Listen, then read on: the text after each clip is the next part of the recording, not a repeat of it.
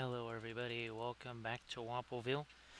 Welcome back to Middle Earth. Even though it's not Monday, we're going to treat it like a Monday. It's a Makeup Monday.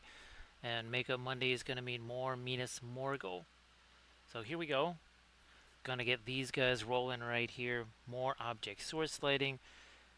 Probably going to be doing this little bit of a freehand design also on that shield. We've been doing a bunch of these guys. Oh, here's another guy. Yep, he's got a design on that shield too. Hey there, Landrast. How you doing?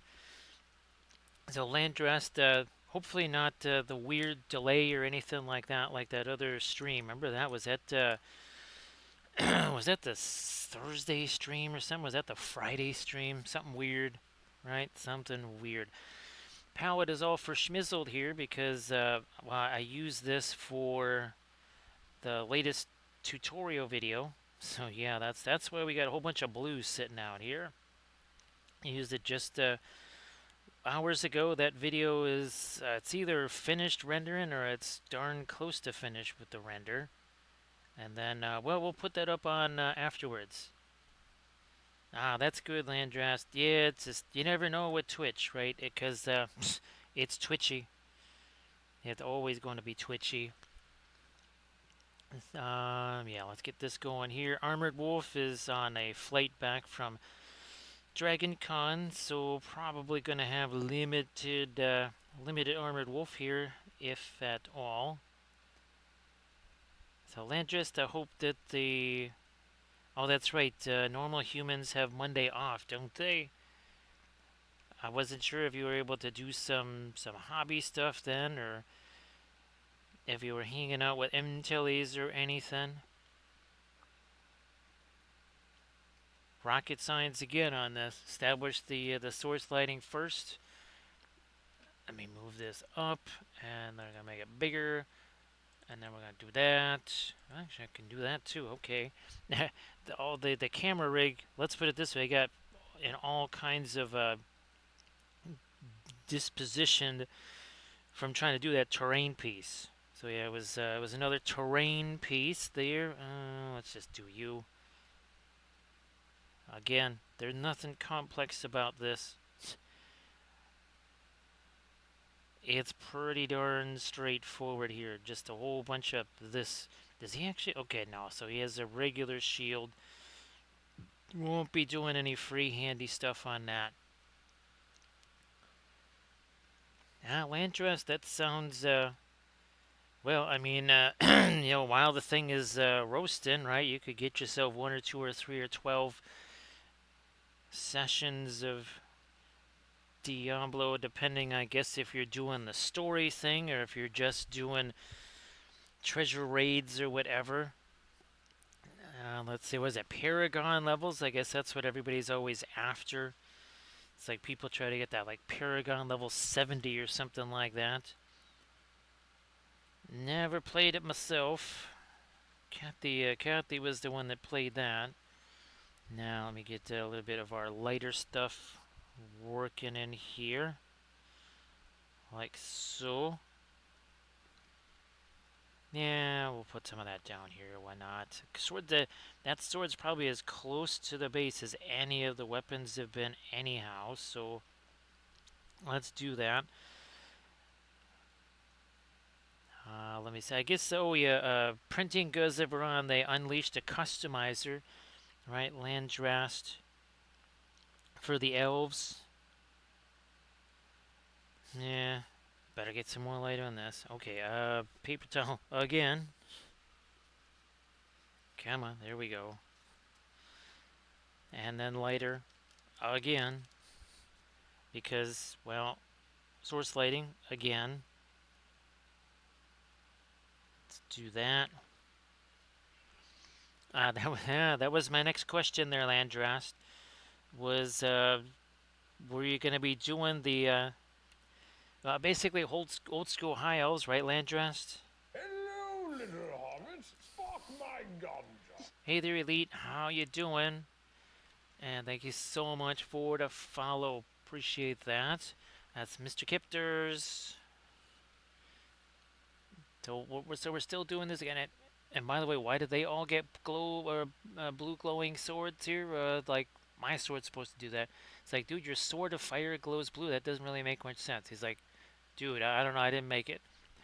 Thank you so much for that follow. Appreciate that, Mr. Captors. Now, what's going to happen on the big Gandalf 6? Uh-oh. It's almost like somebody mentioned pipeweed. How you doing there, Horns fan? So thank you so much, Mr. Captors. Appreciate that. And Horns fan, great to see you. So Elite, yeah, these are the nice ones. They are from Battlecraft Supplies, and I just did a piece of terrain with them. And actually, they were really, really, really fantastic for the terrain piece. So Horns fan, all is well that ends well. You got the big win. You got Arch Manning getting in there to play some time. Now, of course, it's going to get real interesting, right?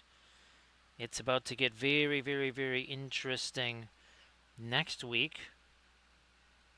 Michigan had themselves some problems. So we'll see how that works out. Florida State, I guess that's the team you don't want to be, right, Horns fan? Yeah, it hadn't been like a great year last, well, let's say the last 10, 11 months for him, has it? So yeah, Elite, that worked out very well for the terrain. And of course, there's the two main designs. There's the big one like this, and there's the small one like this. Now, he is working on a weighted version of this one because, well, obviously metal miniatures like, say, this, right? They're going to be a wee bit top heavy on those little plastic ones. Here, there's, feels like there's about 400 pennies in here. Yeah, Horns fan, I think that coach, I think they've either stopped listening to him. Wouldn't you say that whatever he's saying, they're not buying anymore? So I think that is DCW. I think that is a dead coach walking right there. I think he's going to be sayonara very soon. Actually, I don't even know if he makes it to the next week, because those universities, right, Horns fan, they'll just do a buyout. They'll lose 30 million bucks just to get rid of a guy that's perceived as, well, not having it. Let's do this. And let's welcome in Holly Monster. How you doing there, Holly? Great to see you. Sure that you had yourself a fantabulous stream. Everybody please say hello to Holly Monster. So Holly Monster, of course, if you want to share anything in the chat, please go ahead. Everybody please give Holly Monster a follow. We are doing some more of our Morgul Knights here. And that's all about the glowing blue weapons, and then sort of this kind of unearthly, sickly. Oh, look at there's Minas Morgul right there. We're actually going to put that on the shield over here. So there we go. And of course, we've done a whole bunch of these guys. We've done some of the infantry as well. Again, more of that Morgul iconography. There's welcome in Jack of Clubs. Hey there, Jack. How you doing? Thank you so much for rolling on in here with all ya folks. The Holly Monster just rolled in here too. Hey there, Bill. Nice to see ya. Hey, Holly Monster. If you wanted to show off any of your stuff that you had in the was it the MSP Open, right? That's what it's called, Holly Monster. Yeah, if you wanted to share anything, same. Hey, Bill, did you end up going to ReaperCon? And of course, Jack of Clubs, if you were at ReaperCon yourself and you want to share anything that you were doing there, please go ahead and do that. Hey, War Master, nice to see you again. I hope that you are doing very well. Nice to see you there. So again, we've been doing a whole heaping bunch of these, and we're just trying to establish the sword sliding. And we've been doing multiples on these. Oh, we also have, where's that banner horsey? Here he is. So we've got this guy who's going to be on the horse. We're going to do the symbol right there. Well, that's cool there, Bill. I know that Megan was at Nova. Of course, Armored Wolf is just coming back from Dragon Con today. So everybody please check out the Instagram link that Holly Monster just shared. And of course, Jack Clubs, if you want to share anything that you are working on in the chat, please go ahead and do that too. You know what? You know what? I'm going to do this. There's my phthalo green. Because we want some cooler grains in here too, not only the warmer grains. We're going to be doing plenty of rust and other such things too. We're just about to get to the glazing stage of this here. So yeah, Bill, I know. Well, she entered one of the Kathy miniatures that she did. She worked really, really, really, really hard to get that done. There was all kinds of last minute mayhem for her before she came down there too. So I was hoping that she could kind of like enjoy the time away from the craziness a little bit at Nova. Hey there, Nurgle Matthew, how you doing? Yeah, fine. We'll hit a little bit more light here, so you can see what are we? This 10 minutes, 10 minutes in, and we're already establishing that glow. The next thing we're going to do. See, we got all those nice rich darks in there. That's what we're going to do here. Now, there's our little reservoir here for some glazy blue stuff right there. Actually, Horns fan, I think wasn't this year the 100th anniversary of the opening of the stadium, and it was Texas's. Was it their 100th win in that stadium? No, no, not, yeah. There was a bunch of hundreds, Horns fan. there was all kinds of hundreds involved. I don't remember how many hundreds, but obviously, well, each stadium is 100 over 100K, right? And of course, each team's certainly been playing well over, geez, more like 150 years practically of football.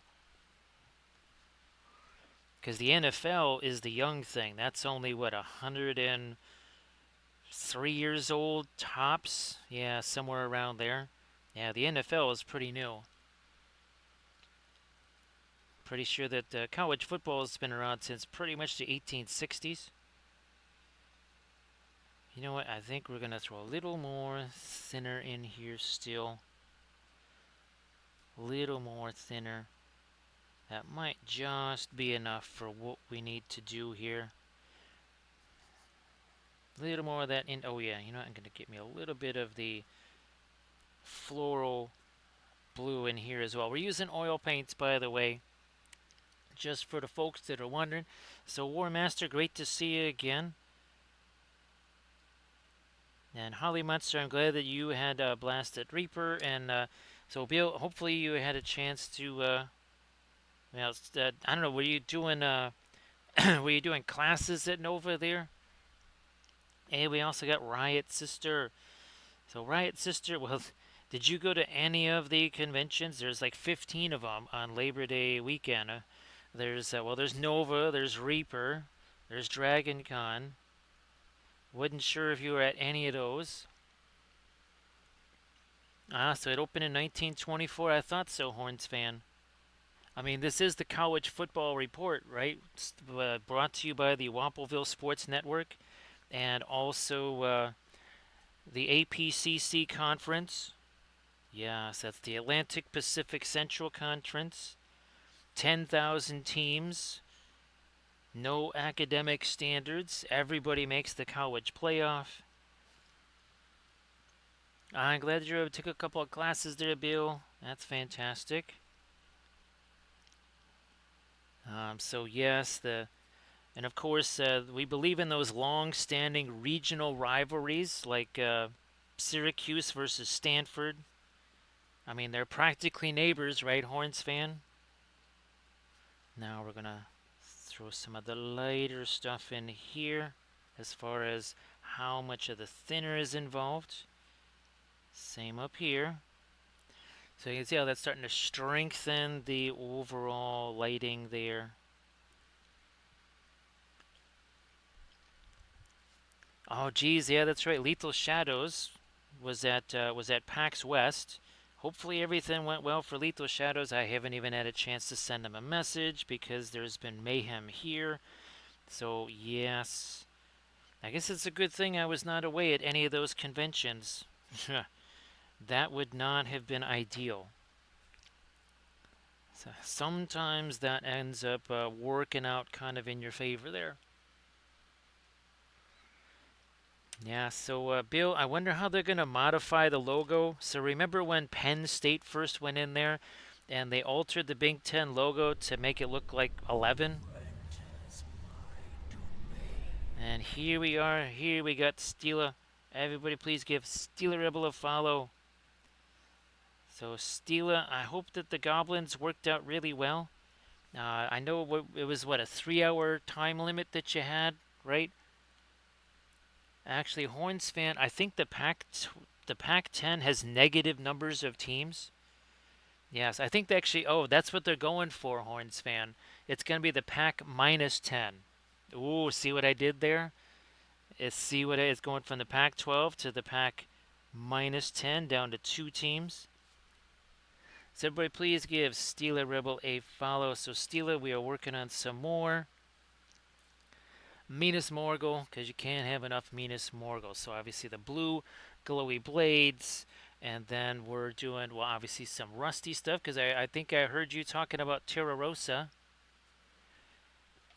So Stila, oh, I think you did hear about the Venetian red, right? Because you were talking about Terra Rosa, and you know how hard it is to find anything else that actually is Terra Rosa.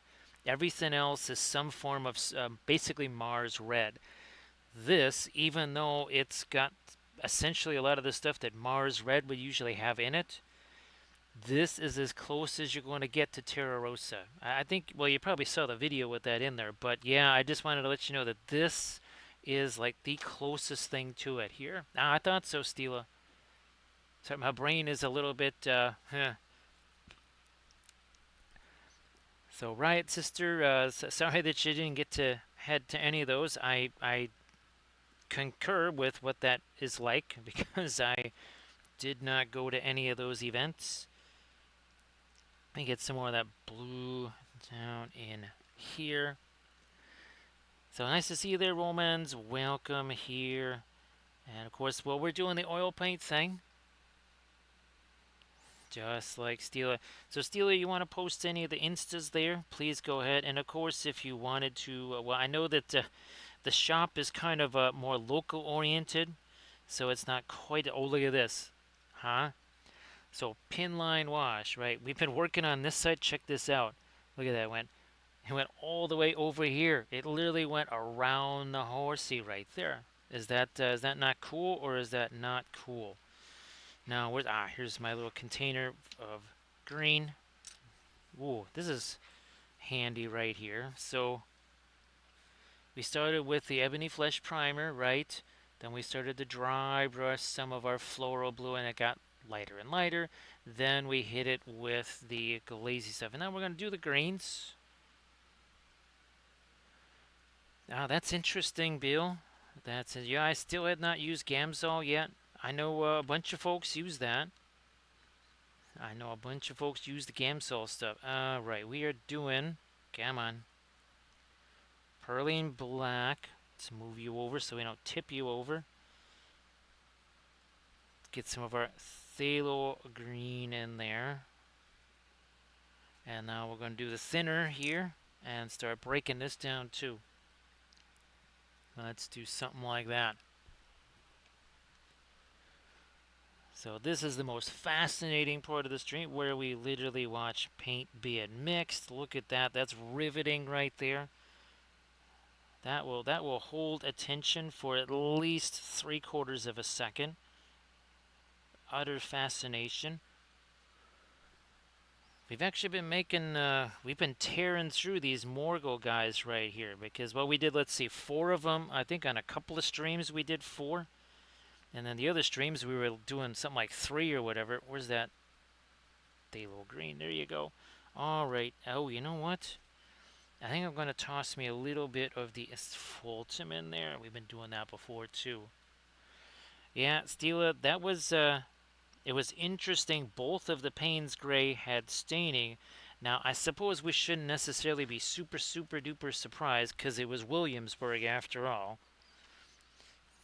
But this one, oh, and also, too, yeah, so we found out that this one here, these Payne's Grays, they have the same charred animal bones as this. So it's no wonder why these are so dark and everything, because guess what? The amorphous carbon produced by charring animal bones is also in these. So that was pretty interesting. Also, that other Payne's Gray, potentially a sort of substitute for indigo, possibly.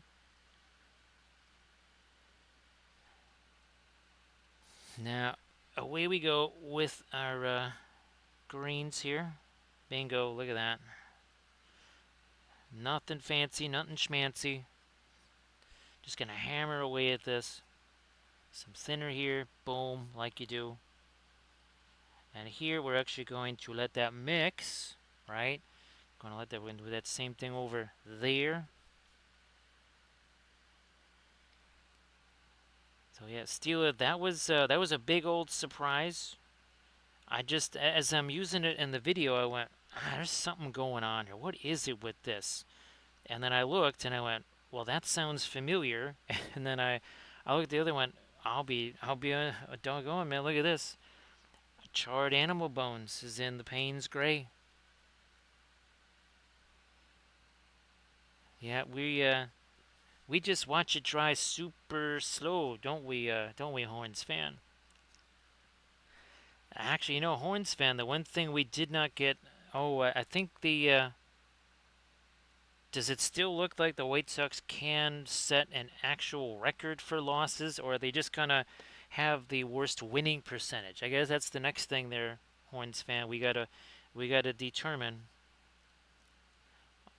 And you know what? Fine. We're gonna get a little bit of that green down here, just for the time being. Okay, let's put you off to the side. We grab our best Fulton, a little bit of the Van Dyke Brown. Let's move you out of the way here. Once again, fascinating. Totally, completely fascinating. Look at this. That's precision work right there. You don't get that on every channel. Is there some place we can put this? Yes, there is. Now, precision brushwork. Look at this. Yeah, that's what you call very careful, precise placement of the brush and the paint. Look at that. Some might think you go to school for years to learn something like that. Nah.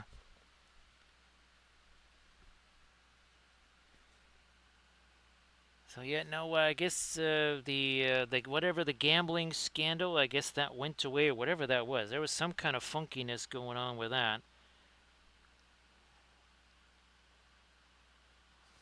Can we did? Yeah, fine. We're just gonna blast that too. Now, while this thing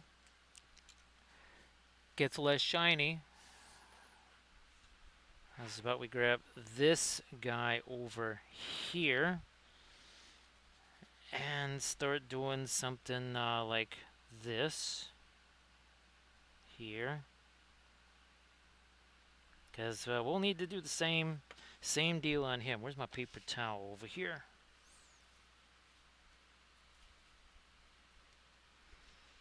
So yeah, somebody got themselves a little bit embroiled in a wee bit of a gambling scandal or something. I don't remember exactly what it was. I don't know if it was Pete Rose style.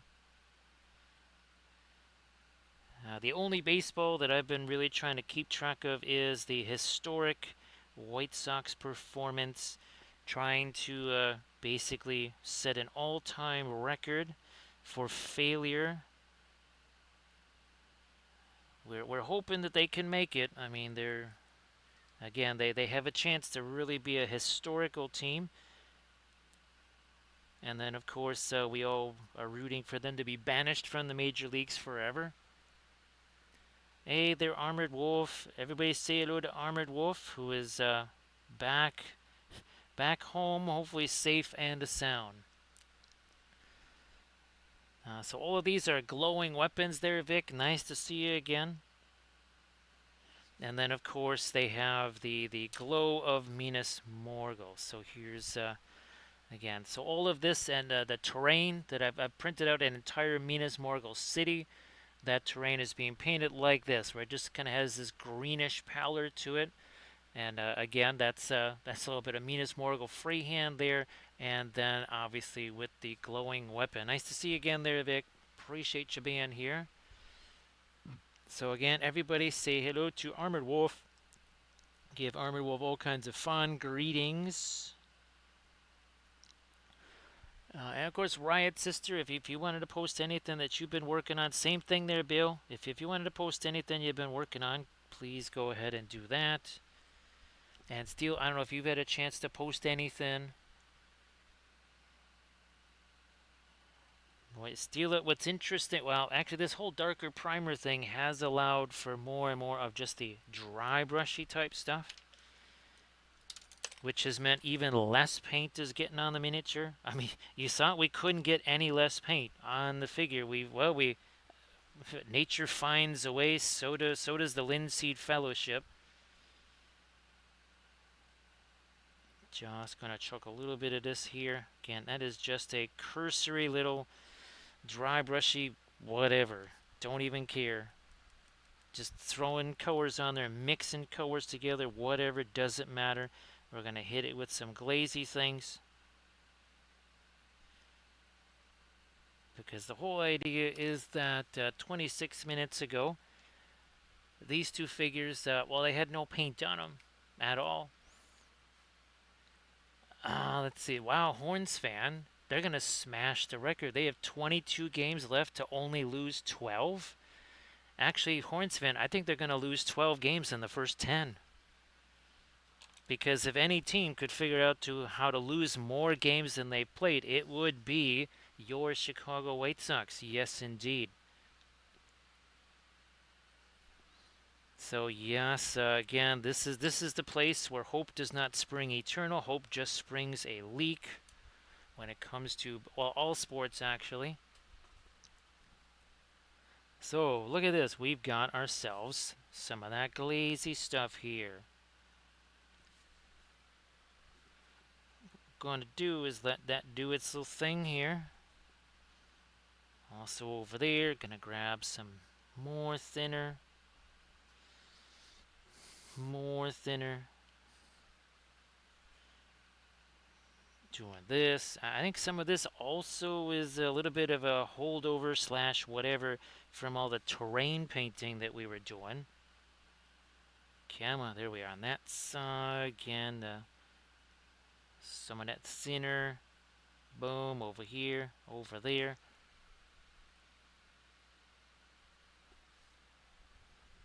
Of course, I believe it's, is it this Saturday or this Sunday? The Western Bulldogs begin their quest. They begin their quest for their first premiership since 2016. They are going to be playing the Hawthorne Hawks. And I do believe that's at the MCG. Yeah, that is at the MCG. Sort of a home game, I guess. I mean, it's in Melbourne.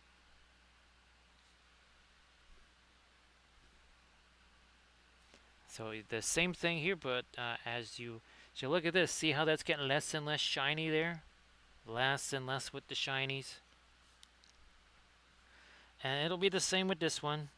Be the same thing as we move along.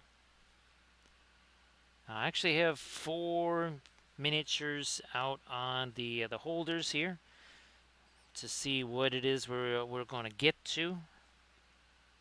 I got another infantry. Yeah. We got this lad over here that I think we're going to hit for sure.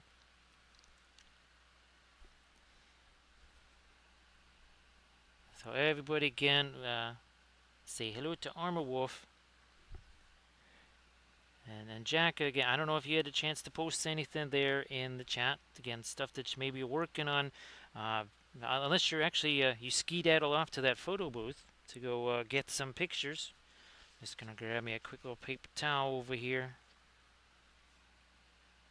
All right, just about enough with the blue.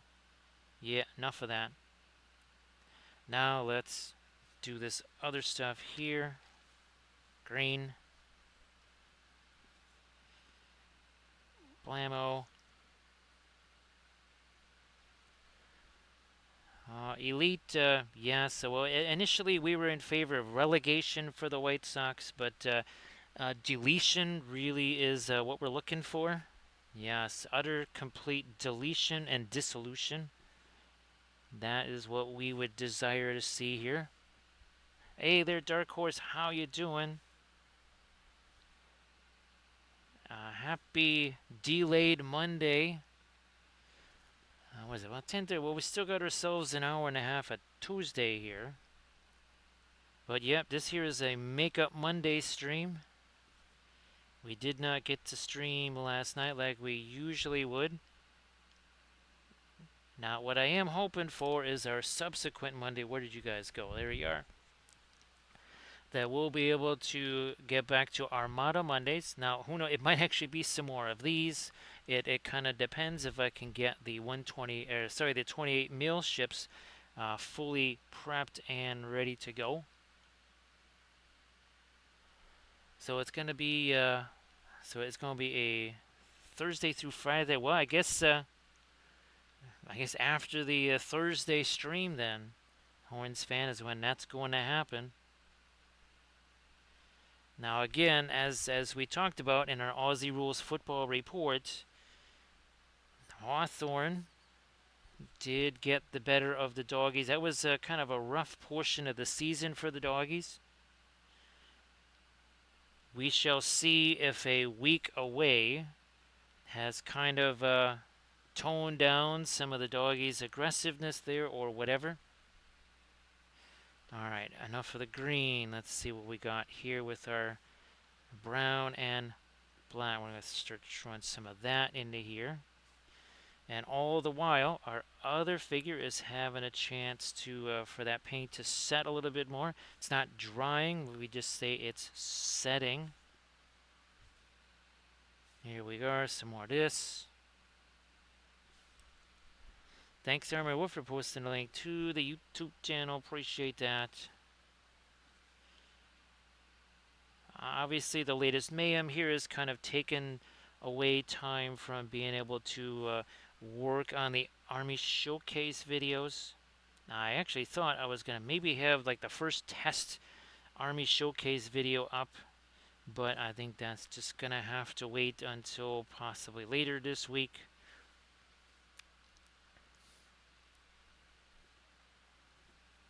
More of that darker stuff in here. Alright, so now he is going to just have a chance to do the same thing. He's just going to sit around and wait.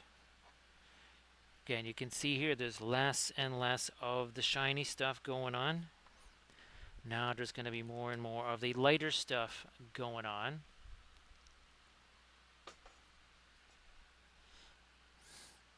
Yep, we do have our fast mat white out here.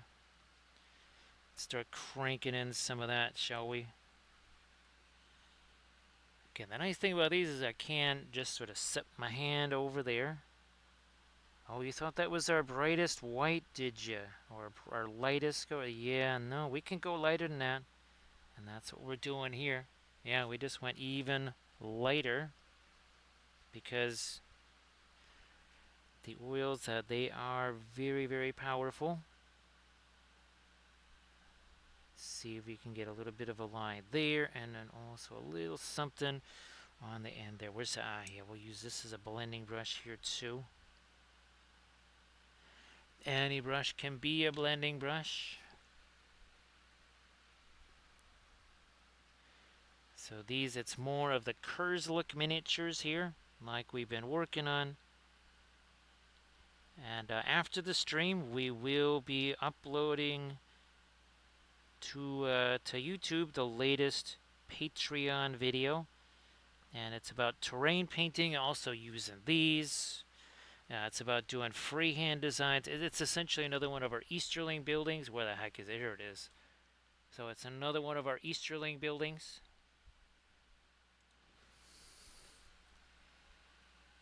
There's actually a part of me that is almost thinking like, you know what? Maybe I will take down the not painted Rohan terrain and then actually put up our painted Easterling terrain. Yes, I think I'm going to do that. So you might be seeing some very different pictures or a very different terrain board in the subsequent pictures. Yep, Steela, great to see her. Actually, Steela, I really literally tricked myself because I'm thinking, wait a minute, why is Steela going to be raiding here? This is not a day that Steela would be streaming. And then I realized, no, it's me. I'm the one that I'm not supposed to be streaming today. So Armored Wolf is grabbing some bags. So Armored Wolf again, thanks for doing that. I'm glad that you're already back. Now I'm assuming there were no upgrades on the way back like there were on the way down. I mean that would be super fantastic, but sometimes something that cool only happens once on every 3 trips.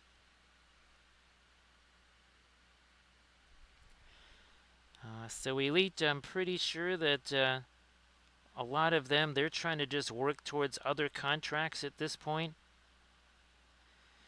because their prospects, believe it or not, they're actually much worse because of the way baseball is. It's unlike basketball and football where if you just lose all your games, you're going to get either the number one choice or a very good chance at the number one choice. The White Sox farm system is terrible. They don't know how to develop players. And the ones that they choose always just end up injured anyway. So it's again, you sense that we don't have a great deal of optimism for the future for them. Definitely not. So Elite, we have to put all of our optimism in a certain number 18.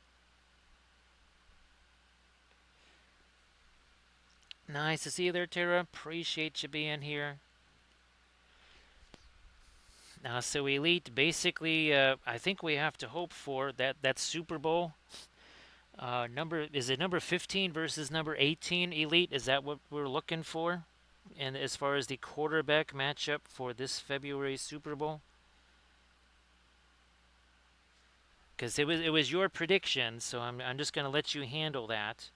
Yes, if that does not happen, everybody just blames Elite for that particular matchup not happening in the Super Bowl. All of Chicago will blame Elite because clearly it would be Elite's fault if they don't make it there this season. That's according to the Wampelville Sports Network. All right, what are we getting here? A little bit more of a yeah. Let's do that here too. So again, it happens quick.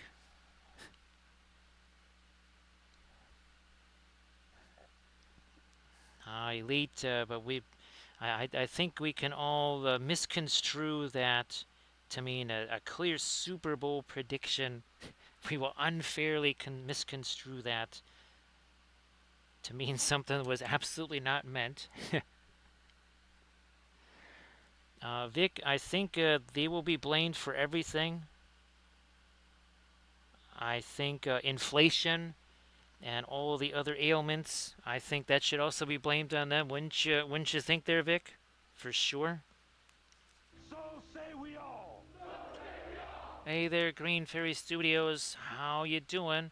Actually, hey Green Fairy, I saw you were able to get some. Was that some primer that you got on those figures? Now, so Green Fairy, if you wanted to show those off in the chat, please go ahead and do that. Of course, we're actually going to do a little bit of blendy brush thing right here. That's a very technical name. Again, because everything here is very high highly technical, very precise. So yes, blendy thing definitely I think covers it. So Tira, great to see you again. I hope that your Tuesday has been good. Again, I'm gonna be completely messed up for days here. Don't be surprised if I say Happy Friday on Thursday. That's I'm almost certain that's gonna happen. Ah, that's very cool. And of course, Horns. Sorry, you want to share anything there, Green Fairy? Please go ahead and do that. Let's see if we can't catch some more of our lightest light edges along here. Then, once again, take that to do a bit of blending, just taking some of the excess away. Horns fan, we need actually. Well, that's a Tuesday, but Horns fan, I think what Armored Wolf and I we need more than just a Tuesday. We need like a Thus month or a Thus year or a Thus decade. That's what we need. Yes, Armored Wolf and I need a Thus decade because should we be offered a Thus decade between the two of us, we would actually get 37 seconds of sleep, which would be shocking and unheard of. I know. Everybody check out that Discord link there that Green Fairy Studios posted. See that? We're just going to chuck that on there, take this brush, and we're just going to push that around. So Green Fairy, we've been using these, oh boy, for at least, is it 2 weeks now? I think we've actually been using them for at least a week's worth of streams. They're from Battlecraft Supplies, not Studios, Battlecraft Supplies. And here's the small one. I actually just did a video on these Green Fairy because again you can unscrew these, put a different rig on there, and the key thing is that you unscrew this. There's a whole bunch of pennies and sand in there. So yep, Green Fairy. The last I want to say, well, actually all of these guys have been painted on these things, and I think we've painted 15 of them now, which means we've been streaming for about 10 minutes.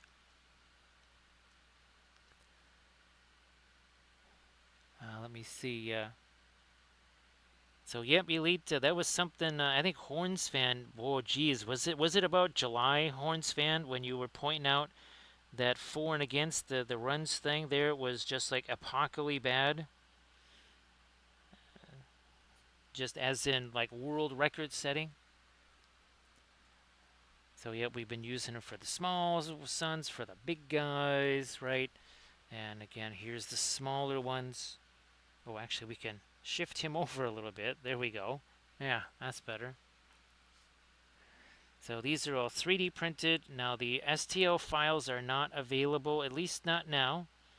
You can get them printed from the Battlecraft Supplies Etsy page. So that is where they are available at the moment.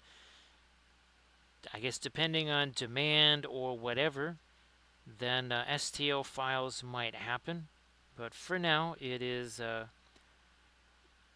them sending you printed ones via Etsy. So Elite, actually, I was thinking that it was going to be much worse because they are, I believe, one of the lowest, if they're not the lowest scoring team in baseball, they are at least like the second lowest.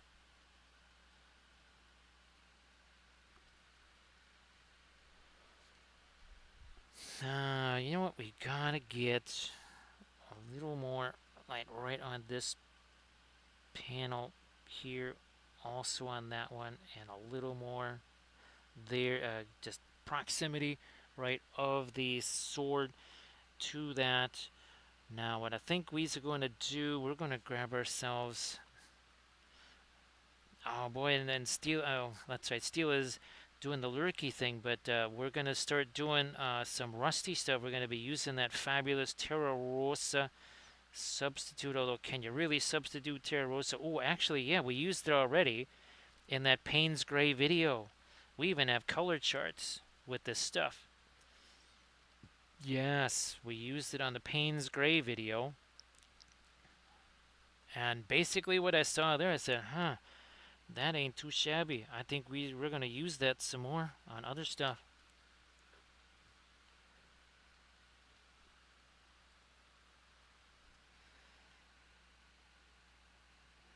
There we are. Now, of course, what's interesting is that Aussie rules uses point differential. There is no point differential here. No matter what the sport is, run differential, point differential, all tie-breaking things are some variation of head-to-head. So if there is no direct head-to-head competition, then it's record in your division, then it's record in your conference. Score differential it's basically like the ultimate last way of deciding.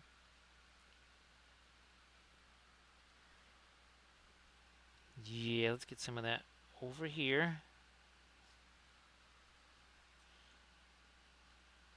Yeah, let's hit that. Let's hit this. Ah, look at that. See that? I put it over here. Look at it. It's wandered all the way over. And this is exactly what I was hoping it would do. Again, that's the pin line wash, which literally defies gravity. It really does. It will go like in the opposite direction that it should. Now what we're gonna do is we want to do a little bit more of this here. Then we gotta leave this alone, and we'll go back to the other guy to hit some of the lighter blues, wherever the heck he went. He's over here. There he is.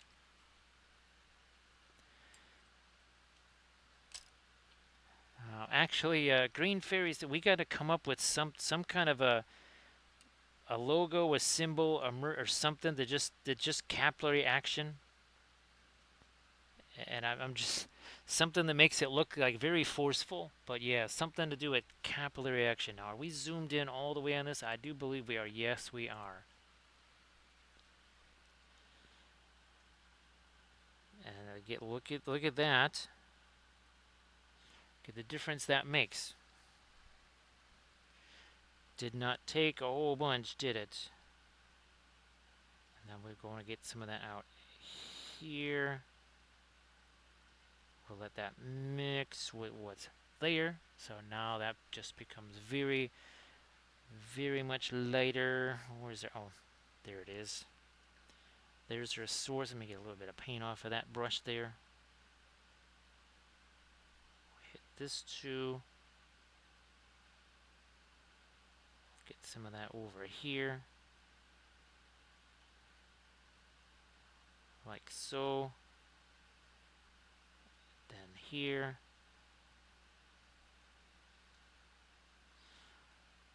Not too much up there, right? Because it just wouldn't reach that portion. I guess we'll have to hit that a little more. Get this too. More of that on this part of him. And again, it happens pretty quick here. Don't blink. That's what the Weeping Angel says all the time. So again, the nifty thing is that there's, oh, do I have one over here that I can reach easily? Unfortunately, not easily.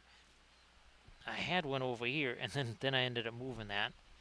Oh, maybe there's one over here. No. Oh, is that one? No, there's all kinds of different. There's like a finger rest or something like that. There's two different versions of these crossbar things here. So lots of neat stuff, lots of neat possibilities. Get some more of that light here. Oh, and again, caress the brush. Do not crush the brush.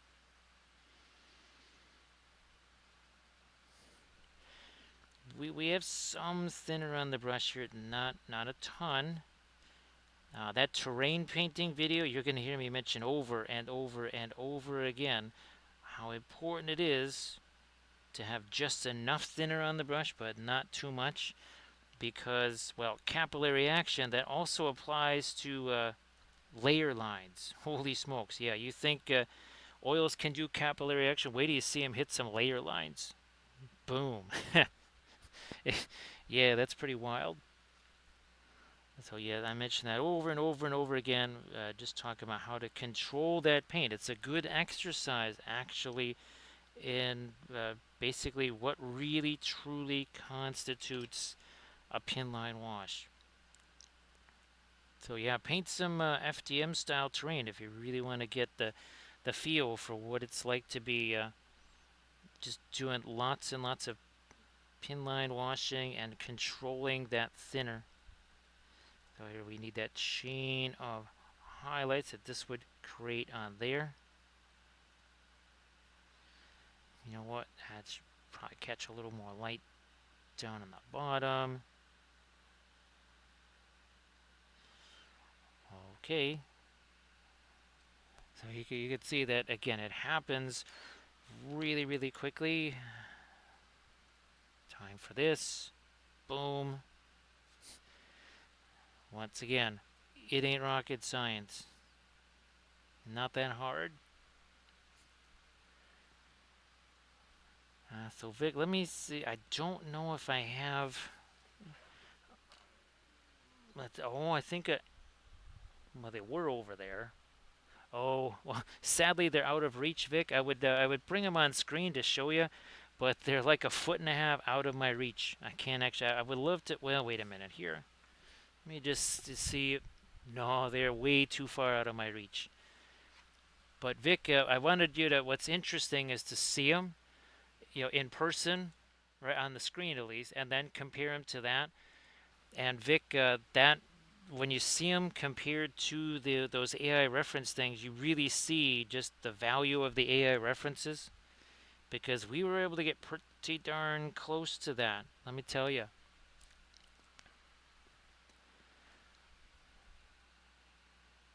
So yeah, Vic, I don't know if you had a chance to watch the video yet, but yes, that was the latest Patreon vid. Actually, that was the first one for August. No, so for September. Sorry. Yeah, that is up on the Patreon page.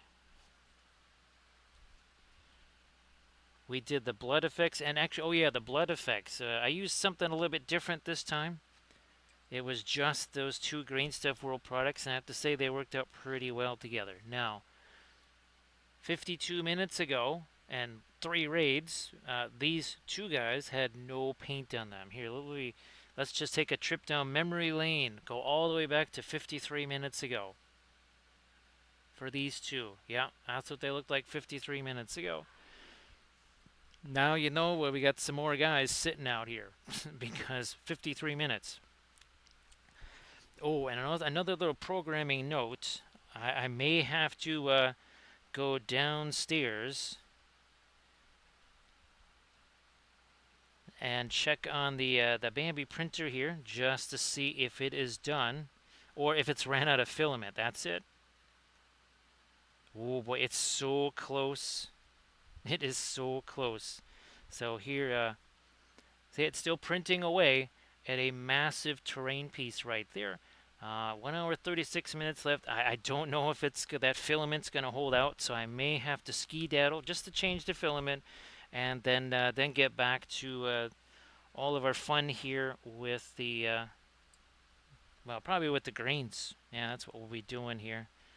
Is messing around with all of our greenish color. Let me get some of that Mars yellow deep in there, because that's kind of that almost Nurgle green for Nurgle Matthew. So great to see you again there, Nurgle Matthew, and thanks for joining me here.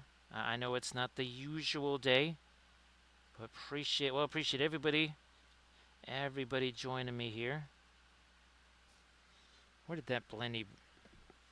I'll just use you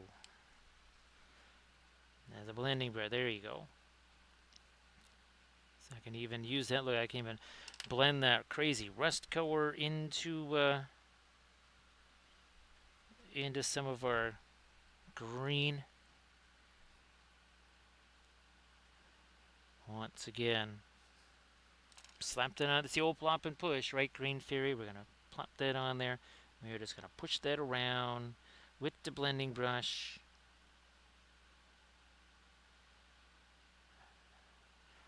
Again, so that does just take a matter of seconds. Hashtag no layers. No layers. What are we doing here? Yep, okay, going with some of the lighter colors. It's also some of the warmer colors. We'll also we'll get some of that bluish green in there too. Right now, I'm going to let some of that kind of sickly greenish color work its way onto that. Oh yeah, how's about on our little skelly friends down here? Look at all those little skelly friends. Plop first and sort it out later, Green Fairy. I mean, this is a cuisine channel, so that statement could probably work on multiple levels. Let's get a little bit more of our lighter green here. And push that around this way. Hey there, Spark Minis. How you doing? So, Spark Minis, I hope that Nova Open was really fun for you. I know you were pushing really hard to get all of the entries ready. Hopefully everything got ready. Hopefully everything got there safe. And hopefully you had a very successful, I think it's still called the Capital Palette, right, Spark Minis? Everybody please give Spark Minis a follow. So Elite,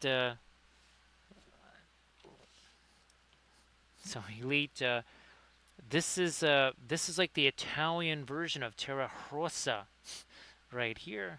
It's the Venetian version.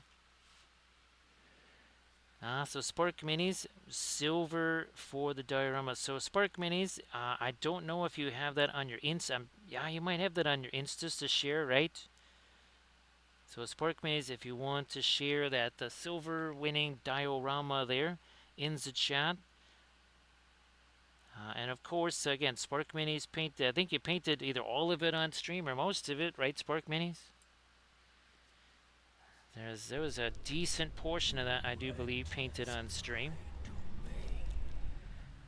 We got something ghoulish. We have something very ghoulish that has come this way. A big Ghoul Studio. How you doing there, Ghoul Studio? Everybody, please give Ghoul Studio a follow. I mean, Halloween is coming. Halloween is approaching. It ain't that far away.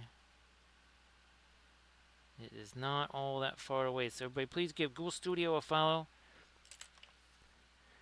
And again, everybody check out the Insta link there. Or is it going to be a Discord link? Spark Minis. But again, please, everybody, check that out. That was, again, won a silver.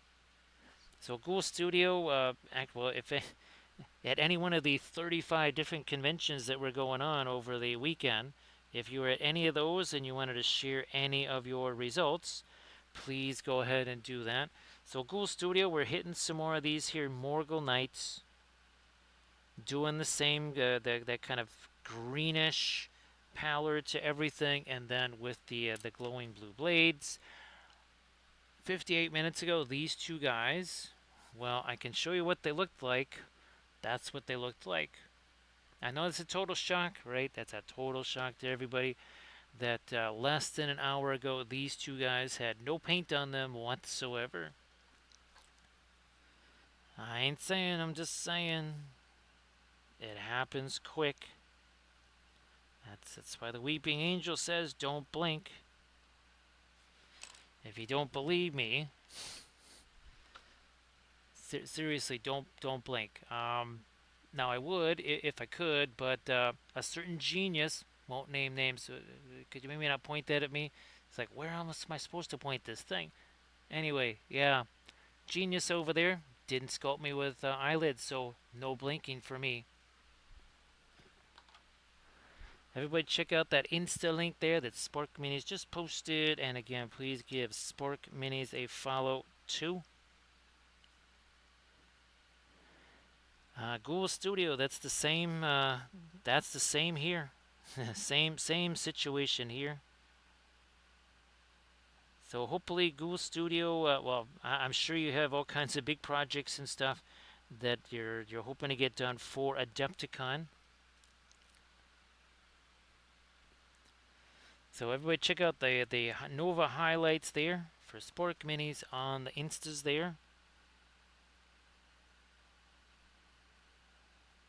Now, speaking of classes, Spark Minis, did you get to do any of the paint classes there at Nova?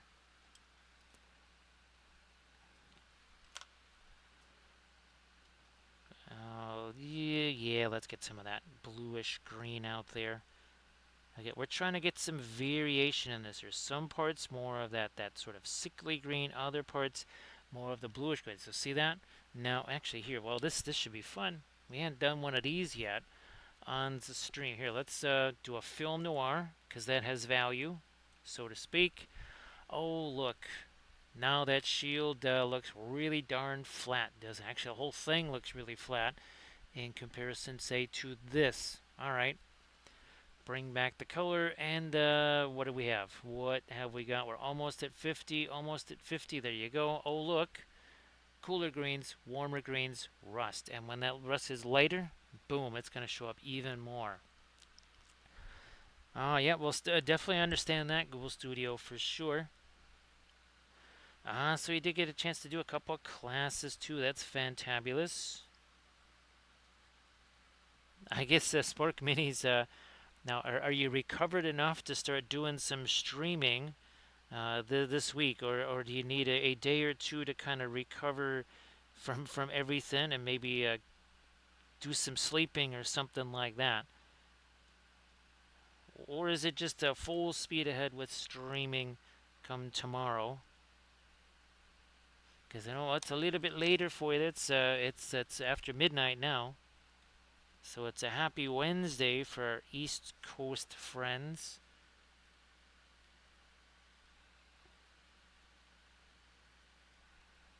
So back to a Friday stream, and again, everybody, please give Spark Minis a follow.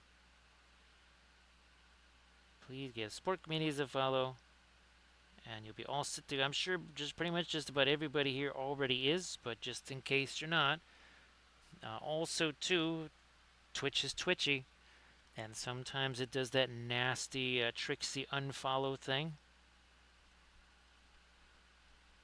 I mean, when my own moderator is forcibly unfollowed by Twitch, and it's like, so wait a minute, why am I not getting notifications for you going live? That's when you know that Twitch is indeed twitchy.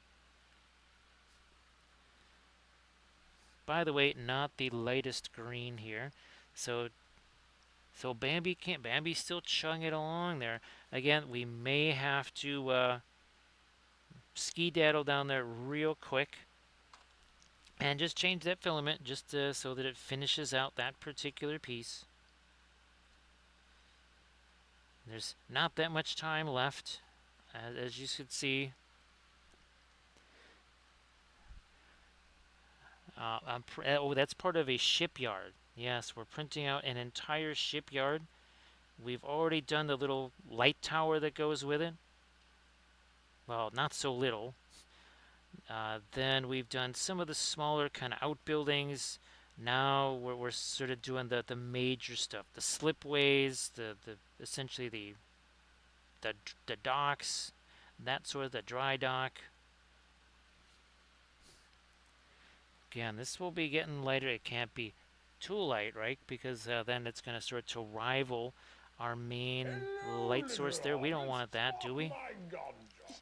Thank you so much. We have a new little hobbit. Thank you so much. Appreciate that, said bias. Now, I kind of have a bias. I sort of like this whole Gandalf the White thing better. It's like, is that because you're not dead? It's like, yeah, pretty much it. So, speaking of Gandalf the White, here's the big Gandalf dice. Now well, look at that. We went from a 1 to the big Gandalf 6. So said bias gets the big Gandalf 6. So have a good night's sleep there, Spark Minis. Yes, rest up and get yourself back in streaming condition there. So again, everybody please give Spark Minis a follow as we welcome in Denethor. Now, which Denethor is it? Is it this Denethor? Or is it everybody's favorite pyromaniac Denethor? How you doing there, Denethor? Great to see you. Happy Wednesday morning to you. It's relatively early there on a Wednesday morning too, because let's see, if it's only 11 here, it's only 11 Z's here. It's gotta be 6 a.m. for you, or is it 5? So they're more like, oh, and Denethor, of course, if you want to share anything in the chat, please go ahead. Sorry I spaced on that. Like, what was I supposed to ask? Yeah, you can see some of the cooler greens working their way into this. Warmer greens, cooler greens. Some green over there, not too much. Not too much though. Now, what we want to do, yeah, you know what, we're going to do that here. It is time for some of our Venetian red slash not Terra Rosa. All right, fine, we'll get a little bit of thinner in that too. And that's going to start to work its way into some of our areas of corrosion here. You know what, maybe a little more thinner. That's what we needed. I keep forgetting that, well, it's been a while since we last used Terra Rosa. Sometimes I forget that that is one of those colors that requires a hefty amount of thinner to make it actually do that pin line wash thing. Hey there, Sector X. Sorry I didn't get a chance to shoot you pictures, but I finished the video with the holders. Yeah, I finished the video with the holders, and we were able to get that terrain piece painted. So that was very fabulous. Everybody check out the Instagram link that Denethor just posted. So Denethor, are you doing another little painty Discord thing there? Hang out with Arasu and with Banco. I don't know if Banco is back from Nova, but hopefully you guys get a chance to hang out soon. So yeah, Sictrix, well, obviously I was taking pictures for the video. And the hot glue thing worked just as well as we thought it would, Sectorix. Yeah, it worked just fine. It was easy to just kind of pop them right off of there, and that did the trick. Hey there, Sarge. Well, welcome back from ReaperCon. Uh, so, Sarge, I saw some of the pictures in the photo dump there.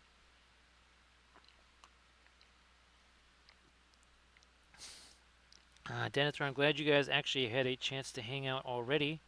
That's cool. Look at that. Look at that capillary action doing its thing. Actually, now, Sarge, were you going to be doing another diorama around that, the Warlord scale Panther? And of course, hey, Sarge, you could use 1/48 scale figs with that and get away with those because they literally use 1/48 scale for their tank commanders. Thank you so much, Michael. Appreciate that. Everybody, please check out Michael Paints Minis. Now, Michael, you know what I almost did instinctively? I mean, I don't think you have to guess, but I almost spat out the, hey, Michael, post your class links to ReaperCon. But now I have to remember, Michael, to say, hey, post your results from ReaperCon. Hey there, Ryan. Actually, hey, Ryan, well, speaking of which, I know you just got here, but if you want to post your links there to all that fabulous Fallout stuff that you've been painting and everything else, please go ahead and do that. Oh, Jamie Dagger, she was at Nova, right, Denethor? So everybody, please check out that Insta link there. So Ryan, I'll shoot you a message. It's family emergency thing popped up here, pretty much starting Friday. It was basically an hour or so after the stream. That's when all this kind of hit the fan from the Thursday stream. So yeah, especially now that there is more info than there certainly was on Friday or Saturday or Sunday. I'll shoot you a message. That's one of the reasons why I wasn't really sending folks a lot of messages because I wouldn't really. We were just trying to ascertain what was actually going on. So great to see you there, Ryan. And again, my apologies for not being able to get you more messages there. So again, look at all that difference in the rust until we do this when we do our film noir. And even there, it just kind of looks like just a few little blotches. Doesn't look like anything that's organized until we do this. And there you have. Look at the difference, right? Because that is the same value as that green. A lot of these are the same value. It's the color that's the difference. So Sarge, I don't know if there's a tank command. There must be a tank commander on the sprue there somewhere. Just compare that tank commander to a 1/48 scale figure, and you'll say, wait a second. So what's going on here? Why is this a 1/50th scale vehicle with a 1/48 scale tank commander? And you'll know why. It's because they're basically doing a little bit of fudging right there. Let's see. You got a silver for the entry. So that's fantastic, Michael. Let's see. So yeah, and of course, Michael, if you have, if you got any pictures of your entry or anything like that that you would like to share, please go ahead do that. Nice to see you there, Doji. Actually, oh Doji, you just missed Stila. Stila was in the chat just a little bit ago. And of course, Doji, if you want to share some of your fabulous oil painting links, please go ahead and do that. So say we all. How's about we also give Drax a follow? So Drax, I'm guessing that work is still conspiring against streaming right there. Thank you so much, Drax. That's going all the way back to the beginning right there. So Drax, did you get to take all the classes that you wanted? Yeah. So Drax, now I'm guessing that you were doing classes there, probably not doing tournaments, right? Because boy, oh boy, that was a long haul there, Drax. Everybody check out the Instagram link that Doji just shared.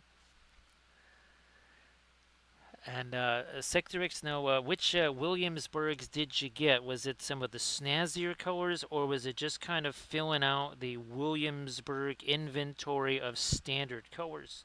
Because there's kind of the luxury colors, right? Right, Sector X. You did get the class that you wanted. So Drax, I don't know if you'll have if work and well, it's got to be starting to get less hot there. So hopefully that also happens and it makes it a little bit more possible to do some streaming there.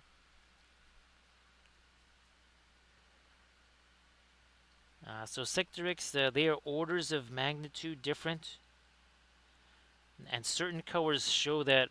Well, even just the Payne's Gray video, it was really shocking. And of course, even basically Winsor Newton Van Dyke Brown is sort of like a light burnt umber compared to actual Van Dyke Brown from Williamsburg. Again, and of course, this versus yellow ochre is sort of like sewer water versus sparkling finest spring water on earth. Let me see. I was thinking that Drax because it had to be 3 hours difference. Yeah, that's why conventions are very difficult here because it essentially is almost like a 12-hour time difference because well, we basically live on Melbourne time here. So yeah, Sarge, if you look at that commander, and I think you probably have some 1/48 scale kits there, just look at him compared to a 1/48 scale kit, and you'll say, "Huh, all right, interesting." Yeah, just do that. I think you'll be pretty fascinated by what you see, because all the folks are no, it's 150. It's all totally legit. It's like no, they're trying to save themselves a little bit of coin, by making those tank kits smaller than they should be. Yeah, compare like the T34 that I have in 1/48 scale is looks like a KV1 next to a Panzer II. I mean, it is that level of difference size-wise. So sorry about all the time differential things there, Drax. I know for Armored Wolf it was really savage because now you're talking 4 hours time difference. I mean, yeah, here it's only 1 hour, but for Armored Wolf that was a 4 hour time difference. Let me get a little bit of our not green up there. Just something again that's a regular metal color. And of course, by the way, where's our other guy here? There he is. 75 minutes ago, these two guys had absolutely no paint on them whatsoever. Oh, you know what? While we're doing this here, we did not get our lighter rust on this guy. Let's do that here. So yeah, actually, Drax, I asked Armored Wolf that as the Armored Wolf was heading home. So say we all. Looks like we got ourselves a Val Fair. Oh, that's right. It's September, right? Is that what they call it? Thanks, Val Fair. Appreciate that. Now, Val Fair, there's obviously for me there's a whole bunch of specifics that aren't in there, like which drugs are they going to use, and is the neuropathy possibility as prevalent with those as it was with the stuff we were dealing with here. And basically, I have to know, do I need to dig that anodyne machine out of the garage? So that's the thing that I'm gonna want to know over the next couple of days here. Is do I need to start finding some of the equipment that we use to counteract that kind of stuff here? Now, of course, everybody reacts differently to that stuff. So only way to know if those things will be needed is, well, when we need them, right, Velfira? So, Velfira, I hope that everything is going well. And Velfira, I promise you, I have not used mustard in weeks and weeks and weeks. This is all without mustard. Can you imagine if I had actually actively used mustard, Velfira? Talk about that would have been catastrophic.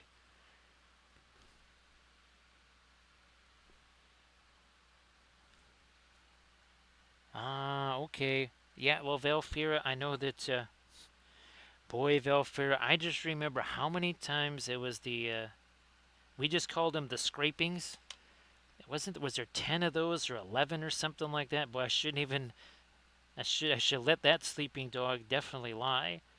But I remember how much you were looking forward to those each time. So Drax, again, glad that you were at least able to get that one class that you were really hoping to get.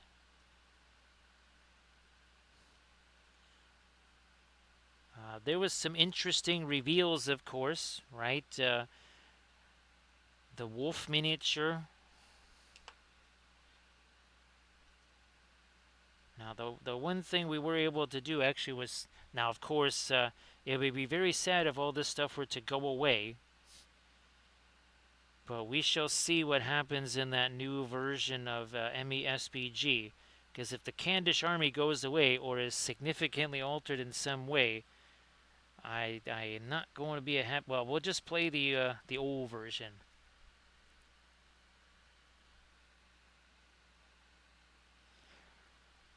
Drax, it's very possible that for both. Well, no, that was at. I think that was at Gen Con. Never mind. But glad that because it was always the Lord of the Rings boards, right? That was always the thing that people said, "Oh, you got to see Nova Open and all the Lord of the Rings boards that they make. That those are pretty wild." Again, just using the blending brush here.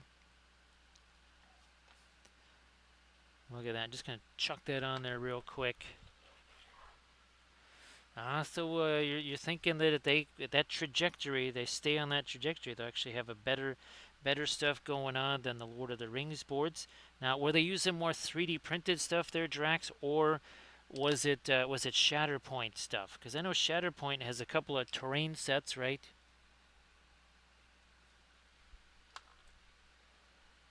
4 a month for 6 months. So yeah, those were no easy thing to deal with. That's for sure.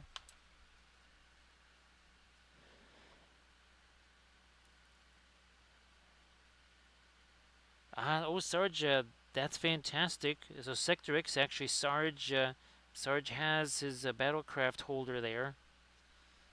And again, everybody check out Battlecraft supplies on Etsy for these right here.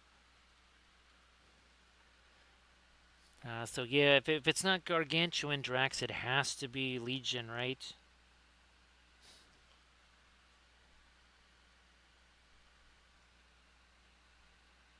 So now was it the bigger one? Because I don't know. I'm not sure what the designation is on one versus the other one there.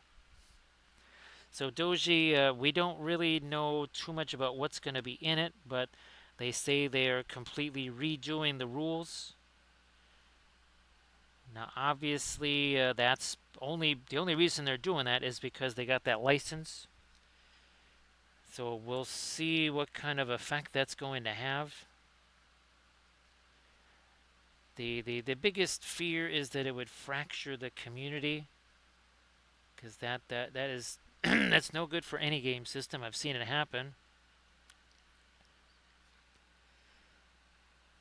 Valfeira, once again, I forgot to get ketchup at the store because on the way there, so I end up, George is out on his front steps. So obviously I'm telling him what's going on. Then another one of the neighbors that Kathy and I used to talk to all the time, even closer to the store. Then, as I was just about to walk into the store, then Jerry and Don from the pharmacy were walking out of the pharmacy because they were done for the day. Because that's how long it had taken to talk to George and to talk to Max and everything, just to get that far. Yeah, that's right. So, like Sarge said, when you order, and again, there's that special code or whatever, or Wapelius, I guess. If you use that, you get some special extras in the box. So Sarge got the large one, and then got two of the small ones, right? So a couple of the small ones in addition. So yes, go ahead and do that. You might find some fun surprises in the box for yourself. So again, starting to get some lighter stuff on the Skelly Friends down here. Valfira, yeah. Basically the only thing I was interested in was some of the ground turkey and some ketchup. That's all I wanted, or barbecue sauce. That's it. I wanted that and barbecue sauce. The only thing I remembered to get was the ground turkey. At least by remembering that, I had something to eat. Yes, if I had forgotten that, I wouldn't have had anything to eat. So that I could remember. The other thing was a little more ancillary, I guess. To eat, yeah, fine. We'll chuck a little bit more of that light over here. Now again, one of the things I'm keeping my eye on is the printer to see if it has run out of filament, but I don't believe it has. Yeah, it's still going. It is still going. It's only got a few more layers left to go. If it makes it somehow, that'd be fantastic. But if it doesn't, I will just skedaddle down there real quick just to get the new filament on there. I try to kind of have it as set up as possible. Yeah, just in case I needed to run over there right away and do that. This is what I'm using here.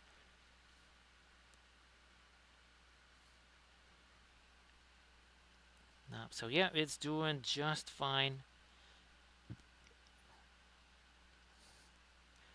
This is just it's a massive piece. It's not necessarily using up tons of this of filament, but it's one of those where it's a really broad, wide piece, so it just takes a long time to lay out each of those layers.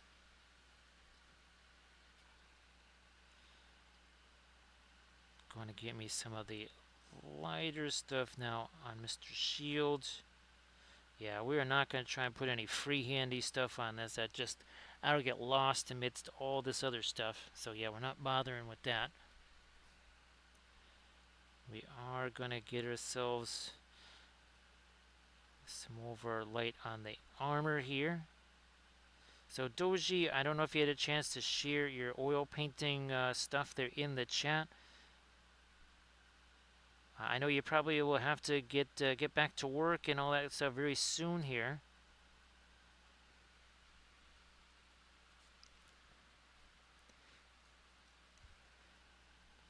Yeah, that should still. Oh, we gotta get the glowy green eyes. Gee whiz.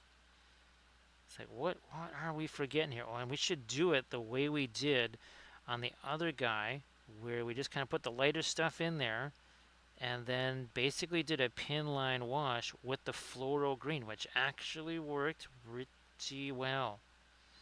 Yeah, I think that's how we're gonna roll. So again, now we're getting some of our later stuff in here, and of course, look at this, right? It's another way I can hold this thing, and it was really fantastic for the terrain piece.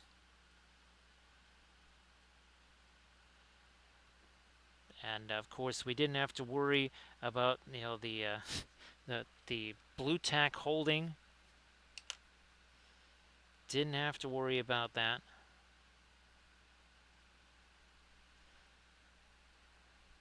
I'm just gonna get back to maybe just the radiant green here at least for this. And for him too. Yep, so see you later there. Yeah, I thought I just something told me there, Doji. It's like I think Doji's gonna have to head on out of here pretty soon. Again, it's a little different day than we normally are streaming. So appreciate you being here, Doji. Thank you so much. We're just gonna can try to sneak in some of that lighter green there, and then we'll come back. And like I said, we'll do the little essentially pin line wash of the phthalo, or sorry, the fluorescent green on there. Maybe a little bit of phthalo green mixed in. We'll see how that goes. Lighten up the top of that a little bit too. Blending brush again. Right there.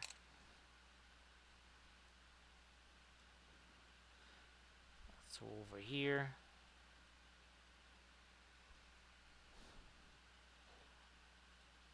Some more there. So again, anybody that was at Nova, PAX West, ReaperCon, DragonCon, whatever, you want to share some stuff in the chat, please go ahead, do that. Keep forgetting just how active that particular week is for conventions.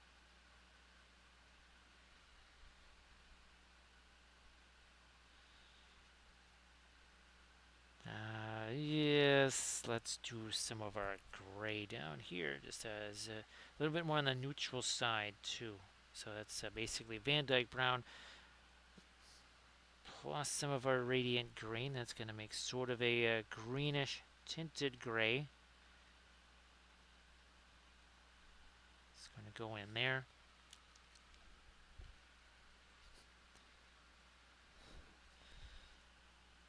Bit more on the hoof there. So, well, speaking of Middle Earth SPG, Diwali showed more of the September release, which is basically all of the Ingmar slash uh, Arnor stuff. And it truly does look better than what GW has done. I'll be very curious to see what Davale and Kurzlik do for something like Wolf. Well, all of the new War of the Rohirrim stuff.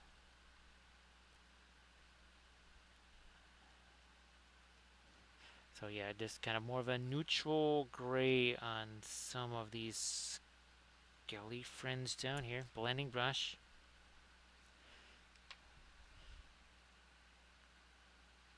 Same thing there out on that hoof.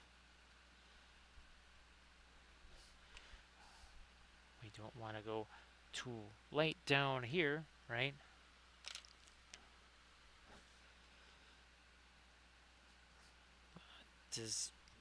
There's my blue.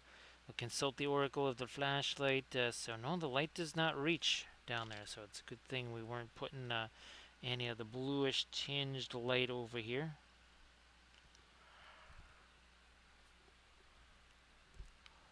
Now, might need to get some more fast matte white. One of the reasons why there's so much blue on the palette is because I was painting some more of that Easterling terrain in a tutorial vid right before the stream. As in literally right before the stream. So that's why I had to reset camera, uh, the camera boom and all that. So please check out the YouTube and Instagram links that Armored Wolf just shared. We appreciate Armored Wolf doing that, especially since Armored Wolf is on the road here, talking about being mobile.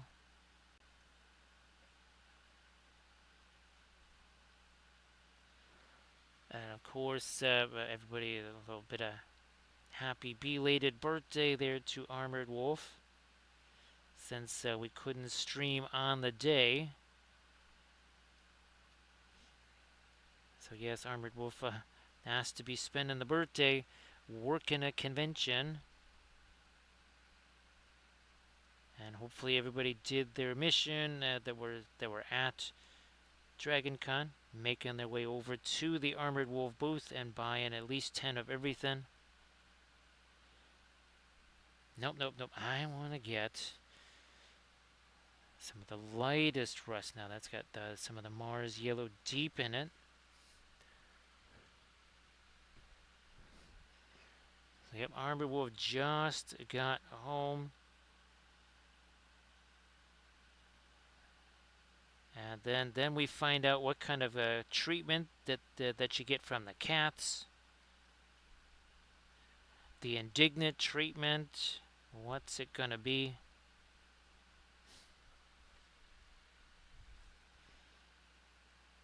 Blinding brush showing that, you know what? A little bit there too. So again, now see we have yet another value of our rust worked in there. Sort of also using it to help designate a bit of shading, just for the heck of it.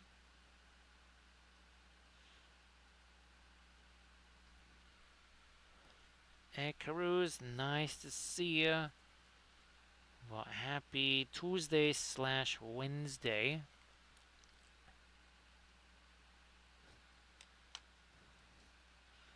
Yeah, let's get some of that up here too. Again, that's the lighter rust color there.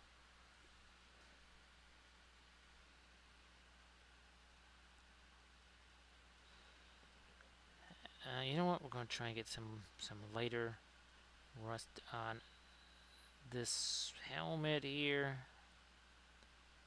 such as it is. Something lighter right there.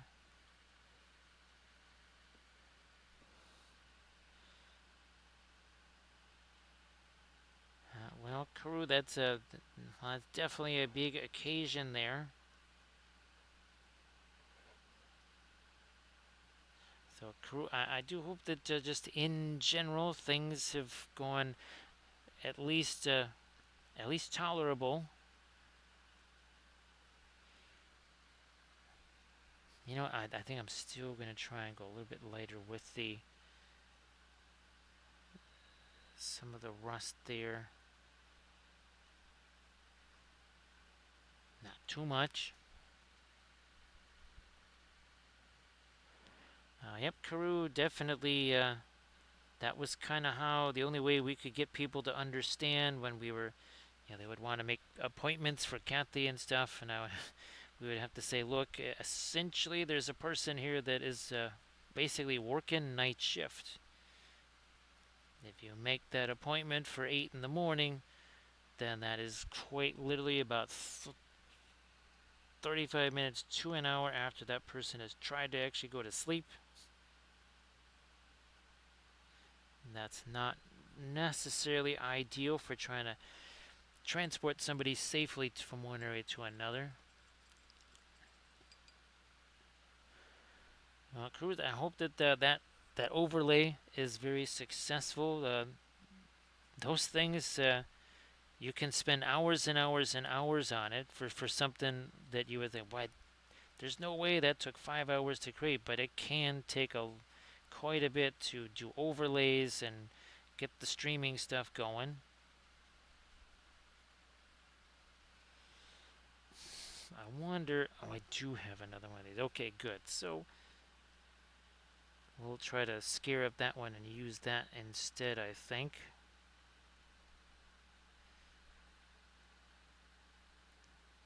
Okay, there. Now I feel like we really have the light stuff pounded in there.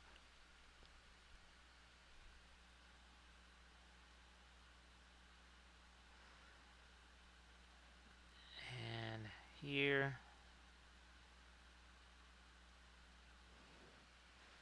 Yeah, crew, that is definitely not an easy thing to try and negotiate. I mean, for me, many times I'm eating essentially supper at 4 a.m., basically after the stream.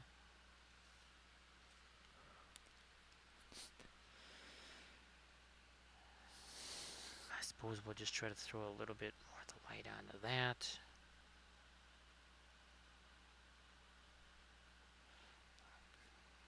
I should probably try to get more of the top of that blade there. Yep, there we go.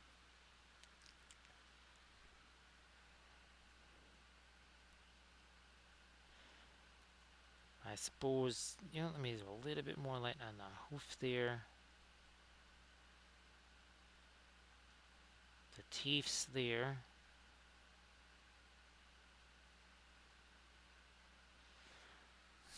Set you aside and let's start to play around with this guy a little bit more here. We'll also get that lighter rust color going. But here, first, let me just take some of that, and we're just going to use that blending brush to push some of that in there.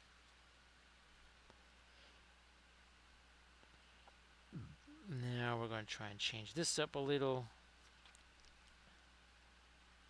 Blending brush, like you do. Some of that here. What are we at here? Let's get some of that and a little bit of this.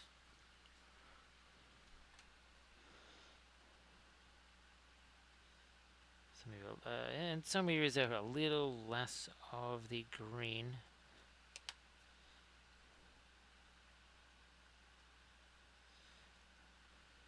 Like I said, we'll get some of our Tira Rosa, or in this case, the Venetian red. We'll do some of the stuff on the chains there and the armor.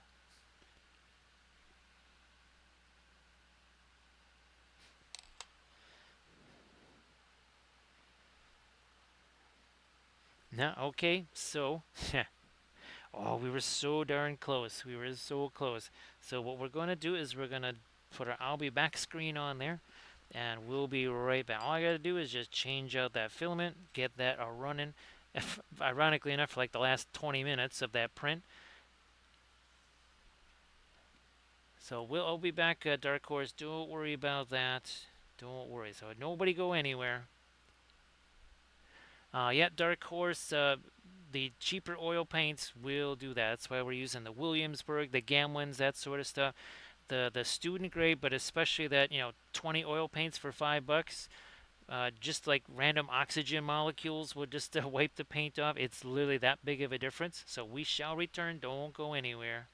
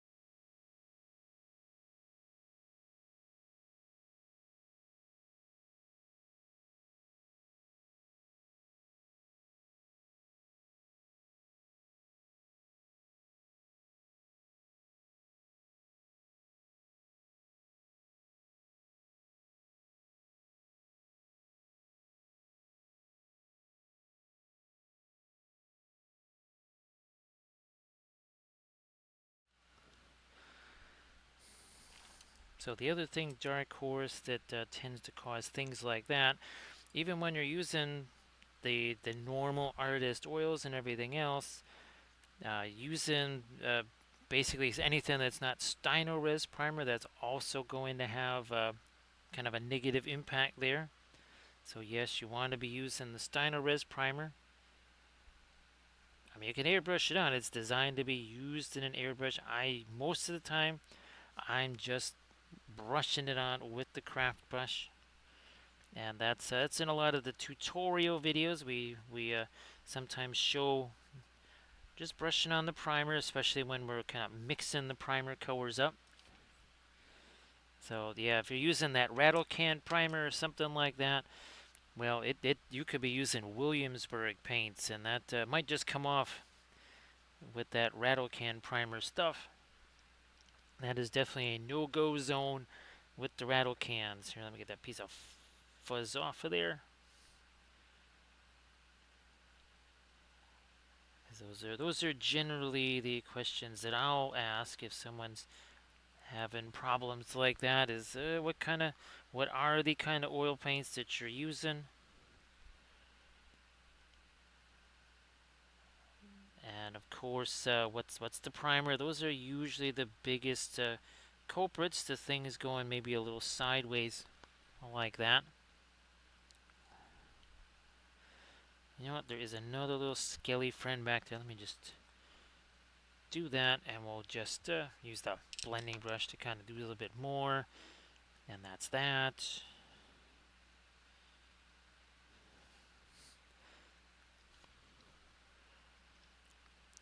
Now it was yet again time to show that, my goodness, that Elegoo Black Matte PLA. Wow, it just sucks in that oil paint. I mean, you talk about stuff drying really fast. It will dry very fast on that stuff. I think, yeah, let's ooh, you know what? Here, let's get a little bit of the brightest light there. Now what we gotta do, and we'll be doing this on our other horsey as well. We're going to need to do some of that, some reinforcing some of those really sharp edges and some of those darker forms. Now let's, no, let me hit a little bit of that, like right under there. Now let's get some of our dark going here. Let me see if this brush will be better for that.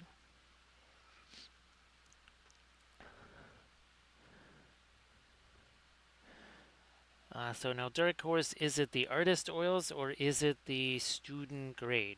So is it the Winton or is it full on Winsor Newton? So there is a difference, but again, the primer is that's another reason why sometimes that'll happen.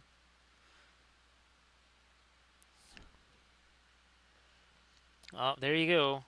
Yep, if I see rattle can, that's where I see oils going bye-bye. Yeah. Again, we stopped using rattle can primers, oh gosh, now almost 20 years ago. First of all, they are hyper expensive. Let me see, here we go. Yeah, one of these bottles of Steinerres, you could prime as many miniatures with one of this as you could with potentially 3.5 spray cans. I mean, yeah, we're not talking about a slight difference, we're talking a massive difference. So, first of all, you'll save yourself a whole bunch of money, and you'll also save a whole bunch of time, too. Thank you so much, Drex. Appreciate that. So, Drex, I hope that everything goes well. Well, we got 10 more minutes of a happy Tuesday here. But happy Tuesday / Wednesday to all. And yes, a little bit of a makeup Monday. So yes, with all the crazy stuff, the family emergency here and stuff, we just were not able to stream yesterday like we normally would. So we're doing that tonight. Cranking away on more Minas Morgul here. Because more Minas Morgul, more better. Yeah, Velfira, I wouldn't be surprised if it's kind of the same thing that makes it eat the foam, right, Velfira? Touch of the dark down there, sure. Something like that. We'll try to get some of our lighter rust back there. But first, let me get some of that darkest dark over here. So dark horse, no black, and no white. It's either going to be, now this is the ebony flash primer from Steinores, or we will take something like the terracotta and the black and mix them together to make a dark brown. If we're going to be doing regular pre-glaze, we just use the standard neutral gray. So definitely no black. Now, well, we still have to do our little glaze thing in the over on the eyes there to make those look more like they're lit up. So Drexy, I'm glad that you're doing well. And of course, Drexy, if there's anything that you wanted to share in the chat, things that maybe you've been working on, please go ahead.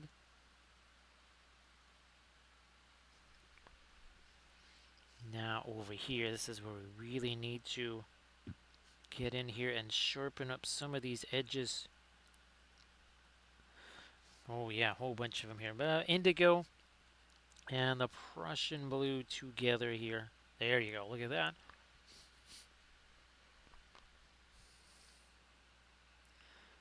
Same there. The darker we make that little bit, the lighter the sword gets, of course. And all of these edges just getting a little bit sharper now. Ooh, we're going to have to do our whole little chain of lighter things along the shoulder there. Yeah, all along there. So I may not do a whole bunch then with this dark on those things. But that definitely needs to, yeah, we need a sharper, a little separation right there. So Valfira, this is the Minas Morgul stuff that we've been working on.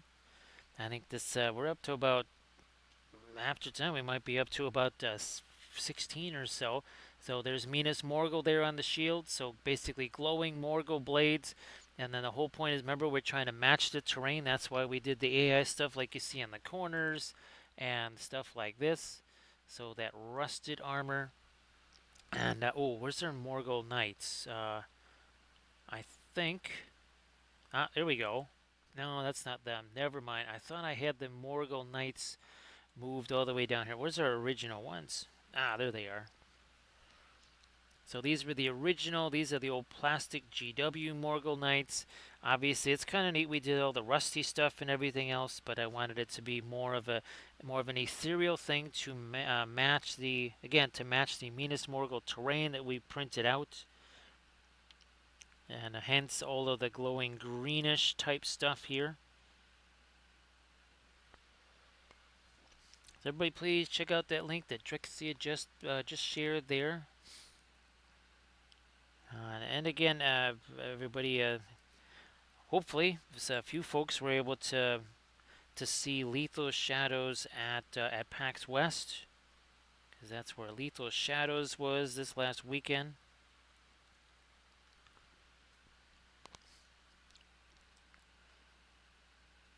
So Drexia, I'm glad that you were able to have some fun with that, too, of course.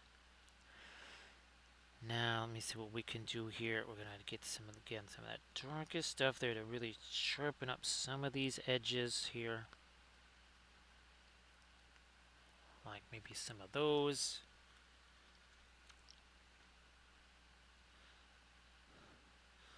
We never did get our darker light there.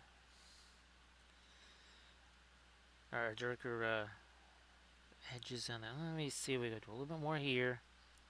And then we'll come back with some of the lightest light here to reflect off of that armor. I think we should do that. Maybe we won't mess around with that blood channel there.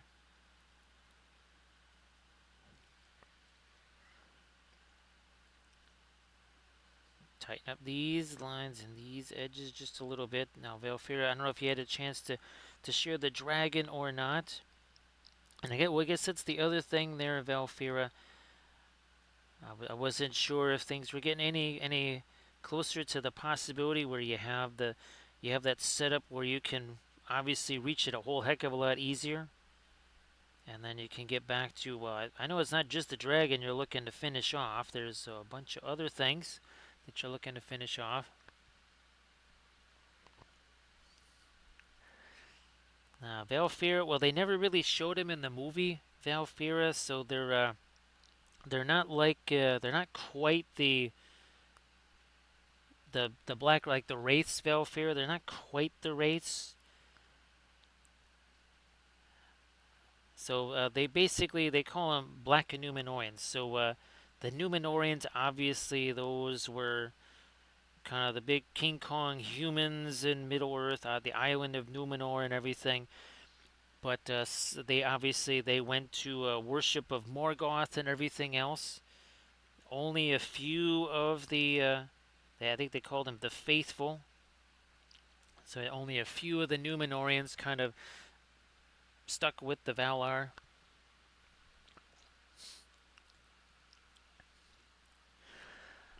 So Valfira, sorry that there's been actually Valfira. I think you are going to get some relief from that. Now I don't know if it may not reach that far east, but there was a potential frost and snow maybe in parts of Minnesota and Wisconsin this month. So you might get your wish there.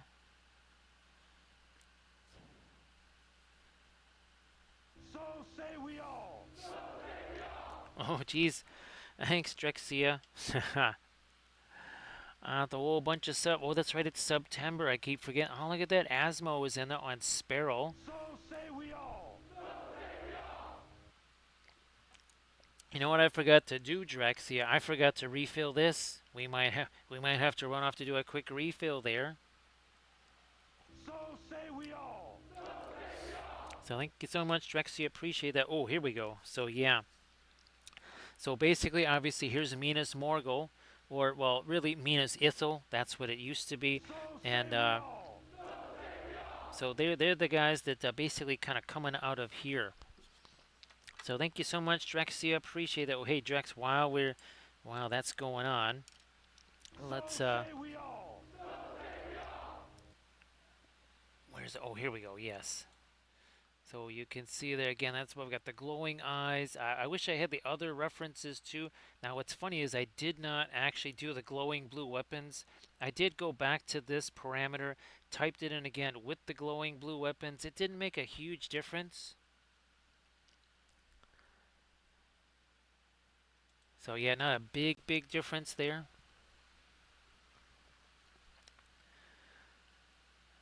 Actually, Velfira, it was almost like it was trying to auto-correct that to El Camino.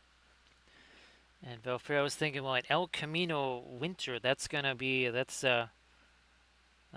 very interesting winter. So I literally thought it was trying to type that in there, or the autocorrect was trying to put that in there.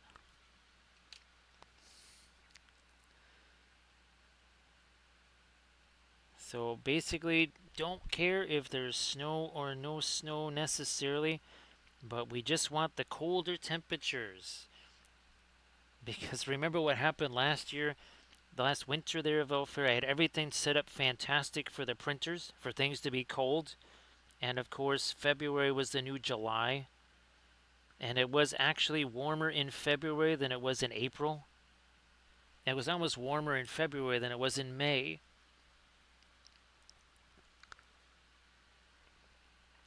Thanks, Drexia. This has been a super fun color scheme, gotta say, and thanks again, Drexia. Appreciate that. Now here, oh yeah, here was And it's such an easy scheme to replicate. Have I not said that, if I had two light sources on every army, I could paint dozens of armies in a day. I mean, it's just that level of crazy. Now, we're not going to do the freehand Minas Morgul here on here because there's just too much stuff going on there.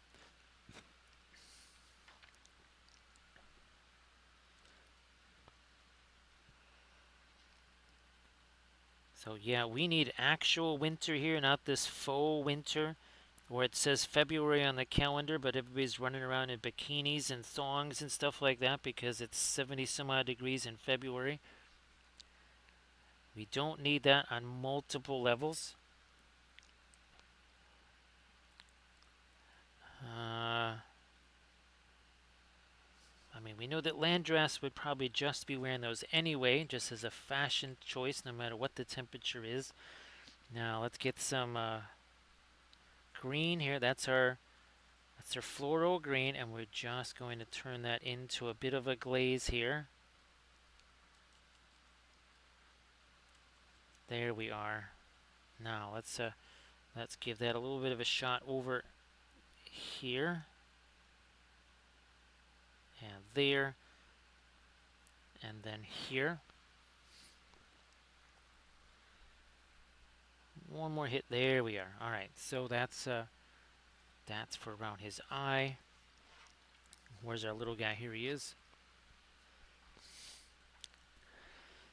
So Valfira, um, to me the best test was, well, unfortunately what happened to the neighbor next door. And again, just given how many, and they're still sitting out there, Valfira. Either he's put more out there, or somehow they didn't get collected yet. But yeah, he's still got waterlogged cardboard boxes sitting out in the alley still. So yeah, he might have had to do more of that. I don't know. And to me, that was also too. Remember, his lights were on in the basement at times where he's never awake, and it was the time where I was down there watching just to see what was going on. So everybody, please check out the Insta link that Del Ferris shared as we get some of our lighter rust color now on this. I figured, yeah, it's about time to get to our lightest rust color. Yep, Valfira, unfortunately, because remember he was out there screwing around with his grass, and he was very worried because again they wanted a couple $1,000, and I said, well, here's a way you could do it for essentially about $32. And I told him exactly how to, because he didn't realize you could get that stuff. I said, yeah, just you don't even have to go to Home Depot. I just got it on Amazon.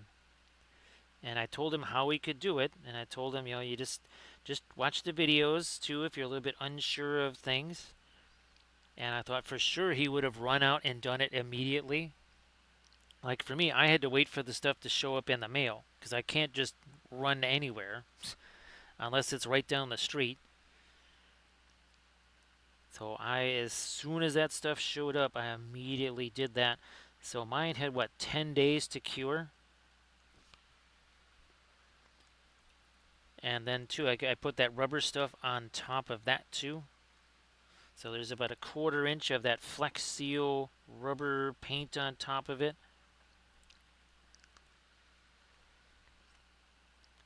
And he was really happy when he heard that he didn't have to spend all that money, but I think maybe he thought he had time, that he wasn't going to have to deal with that, maybe because it was, this late in the summer. Unfortunately, that calculation was just a bit off. Now, I don't know if Horns fan is still in the stream or not, but I meant to ask, oh, geez, maybe I should just save it. But yeah, Horns fan, if you're still around, your quarterback is now a new character on Fansville. Season 7, I guess. Yes. The Longhorn starting quarterback is much like Caleb Williams. Now, maybe I shouldn't mention that because, oh, what wasn't it the Madden curse? right? Whoever was featured or whatever team or whatever was featured on the cover of Madden, that was basically the kiss of death for him. Well, hopefully maybe it's good that Horns fan might not be listening because he may not want to know that Caleb Williams was featured in Fansville last year. He was the featured character, and well, we all know how that went for Uska. Gonna get me some of the rust up there because again, that's not gonna reach up there. All right, let's get some of our other lights on this side over here. Let's try some of this.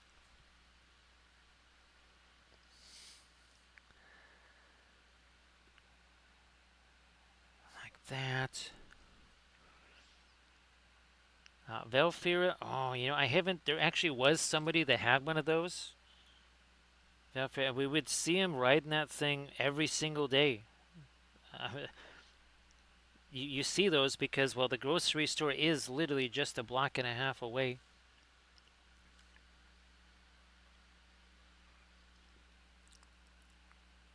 So yeah, that's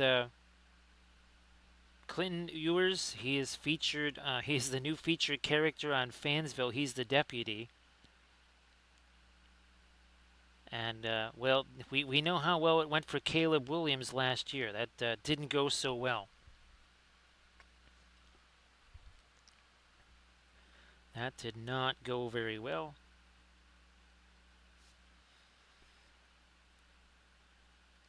Let me do this here.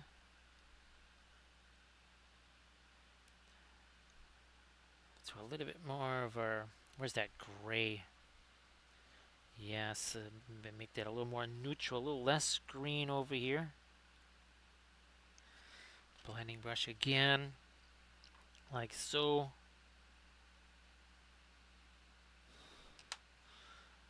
Over here.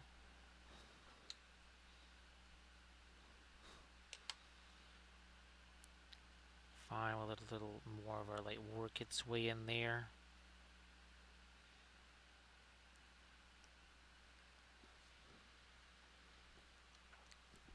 So again, thanks Drex here for the subs. Appreciate that.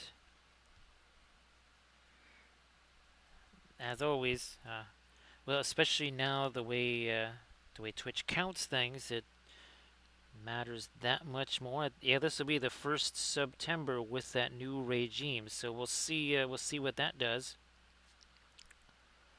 I wonder. Well, I'm gonna have to get some more of the fast matte white out here, anyhow. I'm also pondering. Do we do? Actually, I think. Oh yeah, I think we'll get going on this guy. We're actually gonna give him a glowing. I think we'll make the horn glowing too, just for funsies, maybe. Either that or. Hmm. No, I think we'll actually make that horn because we have nothing like that. I'm gonna do that here. Velfira, I was so tempted so many times to just name, just talk about Nessie on that video. I think you can hear there's a couple of points in that video where I do sort of say, well, you know how it is. Sometimes colors they come and go out of favor or whatever, depending on what new things we find out or what new things we see. And I'm just visualizing Velfira. He's watching that. Nessie's watching that, and it's almost like that music plays like with the where the two are kind of like running together. They haven't seen each other in so long, and they're running towards each other for that. And they're gonna like embrace at the end of that.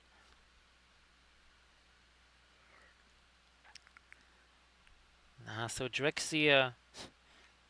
Well, actually, I have a cavalry version of him too here. Actually, Drexia. All kidding aside, I am thinking of just doing I almost said a glow in the dark video, but a video with fire, but just using the pure orange and not using any of the floral. It could be very interesting to see what happens, I'll tell you. So that might just have to happen, Drexia. And that's a little too much. Take some of that away. There we go. Taking a little smidge of that away there. Another little chain of highlights, and I think I still have to do this on the Morgul Knight as well.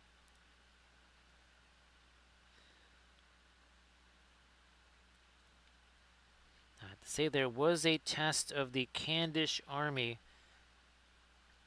and the Candish army basically talk about speed and violence. Holy smokes!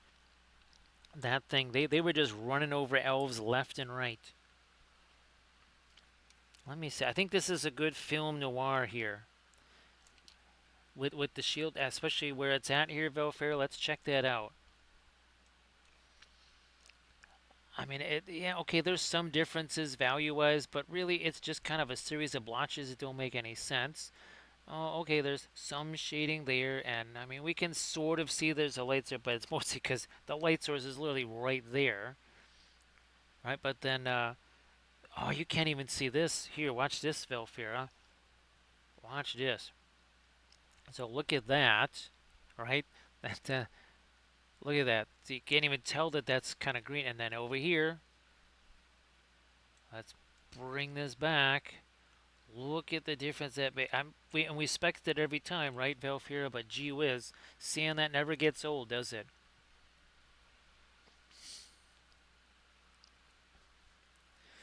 That it really never gets old. Now, what we got to do here? Let me grab some of this.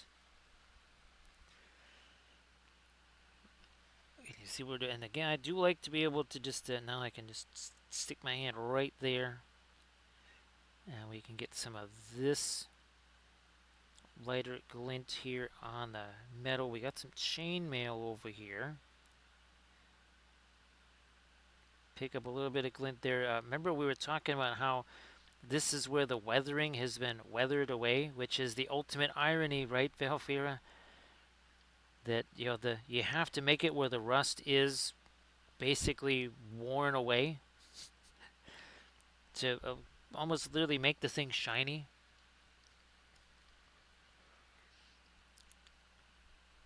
So yeah, Valfira, it's I mean, you know that it's gonna show that, but seeing it is not. It's not the same thing as just knowing it is not quite the same. You say, well, yeah, that when we bring the value back, right, it's gonna look like this, and then you see it, and then you say, my goodness. Now here, I think we're going to also do a little change on this.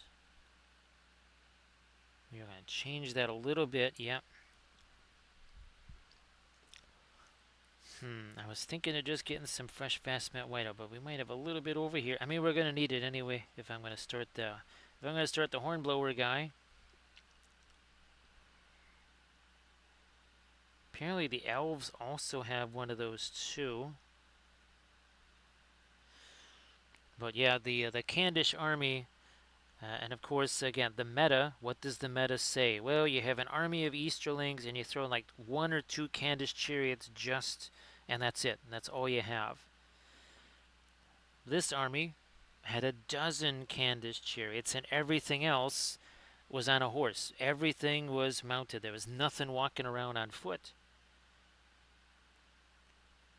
And the basically the chariots went out in front, almost like basically saying, you know what, I'm just going to put my terrain on wheels and bring it with me.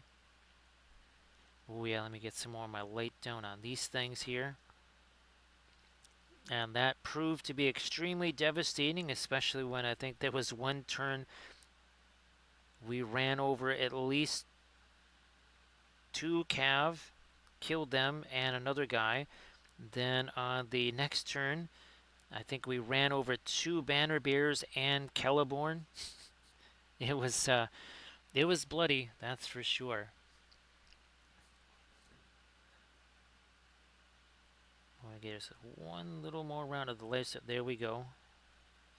So here again, we've got some of the rusty stuff over on this side, and then over here we've got that glowing blue effect there.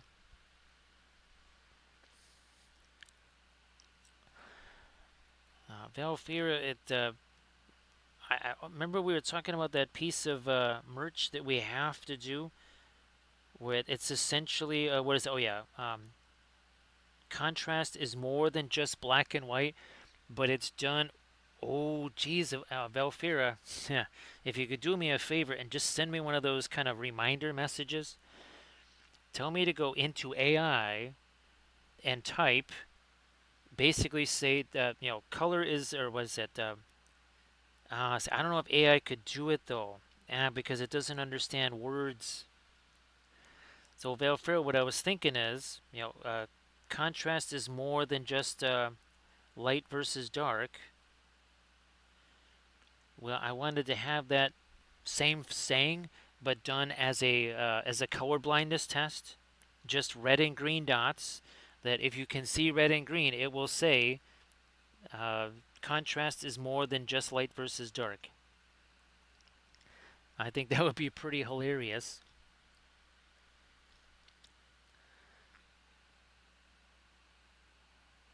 So yeah, Velfair, it was pretty shocking for the other person that just well, again, he had fight 6, right? He had all the fight value and everything, but the one thing he didn't really have was the best armor.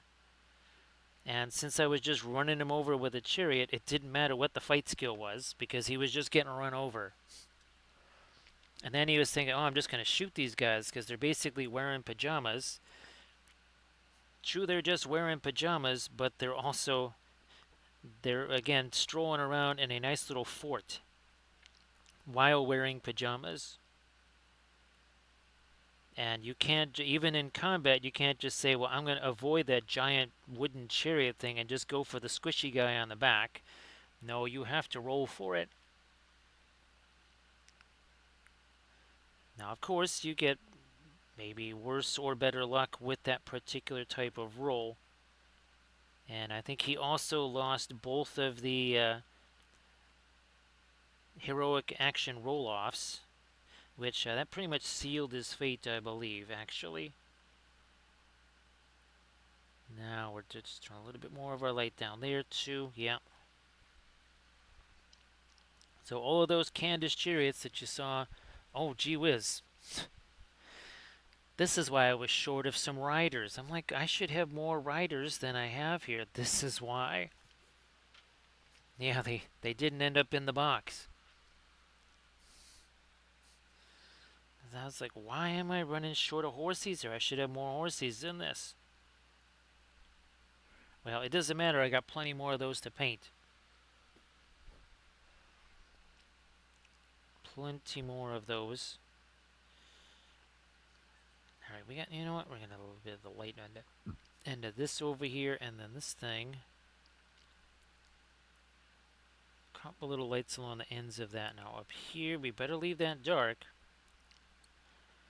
If we get too much light going here, we're going to lose that shadow effect. Now, what are we bumping into there? Alright, now what we're going to do here, grab you, throw a little bit more of our fast matte white out here, wherever that's hiding. Throw some more of this out there, like that.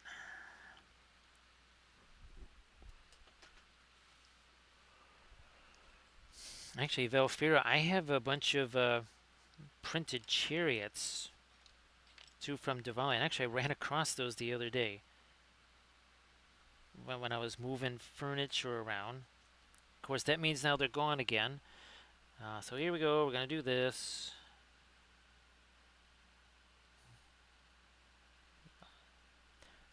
Again, it's very complicated.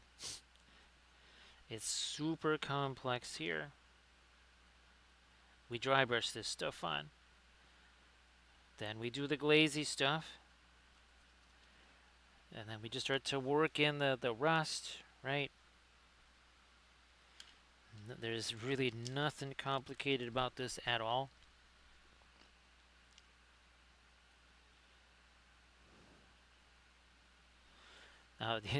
We have another case, Valfair, of the house eating something. Basically, all of my templates and my little roster sheets and everything, and my objective markers, all that stuff, can't find it. No idea where it is. It's all gone. It used to be in the plastic bins, but I think I took that stuff out of there. So no clue where it might be now. And again, here's our lighter green, like we've been doing on all of these guys here. Then we'll do the glazy stuff, and then we'll let that set like we have on the other two. So this is number 3, and it's 2 hours and 22 minutes in. So remember, where's our areas? So these two guys, 2 hours and 20 minutes ago, they were just as brown as that guy. It was just, again, just the ebony flesh primer there. Now Valfera, actually, I think I received a notice that not even that can keep up. That the rate of change is too exponentially fast. Yes, not even the global GPS, or what's his name's Starlink or something like that. Yeah, that can't even keep up, Valfera. So no cerulean blue, Drexia. Actually, cerulean blue was one of the very first casualties, and of course it died to what we're just about to put out here now, and that is Prussian blue.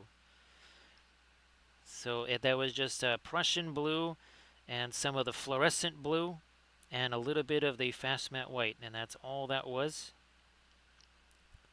So yes, cerulean blue died a hard death. Phthalo blue does everything better, or sorry, Prussian blue does, because A, it's 1/4 of the cost. It's not grainy. It's obviously much darker. So it's, again, it's much more flexible, much more utilitarian. Yeah, Drexia, believe it or not, I think it's been, well, that's why we say that Prussian blue is the most aggressive color on the palette, because it wiped out cobalt blue and cerulean blue in one shot. Basically, it kind of wiped out phthalo blue too. It killed 3 colors in one palette war. Now, it'll take me a little while to scroll there, but this was the last thing I can remember using the cerulean blue on here. And this is that 1/2 life-size bust. So that's the last thing we used cerulean blue on. Actually, Drexia, the Severus blue, it's basically a much nicer version of cerulean blue. It's also cheaper. Now, not by a lot. Still cheaper, though, but it's way more effective. There it is. So that is the Severus blue. This is from Williamsburg right here. So yeah, look at how opaque that is. And it doesn't have a. It's funny, Drexia, because cerulean blue was one of my favorite watercolors. So that's why I thought, oh, I'm going to love this for oil paints. Turns out it was lousy as a oil paint for miniatures. The very thing that I liked about it so much was the detriment to it on miniatures. Because something this tiny, you got something that's that grainy, that's not going to end well, is it?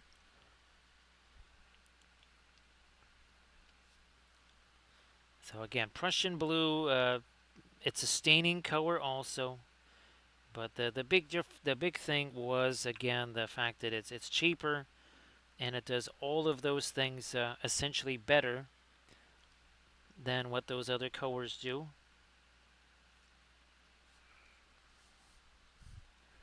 Nobody more surprised than I was, that's for sure. That was not what I was expecting.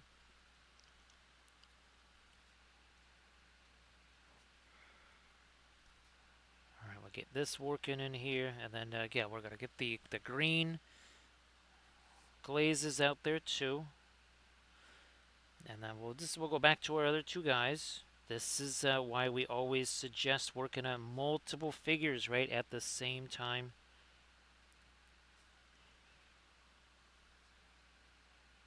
It prevents you from being a hasty hobbit. Don't be a hasty hobbit.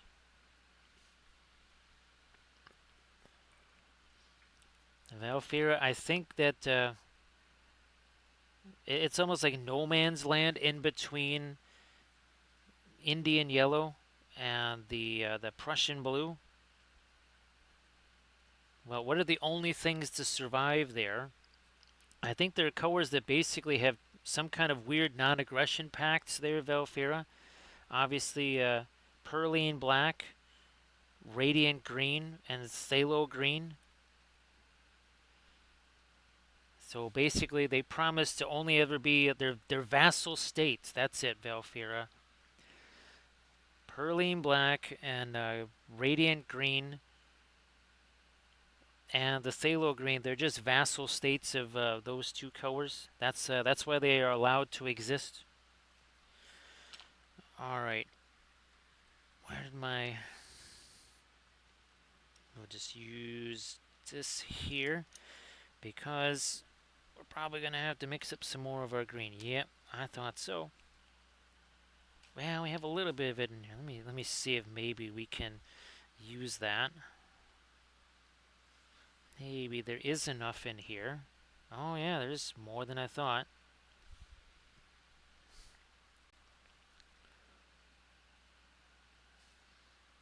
Just gonna hammer this on there real quick, like nothing fancy, nothing snazzy. We're actually even gonna let that mix with some of the lighter stuff that's already there.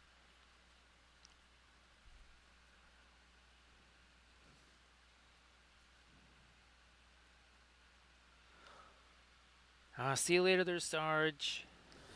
See you later. Well, Sarge, again, I'm glad that you could hang out, do some stuff at ReaperCon there.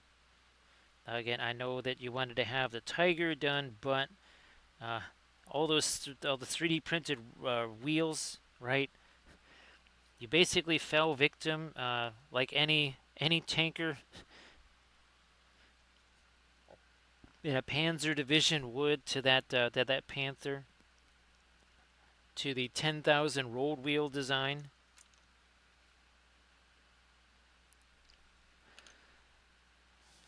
Chucking a little bit more of the darker green there, and then we vamoose from this, and we go back to our other two guys. So we're just gonna let that set there. That is our third miniature tonight, and we're not even 3 hours in.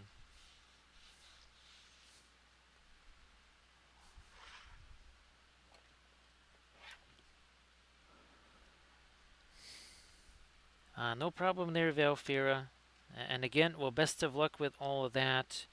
And well, let me know how that goes as always. And here's hoping you can at least get a decent amount of sleep before that. But thanks, Valfira, for hanging out here. I always appreciate that. And see you later there, Drexia. Oh, and thanks again for all of the. Here, let me one more toast for you there. Thank you so much, Drexia.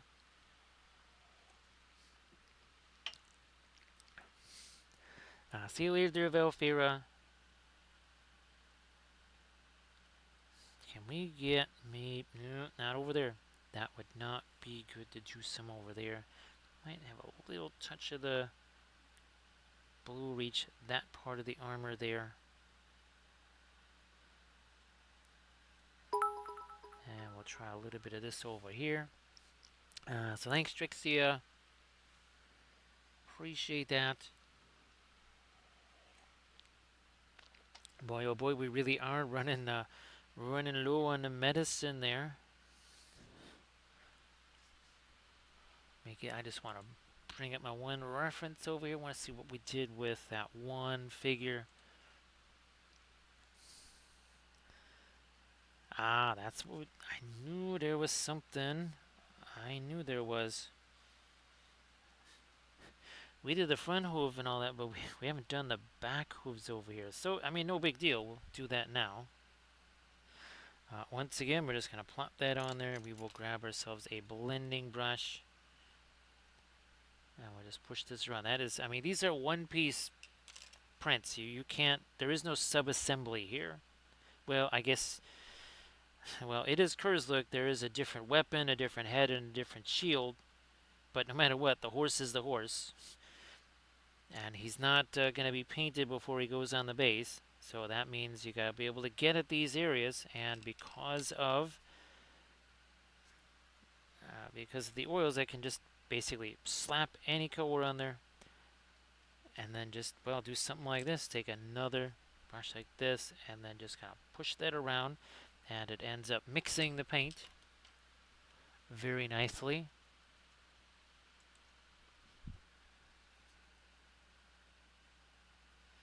Get a little bit of that lighter gray down in there.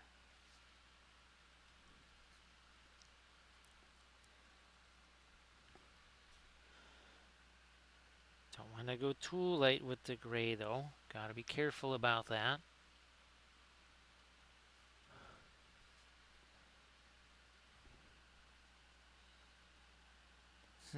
Yeah, let's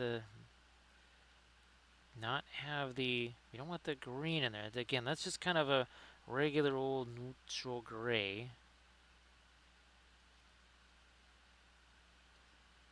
I was almost tempted to do a little bit of dry brush. You have some dirt or whatever down there, but I think we'll just leave that for the moment. Now, I'm going to double check. I don't think any of the blue light reaches the shield back there. Nope. No. So we're going to do that in also, I think, this neutral gray over here. Kind of doing some splotch things there. Look at that.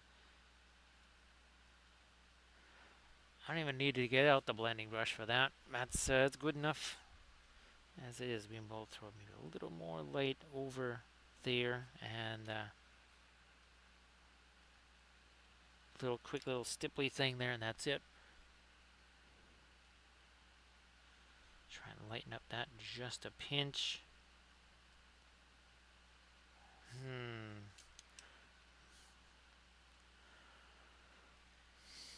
We need to, I think, darken an area here. When in doubt, make things darker.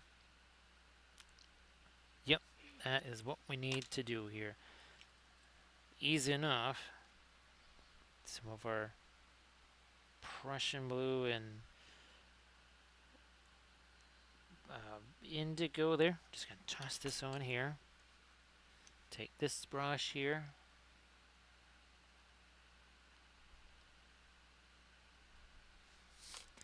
And see how that got lighter?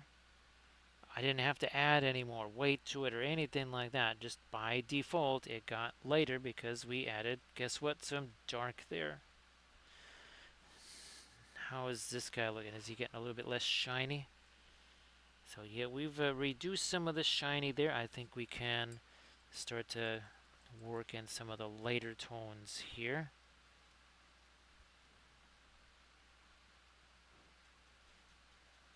Something like that.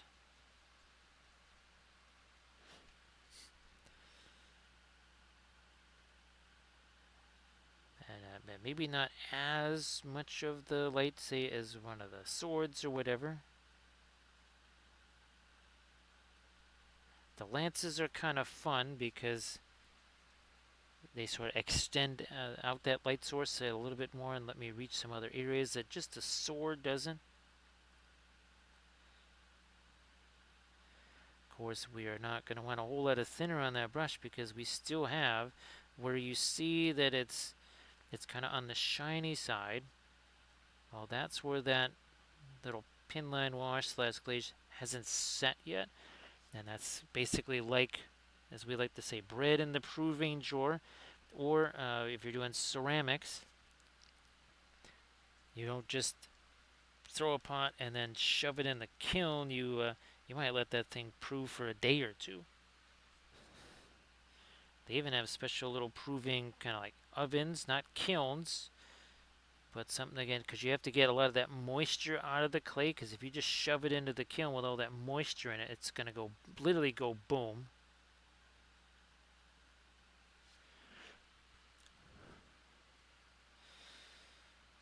So again, the fast matte white here. Some of these lightest areas, which I think might be right up in here.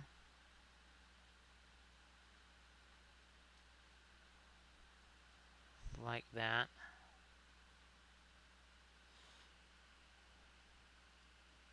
Might even hit some of the darker areas again with more of our indigo slash Prussian blue.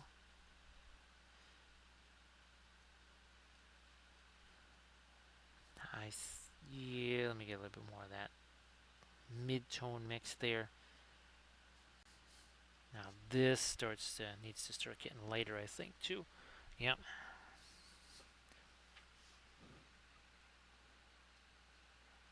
A little lighter on that part of the horn, and then of course here.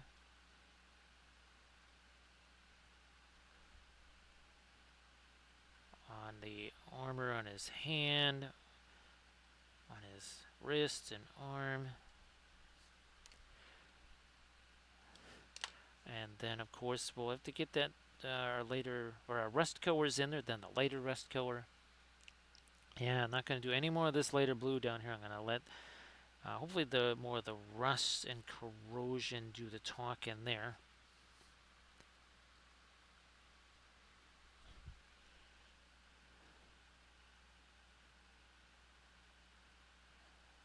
Get some of that right here.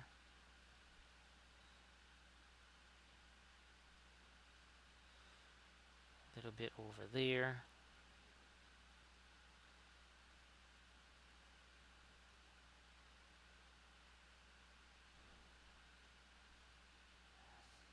Something down here.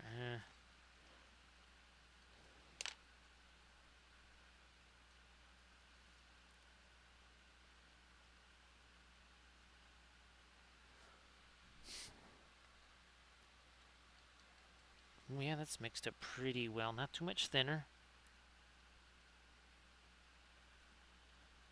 Should get some of the lighter for that horn out there. Blending brush on the top of that. There we go.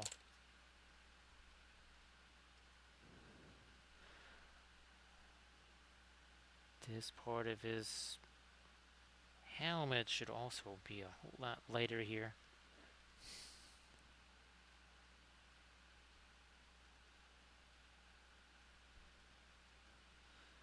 Ooh, gee whiz, yep, we didn't get that yet.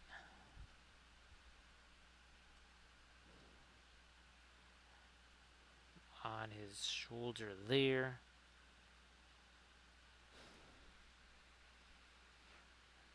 Now, so again, it happens very quickly, establishing that light.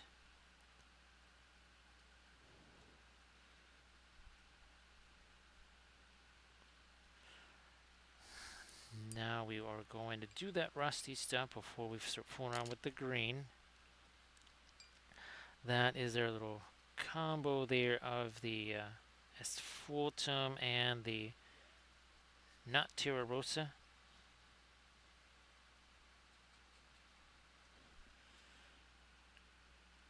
We've actually done this shield at least one other time on a cavalry fig.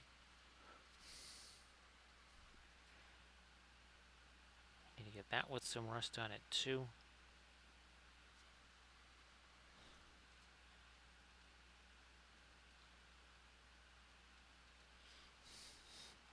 Let me look and see if that has.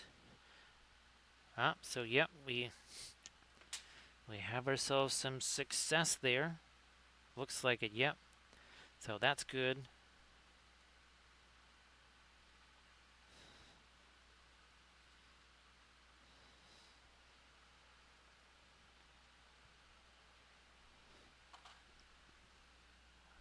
Yep, we can get some rust here. Yeah, let's get a little bit on that. A little more on the shield there.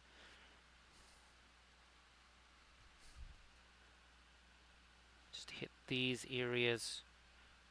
Let it kind of go where it's going to go.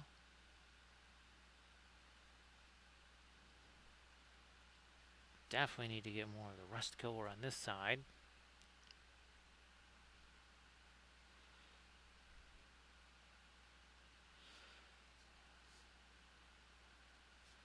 Now I'll go back to this guy right here.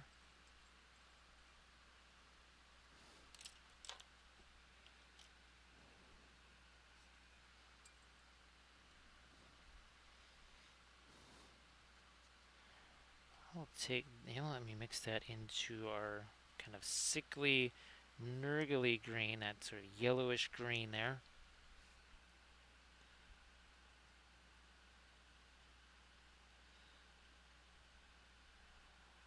There.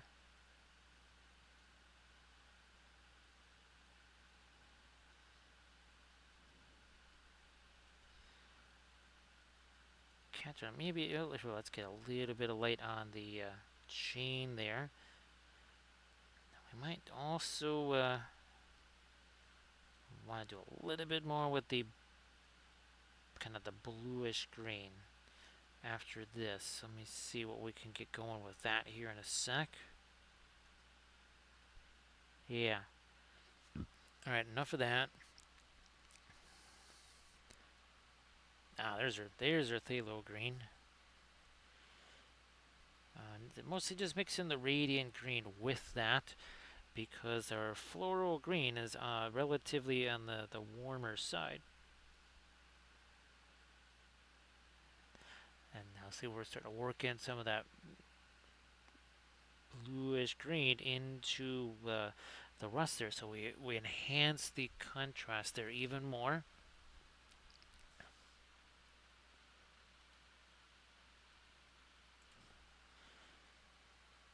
We could make this lighter. I don't really think want to do that. Did I get the? We did do the side of that.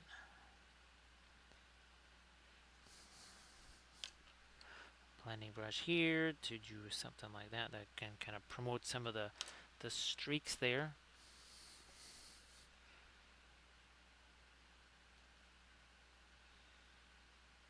We don't, we never did get a chance to put any the cracks into that. That would be fun to have. Trying to get that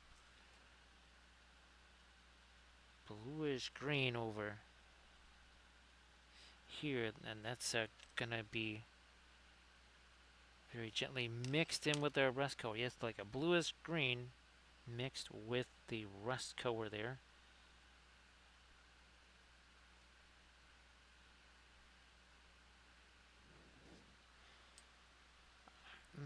Let me take some of our Van Dyke brown over here, I think.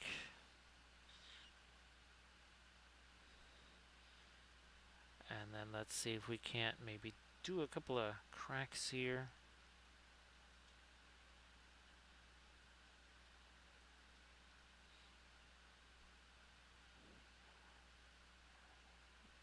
And here like this.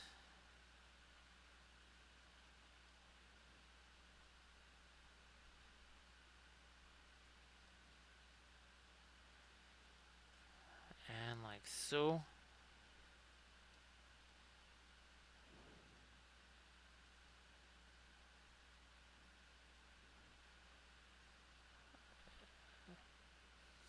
And yeah, let's do this. And I think I might even try to get a little separation in between those two. Alright, it's a lot there. I'm going to use something as a micro blending brush like this. There we go.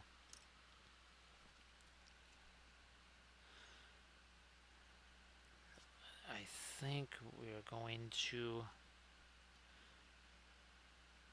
darken all that down.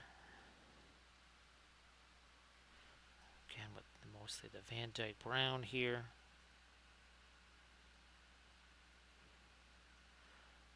I don't. I'm looking at this going. Oh, maybe the blue light should not extend quite that far down here on the base.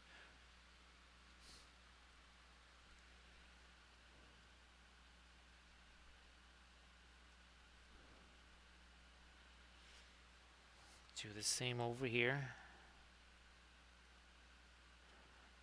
By the way, this piece of Sculpey clay here on the bottom.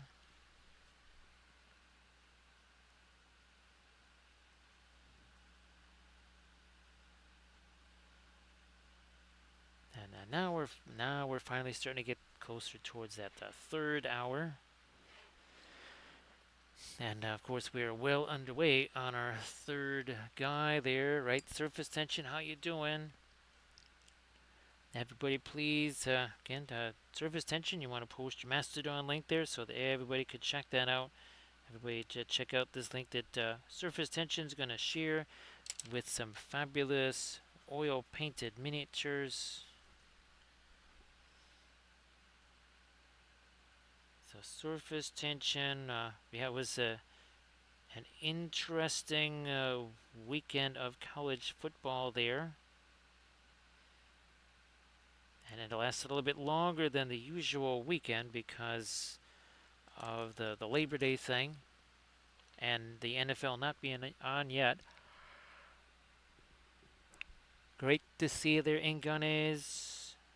Happy Wednesday morning. Same thing there, Surface Tension. Happy Wednesday to you.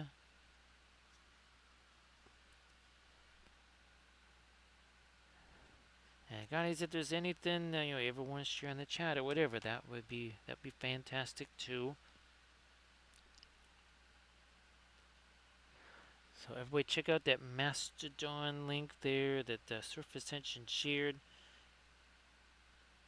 Again, all kinds of nifty oil painted goodness. So now, Surface Tension, do you have any interest in well, basically the High Elves from Highland Miniatures? Because those have, I guess, hit the airwaves now.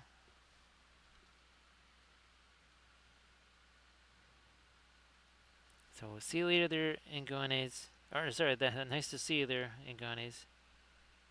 I was just looking. I saw Valfira's farewell message.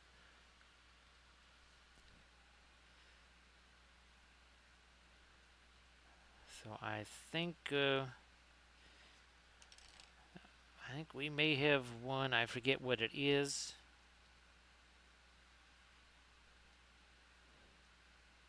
Lighten this up a bit more.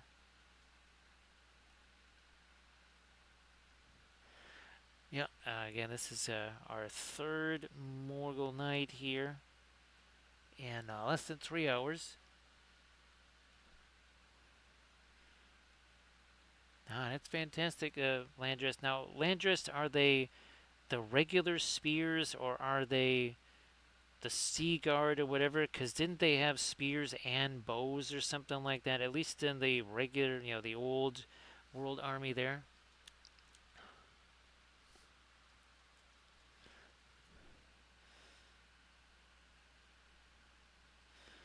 Oh, yeah, Surface Tension. I'm trying to think how many. I might have painted one, maybe two of the Warhammer High Elf minis. Now, actually, Landrest, he didn't do the Dragon Knights in this release, right? That's probably an upcoming release. He's doing those because I don't remember seeing them. Because that was something I always wanted to paint, but I never got a chance to paint. So they're just spearmen, not the tricksy guys that also have the bows. Hold it this away here. Work at it like so.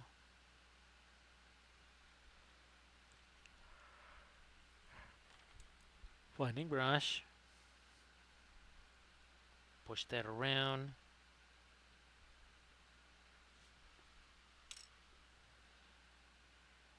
And we'll get something going here.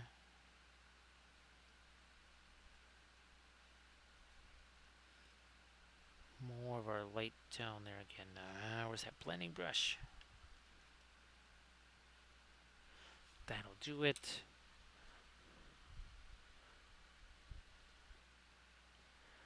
Oh yeah, surface tension. What would the classic dragon, I guess, like you say, with the super long necks and the big puffy feet and everything. I still want to get to that Smaug. Well, actually, I have multiple.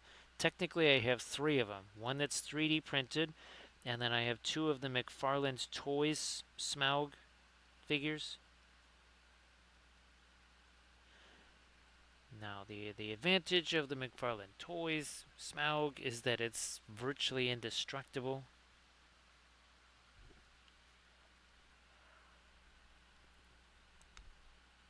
Trying to find here a few areas where we can get some of the bright light on stuff like the cloaks, but without making them look more reflective or whatever, more well lighted than, say, the armor.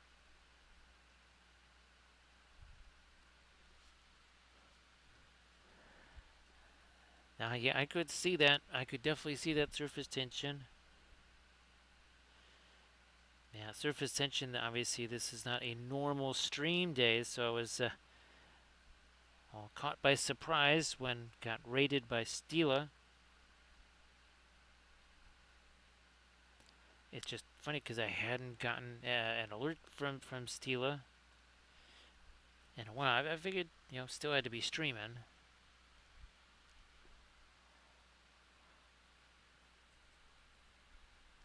Trying to scare up some more of this here, some more of this fast matte. Let me just break that down over here. Again, also do after the stream, I'm gonna start loading up the next Patreon episode. That's gonna be a terrain painting one.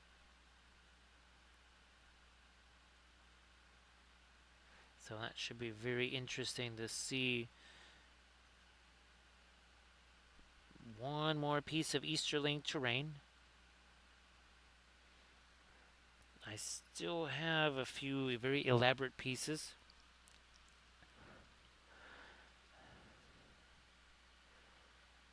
Okay, so horse, the light cavalry horse spearmen then. Oh, and their bolt thrower thing.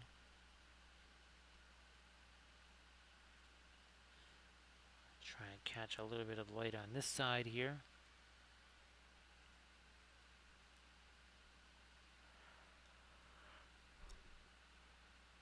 More of our lighter. So, again, a couple of these edges over here.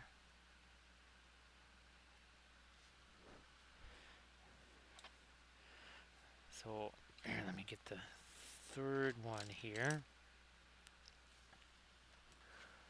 2 hours and 54 minutes ago, these three guys, well, they had no paint on them at all. I'm not saying, I'm just saying. You know what? I'm going to try to get something that's a little bit, ironically enough, less green out there.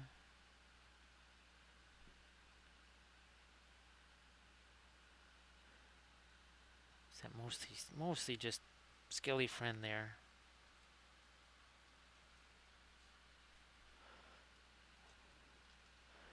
Ooh, I need to get some lighter stuff here on that chain too. So try. Oh yeah. Okay. Well, we gotta let that take over that part of the flash color, I guess. Such as it is, it's all kind of relative there.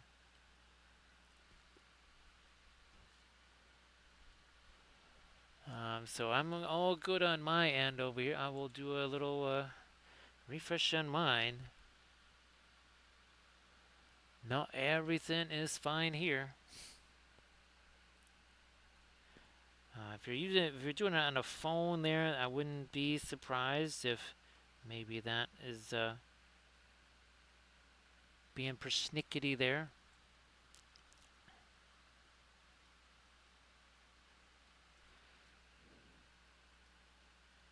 See if I can catch a little bit of light on the well, basically the hand that's nailed to the shield.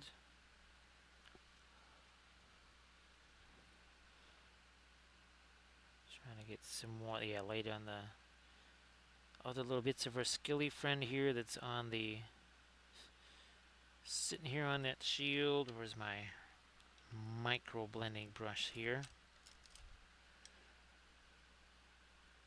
Take some of that, pull that away.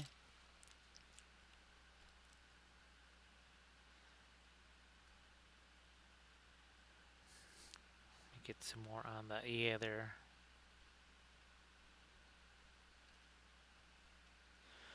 Oh yeah, let's lighten up more of the,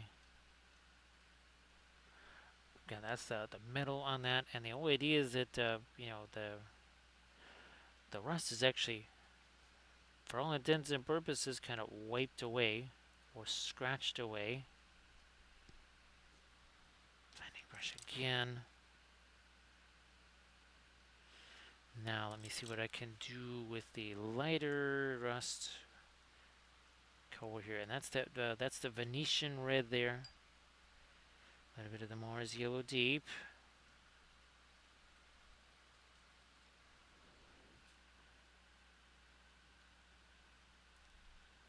Lighten up you a little bit there via rust color.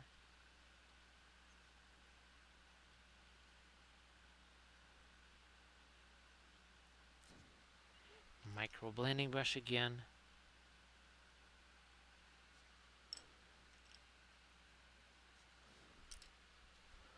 And of course, as we can see, that even mixes with the green of all things. Effectively becomes like a gray. Oh yeah, that's way too much of a blotchy thing over here. We're gonna take that and blend some of that away too.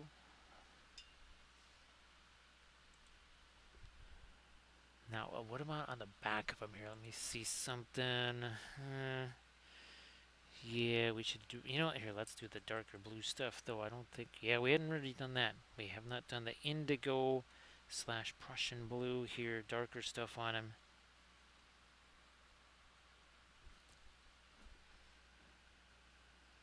There.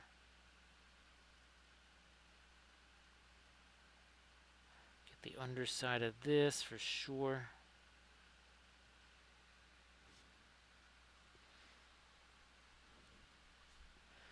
So surface tension, we've kind of entered a weird period in the ME-SPG strategy game where now we're basically getting, it's all conjecture videos. All about the new rules, of course. So we're darkening that.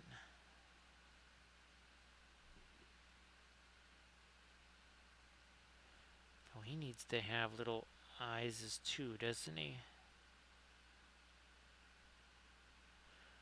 Maybe something simple like that. That might just do it.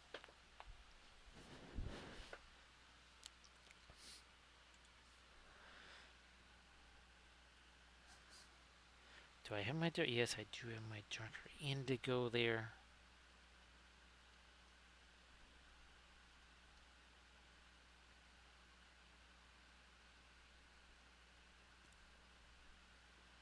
Oh yeah, down here. Down here we need to get some. And then I think we still need to get some of that lighter rust also down here.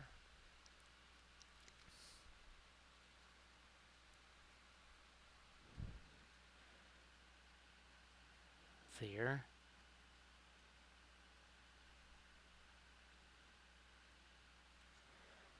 Blending brush, micro blending brush.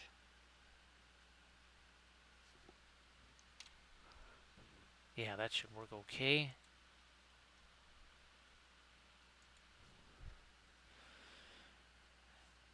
What we don't really have is any of the rust effects there in that shadow area that is not being affected by the source light.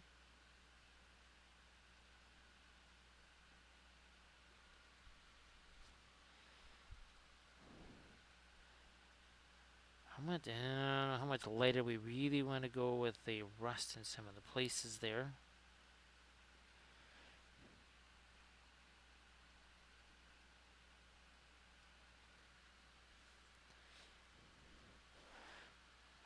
And that's along, again, the same lines as what we did on this guy here. And then, of course, here's our other one right there.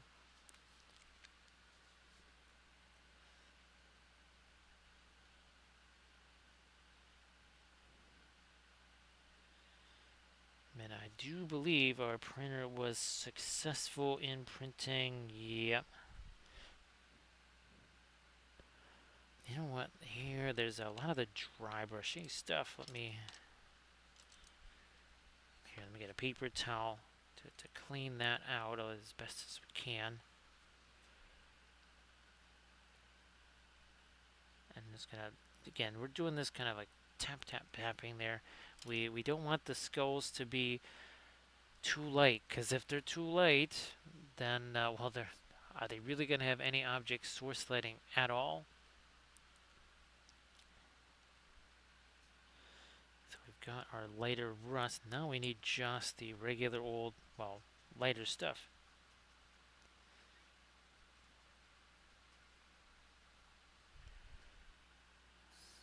Yeah, back off of this. Maybe take a little bit of the paint off of there.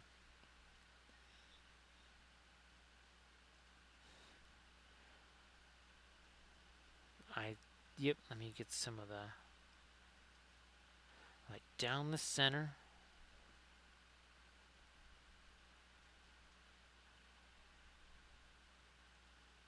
Yep, try a little bit more of our light right there.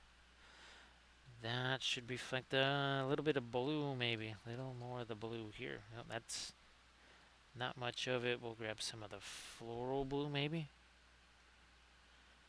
And that will go in here. Remember, typically the fluorescent paints are used to tint the regular paints, not so much colors of their own.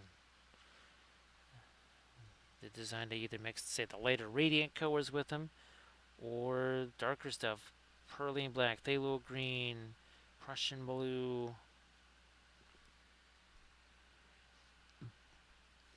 We consult the oracle of the flashlight here.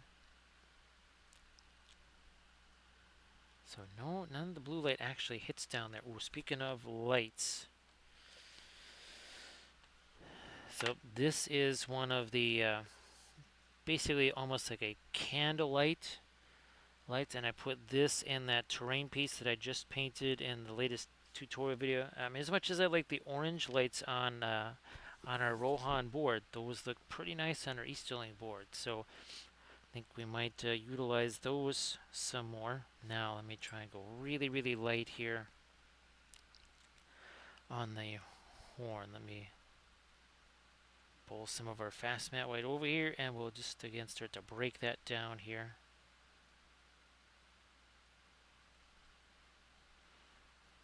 Now this palette, I'd used it just right before the stream started to film the latest Patreon vid.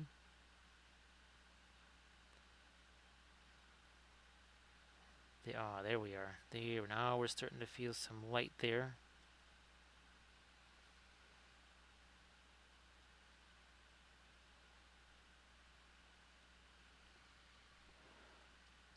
Do I want to go lighter on his face?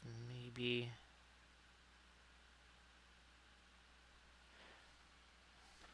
So yeah, we've even got a glowing horn here.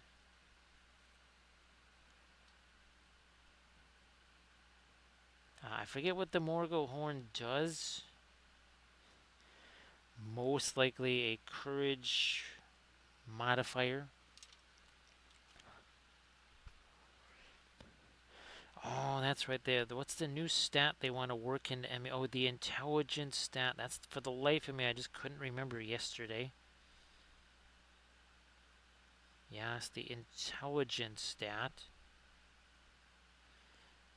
Largely talked about with all of those hill and mountain troll things from the new Ingmar book. Wonder when that's going to be on its way here.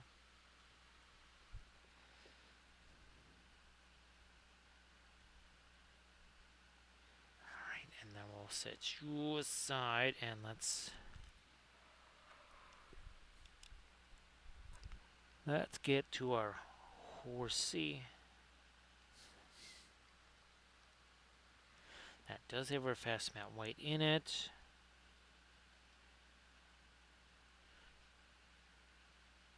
Also, we're just looking to do some of these ends here, right? Where that rust, oxidation, whatever you want to call it, would actually get kind of knocked away. You see, so I do have one of these. I'm just going to grab myself a cough drop here.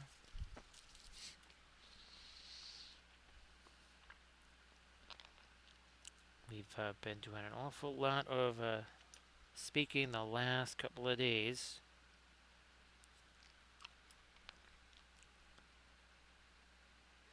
That never does the voice any good.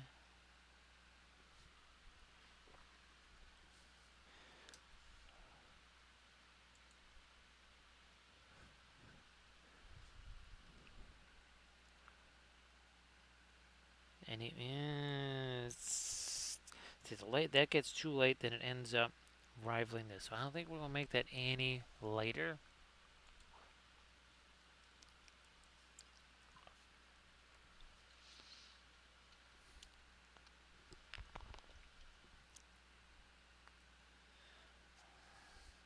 Did we get the? Yeah, we got the latest light there already.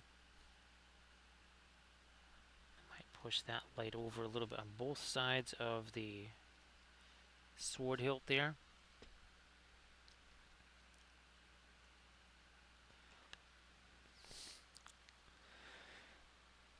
Now these Morgul Knights, we did 2 videos on them already. We did the basing video, what all of these got based, and it was 19 of them or something like that. And then I did essentially a color test video on one of the figs, and we've been replicating that color scheme ever since. Usually between 3-4 at a time.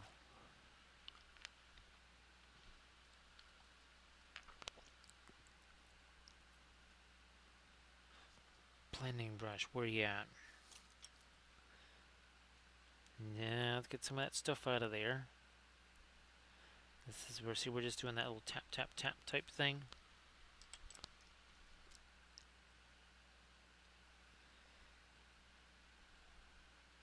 I don't want that all to get too light, because the lighter that gets, the more it interferes with that.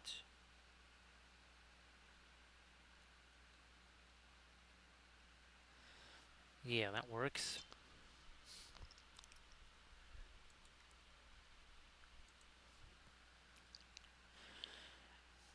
Need this Kelly friend to be in shadow, but I'm going to double check with my light here. Maybe some dim blue light on. Yeah, let me get some of the paint off of that brush. We had a little bit on that skeletal head there, but then needed something down under there.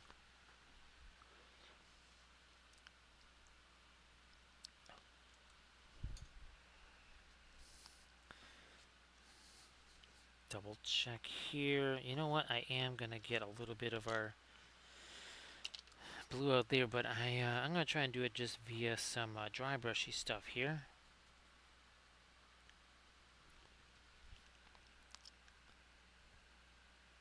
Like that.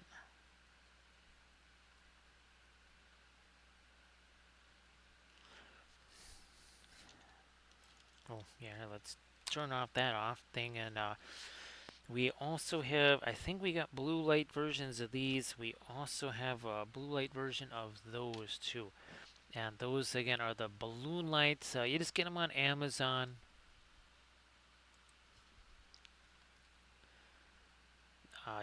Typically a batch of 100 of those might, I think it might just cost you less than 10 hours, maybe only 8 or 9 hours. They certainly don't last forever. we, that we know. They do not last forever. But they don't have to because you got so many of them. And for me, they're only on for the time where I'm filming, and that's it.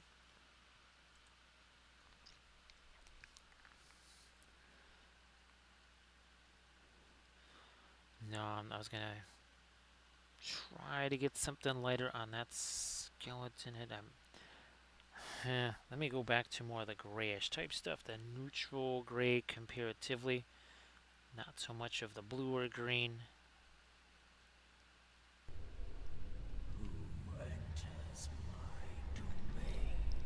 Looky here, we got ourselves a little bit of AD creations. Nice to see their AD. Everybody please give AD creations a follow. And of course, AD, if you want to post, because you were probably working on that on the stream, right? I hope that you kind of were able to kind of change up the thing you were wanting to change on that. And I'm sure it's looking really fabulous. So if you want to share that, please go ahead there, AD. Now, AD, this is going to totally shine. There's like, you'll never expect that 3 hours and 12 minutes ago, these three guys had no paint on them. I know that is, you are so shocked by that. You're so shocked, you're speechless, right? That, yeah, basically an hour each on these three guys here. Ah, boy, sorry about that, AD. I know, some folks just say, look, I would rather have the fresh start and just, go from the beginning again rather than trying to go over the top of something, whatever. 80. Well, let's see. Yeah, the pre-stream that we did, when we were just typing in all of the was that the intro and stuff. Yeah, while we were doing that, we did like I don't know 7 more of them. Again, just something light, nothing crazy. So again, everybody, please give 80 creations a follow. You know what? I have to. This is bizarre, but I actually need to darken those down. Maybe not with the indigo. Maybe with our phthalo green slash perline black. There we go. Now we got some of the phthalo green. So we actually had to make that darker to try and come back the other way and then get those glowing eyes maybe. So everybody please check out the work in progress images that AD Creation just posted. And of course, please give AD Creations a follow.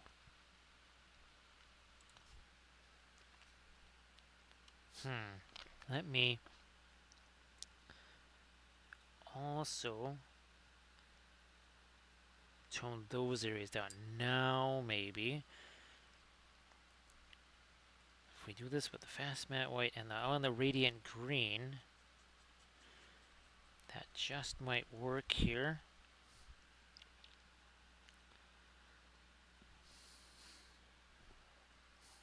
I'm gonna thin that down a little bit more.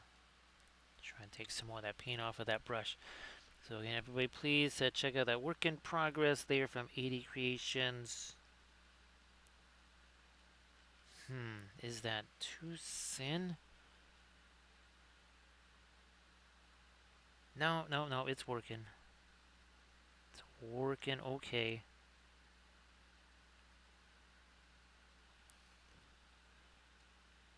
And I might try to get a little bit more of the light on the cheek area there. Something like that. So see later, there's surface tension. I know it's a different day. I know it's a little bit of a different day for you. So again, thanks so much for being here. Appreciate that.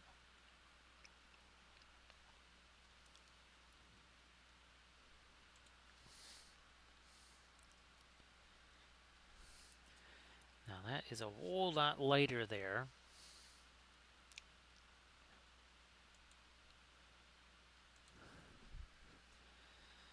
Let me see if we can make that work in here. Also, let me see if that has a little bit better and then not so much. Gonna try this one here.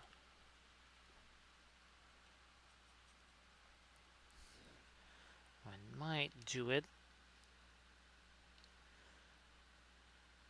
because we need to actually hit some of this a little bit later here too. Again, proximity to the light source. Better make that lighter.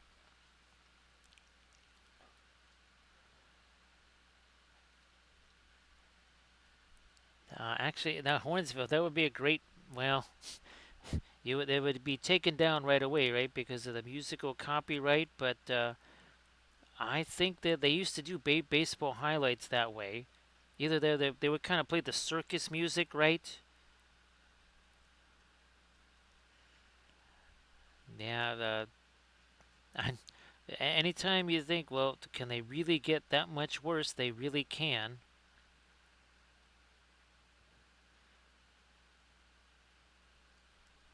But gee whiz, Horns fan, it's going to be quite the, what would you say, about 23 hours between the Bulldogs and the Horns. Oh, actually, Horns fan, uh, Drex was suggesting that this be full Hook'em horn, so that it should have actually been a glowing burnt orange sword or horn instead of the blue there. That was Drexia's suggestion there.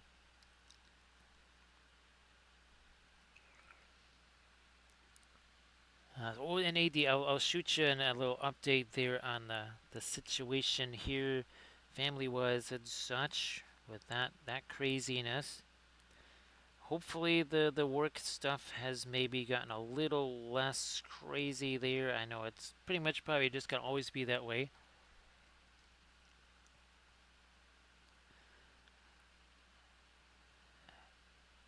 Yeah, Hornspan, I'm just trying to think. Usually losing or only winning 60 games is like a tragic season. I mean that was always kind of the standard, right? If you lose, only win 60 games, then you are just like a historically bad. It's almost impossible. Horns fan, I don't know if you've heard the statement that, well, basically every team is going to win 60 games and every team is going to lose 60 games, no matter how good or bad you are. It's what you do with those others, basically 60 games in between. That's what determines usually your winning teams from the teams that'll never see the playoffs.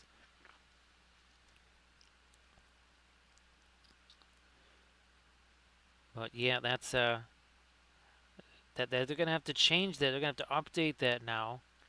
Yes, that's gonna have to be updated with just how historically bad they are.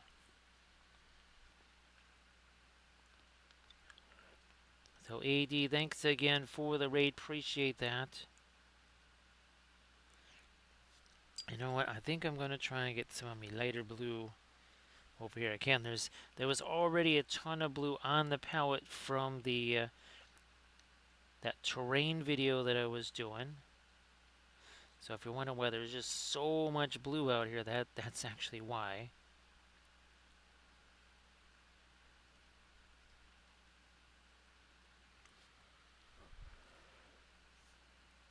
Nah, not down there. I might actually have to take some of that blue away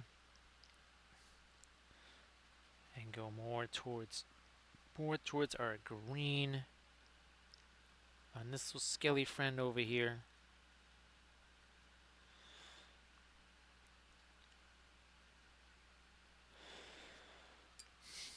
Now I'm gonna yeah, let's just use some of this. It'll kind of stain those and then also again take them off of that bluish color. Now maybe a lighter color here that is just more neutral.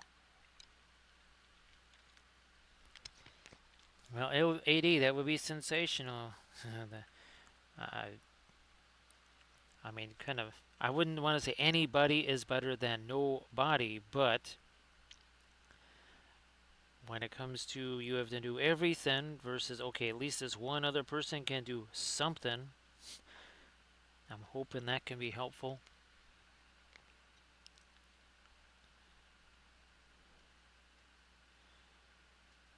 I mean, well, basically, one of the things I'm hoping is that that hard-won info and knowledge from the last situation. I'm hoping that some of that can be applied to this one, where it's the well, okay, they may not tell you this, but you might want to be thinking about this. Like I was saying earlier in the stream, I might have to dig up that anodyne machine because I know I just brought that out into the garage.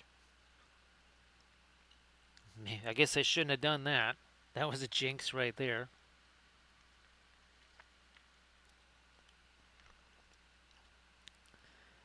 Well, I tell you, Horns fan.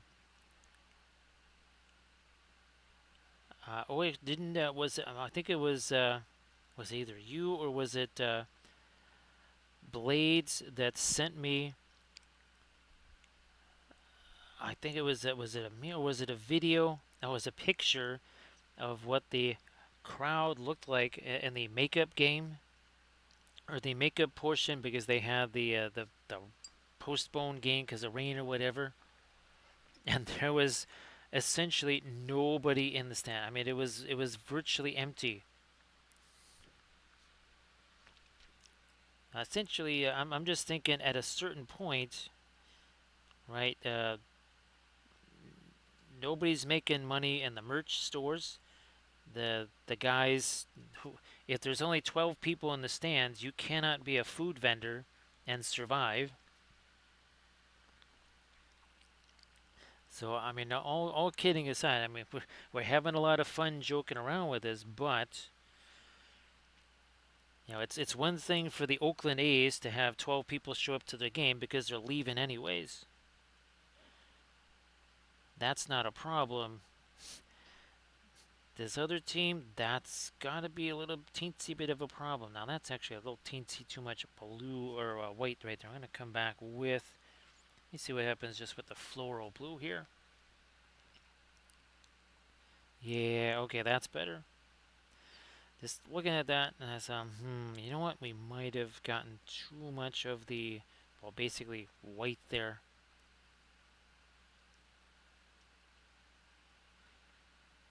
Toning down again some of the lights in those other places. Now, we painted a bunch of horns over the years, but never a glowing horn.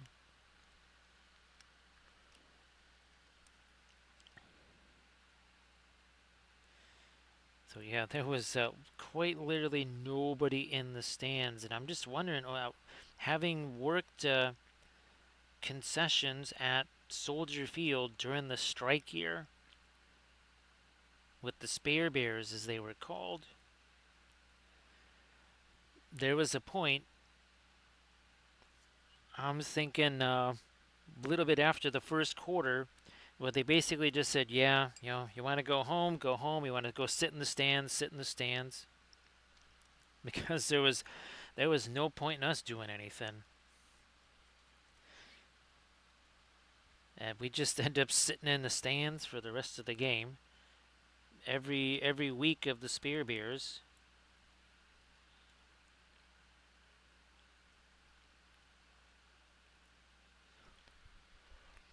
Which is significant because the future coach of the New Orleans Saints, Sean Payton, was the Spear Bears quarterback.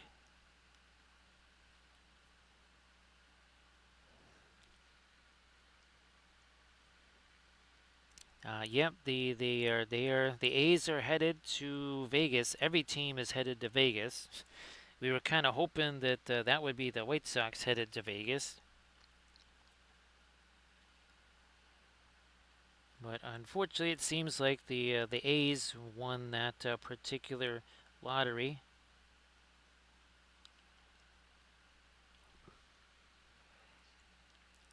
Now this over here, you know what? I might need to go just with more of my more dark. Let's do that. Let's get some dark going over here.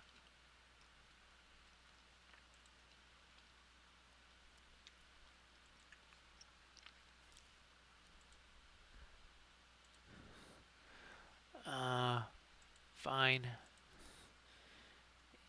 Get some of that out of the brush here. Get to that indigo. We thin it down. That starts to. Oh yeah, that definitely starts to make more sense. You know, I gotta get me some. Oh, I gotta get me some rust color over here. That's what's missing in this area right here. Let's do that.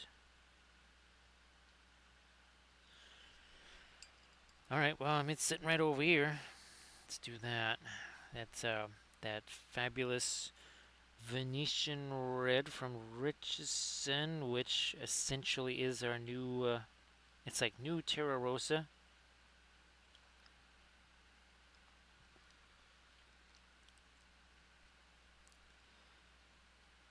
No, no, no, no. We don't want that rusty stuff in there.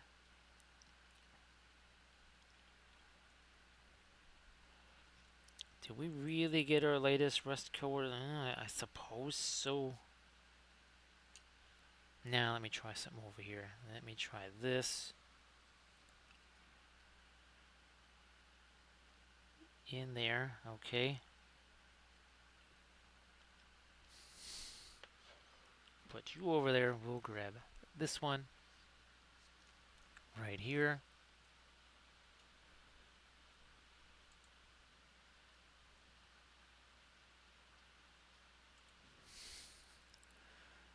I'm gonna try and get me a little bit of that same lighter rust. So we're doing some of the Mars Yellow Deep mixed with the Venetian red here. Yeah, something along those lines.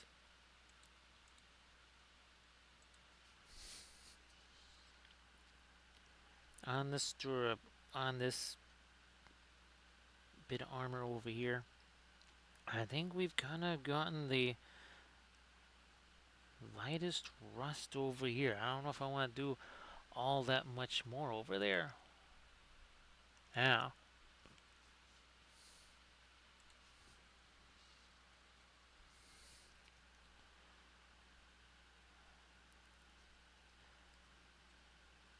And maybe a touch down here.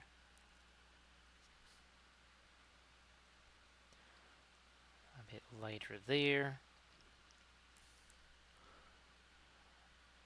Okay, Horns fan. Well, thanks for being here, Horns fan. I hope that we were able to kind of get you in a more mellow headspace there, more appropriate for doing the sleepy thing. Yeah, I know it's a well. I guess it worked out okay then, Horns fan, that it wasn't. It was a makeup Monday instead of an actual Monday. So Horns fan, you have yourself a good, definitely a good night's sleep. I'm hoping to do the same myself. Yesterday was all kinds of verschmizzled. We actually almost have done some sleep streaming at least twice here tonight. So there's that. At least on a couple of occasions.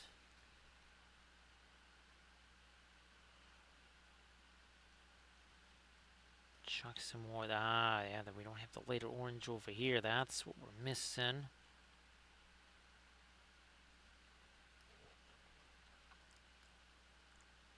Tiny little bit on these panels up here. Not too much though, because then we lose that dark here, and then we lose the lighting effect there. And we definitely don't want that.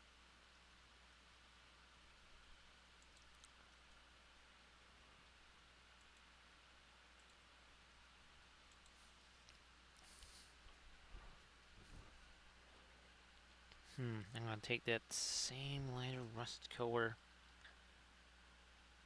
put that into some of this area here.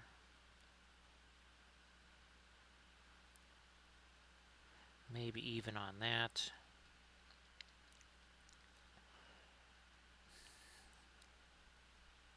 That is sort of, well, it's in shadow on a couple of different levels there.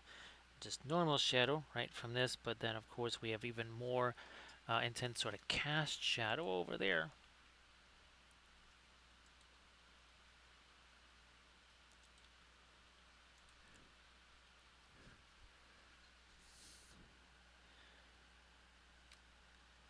What is how? But look at that, how that can really see how that Terra Rosa, well, basically Terra Rosa becomes so uh, not shiny. It really dries so matte, and it's not dry. That's the amazing thing. So Celia, there, Horns fan, thanks again for being here. I'm going to try to get a little bit more of the light there.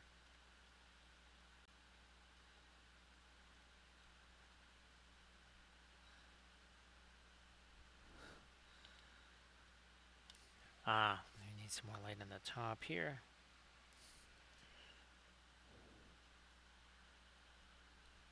Right up there. Oh, that big difference. Big difference. Okay, that's good.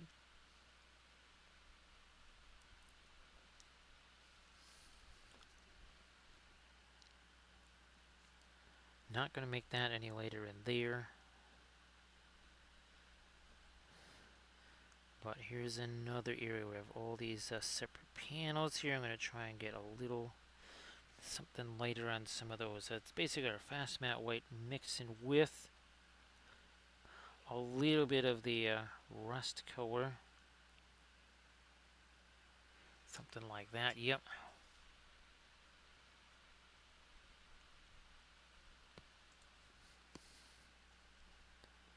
I don't think I'm even going to bother with trying to get a leather color on those straps right there. Not even going to bother with that.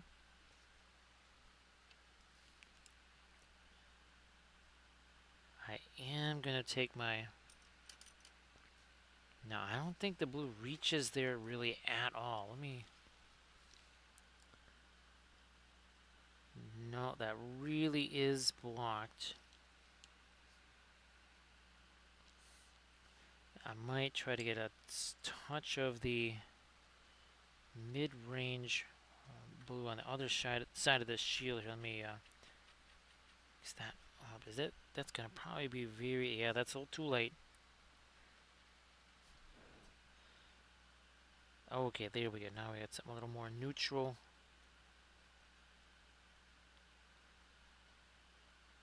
Just throwing some of that blue down in there. And I think I mentioned earlier in the stream, now there's been folks kind of having a rough time with the chalkiness, say, of the fluorescent colors, and that they are going to be kind of chalky by nature. We were talking earlier in the stream about cerulean blue. That's another color that's very much chalky, though that kind of sedimentation that comes along with it. And that's what we kind of, that was a term we used for it in watercolors. Well, again, that's just kind of the nature of the beast with the fluorescent colors, which is why I always combine them with something else. Whether it's one of the radiant colors or if I'm doing something that's supposed to be like a greenish light, well, guess what? We're going to have the either the radiant green to make it lighter mixed with it, or the phthalo green mixed with it to make it darker. And again, that's kind of one way you can deal with any potential chalkiness there.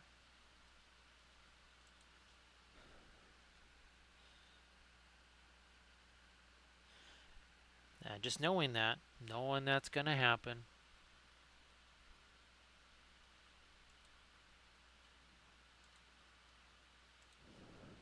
Let me see here.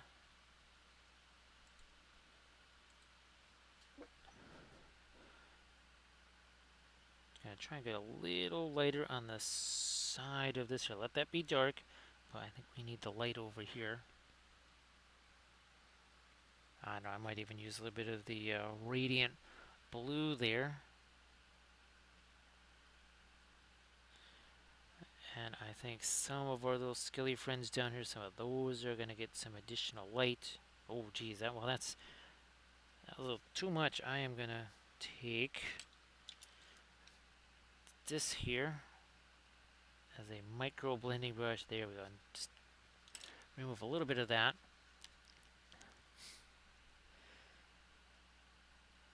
Actually, Michael, I might have said that because, again, with the whole sleep streaming thing, I could swear that I actually woke up at one point and thought that had actually, like, even started a little micro dream during the stream there.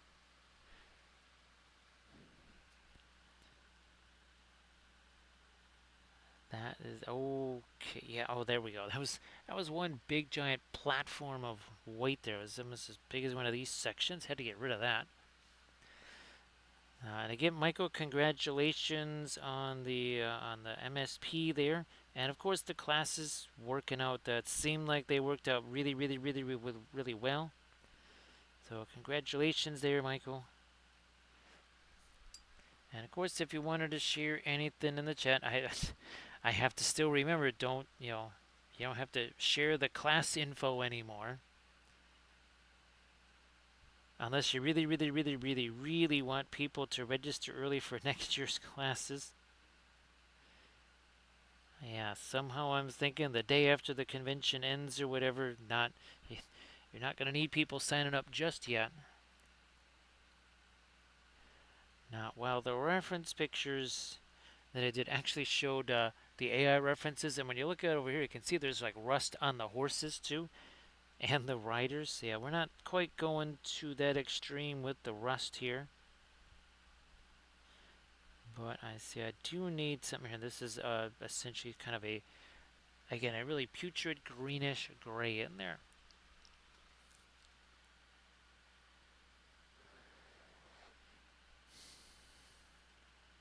Now, Michael, again, I'm glad that all worked out because that was months and months and months of work. So glad it all paid off there. And well, and of course too, you had like you were saying, you had the miniature done well in advance. Well, maybe not well in advance, but you didn't have to be there at the convention, right? Scrambling to try and finish off the entry. So hopefully that also did play a nice role.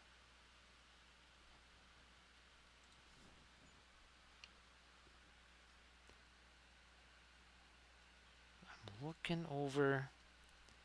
That's got to have a little something on there. And just, again, this is barely even a mid-tone gray. And by mid-tone, we're talking about, again, essentially halfway between light and dark. That's all it means. You got a value scale, say, 1 through 10. Your value of 4 through 7, that's kind of your mid-range. You get the 8, 9, and 10, obviously your darks and shadows. 1, 2, and 3, those are kind of your highlights and your lighter middle tones. Alright, well, still the other 80, yep, it's almost 3 in the morning for you there. Thanks, appreciate that, AD.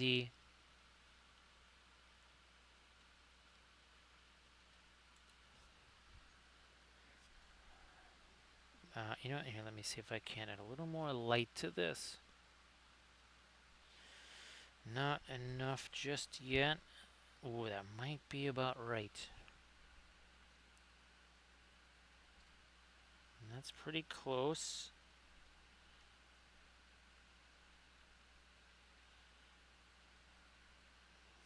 Because, again, we're literally in between two different light sources right there.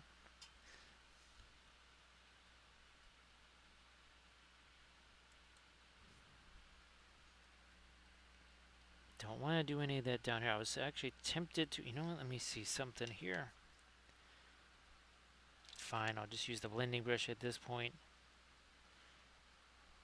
I think it's full some in there.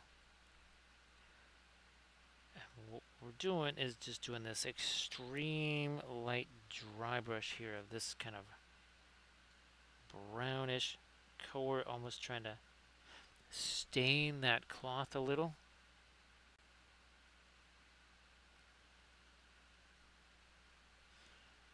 Something like that, and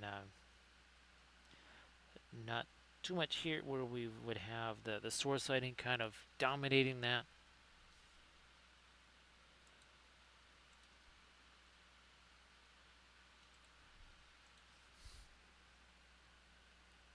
Same over here. Leave the tail alone.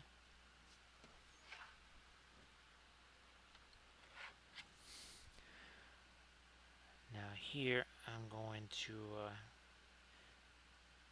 yeah, let me see if I can get either some light in there or something darker. Let me try the lighter stuff first. Here, this is that lighter gray.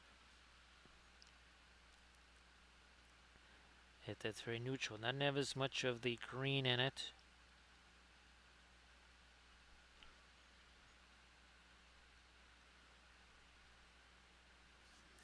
Try to get the really dark stuff here back to that Van Dyke brown again, I think. Better break this down some more. Okay, there we go.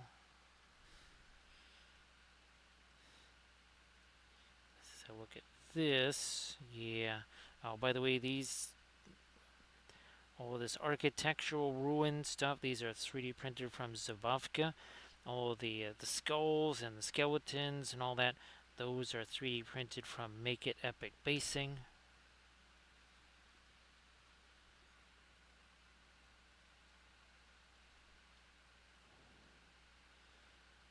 And we'll do that. Okay.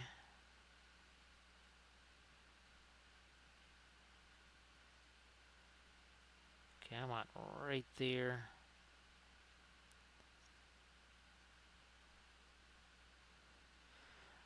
Darken you up a little.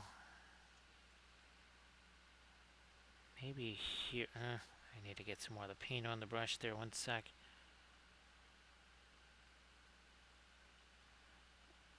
Also there. Now I'm gonna use this as like a micro blending brush here. Yeah, something like that.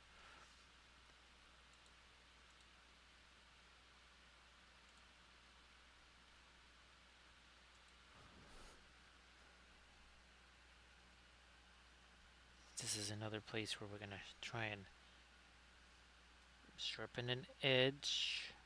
Oh yeah, much sharper now.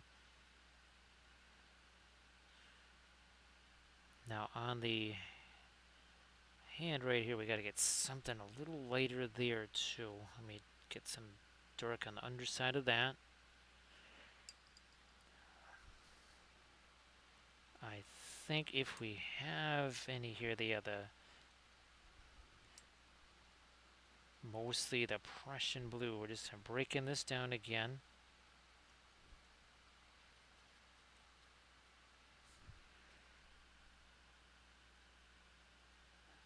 On the other side of the tassel, whatever that thing is, and then this blood channel here. That's all about tightening that up. Some of our initial dry brush was a little out of place there.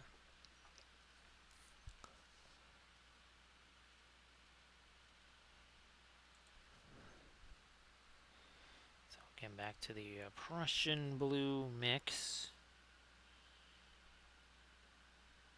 Underside of the sword there.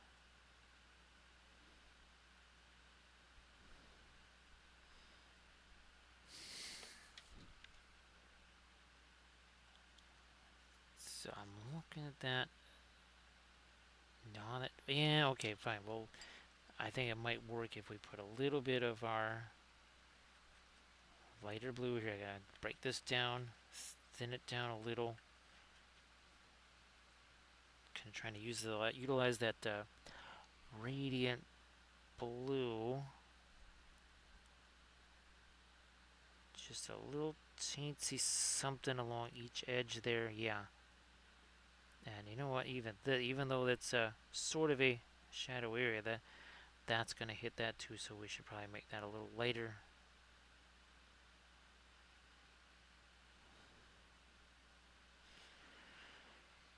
Up here, take some of that.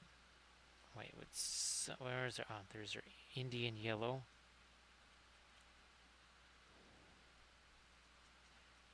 With some of that, and just breaking some of this down. A little bit of thinner. That's the high quality odorless thinner.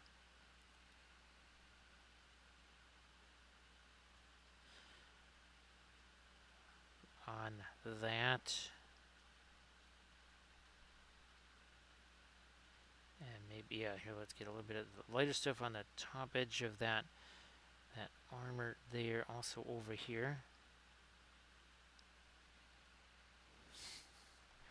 The micro blending brush, just can't take that and kind of pull that over. That can't all just be dark right there. That starts to make a little more sense. Yeah. For sure.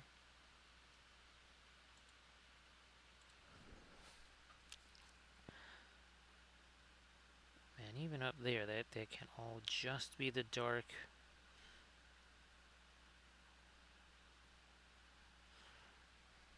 Yeah, now see if we got these kind of little lines of highlights there that all starts to make a little more sense.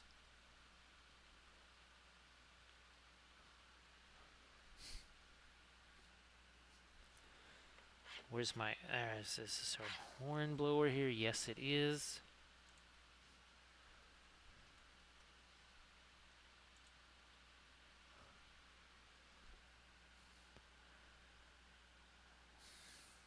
We do have our light blue there. This little bit of armor here, some of that kind of got forgotten. You know what? Actually, that still extends up to here. Just looking at that, thinking, yeah, you know what? We should actually extend the blue up to here. I just realized that. I mean, it's no problem. We just did that.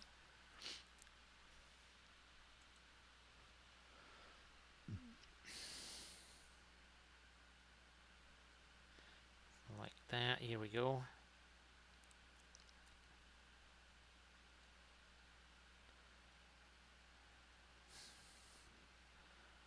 Maybe some more on the base with that blue. Yeah, like on the edge here, maybe. Maybe even that side of the skeleton, this is the head there.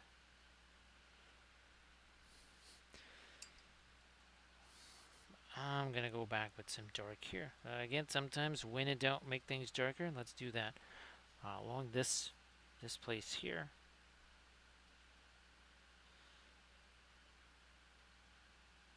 Sometimes that really is what you need, is to make things a bit darker.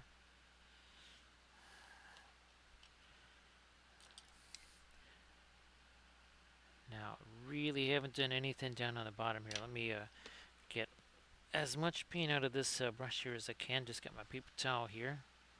Not going to use the cleaner. Just going to use the paper towel. This and some of the asphaltum, and this is what we did on the horse. There we go. Yeah, so just, oh, look at that. See, it kind of looks like it's stained and everything there.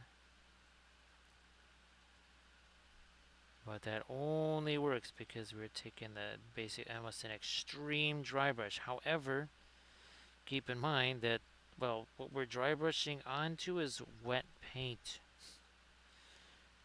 So whereas with the acrylics, that would just kind of rip the paint off. What's happening here, because we're being really light about that, is that we're getting this really nifty little fade right there, because it's basically wet into wet blending via dry brush. How's that sound for fun?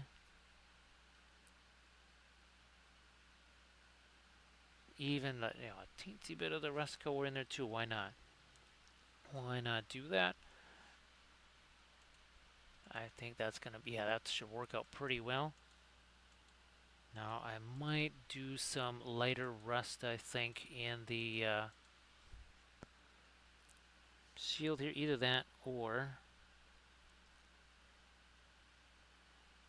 I'm actually going to maybe do a little dry brush on some places on the base here. Now that's a bulletin board cork. Bulletin board cork mixed with a lot of other fun stuff.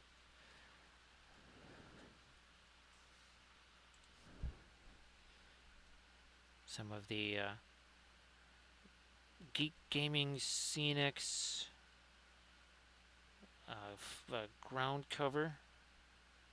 Our homemade texture paste. Yep. What, tile grout and wood glue. That's all it is. Tile grout and wood glue.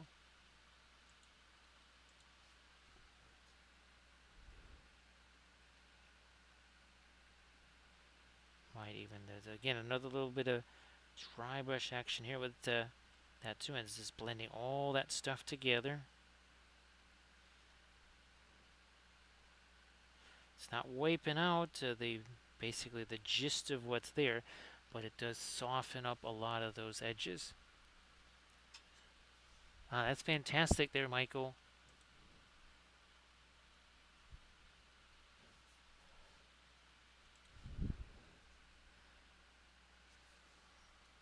That's got a little bit more of the orangey red in there. Take some of it away now. Yeah, something like that.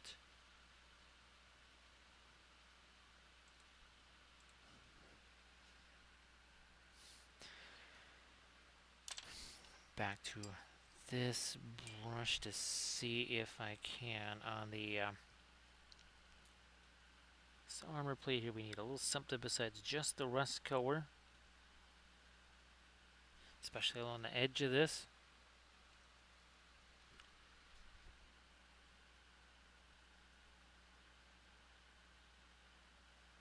Yeah, there we go. All right.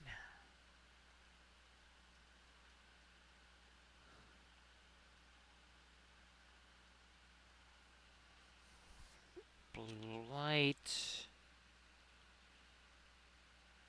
Yeah, I might just get a little bit more of my sort of mid-range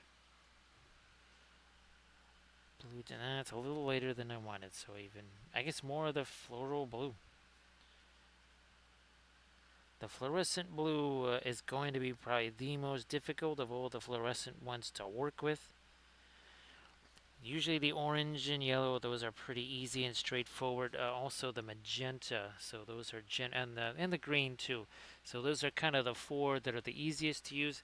It's the blue, the violet, red. Those are going to be trickier. I will say that those are going to be more tricky.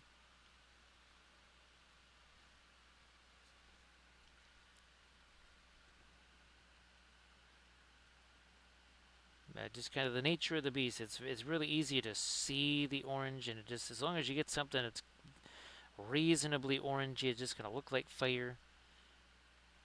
And all you have to do is get cooler colors in the shadow areas, and you got fire represented. Whereas here with the cooler blue light, well, now we have to. That's why we have all these warmer tones, right? Even in the, yeah, look at this shield here. When we take away the color, like you do here, all of a sudden the shield, it just doesn't have as much shape because you're not seeing that orange versus the green. See, we bring it back there.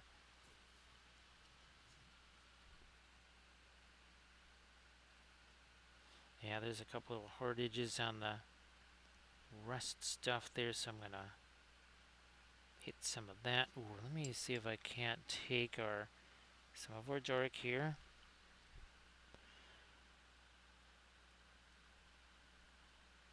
And yeah, we needed to just rebuild the area around the eyes there. And then see if we can't. I think the other one had a really funky direction where he was looking. By the way, these are all from Kerr's Look tonight, all three of them. So 3 hours 56 minutes ago, these two and our calves, all three of these guys had no paint on those 4 hours ago.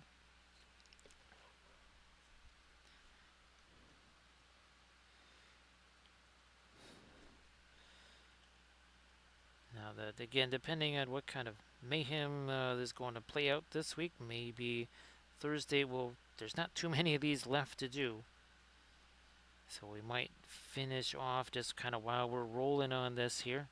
Might finish off the last batch of these on Thursday, and then see if we can have some new stuff all ready to go for the Friday Saturday streams. Either that or we just try to finish off the last of our Far Harad stuff too.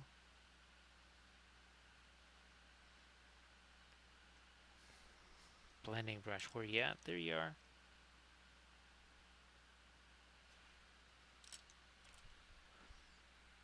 So that seemed to work out okay. What I would like to do maybe is under here. Let me take this, some of our dark, and go on the underside of that so that now we have a little separation from the light there.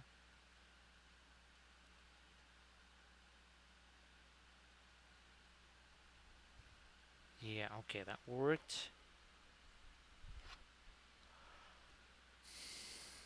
And over here, I'm going to try and emphasize that transfer from the light to the dark back to some kind of mid-tone there. As I look at this, you know what, I might still need to get a little more. See what that is going to look like over here. That's just about maybe the right level of lightness there.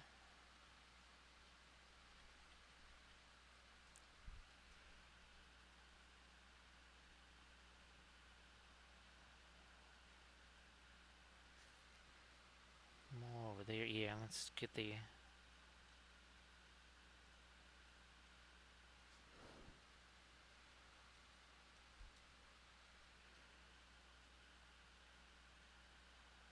there, right in there, and then also two there.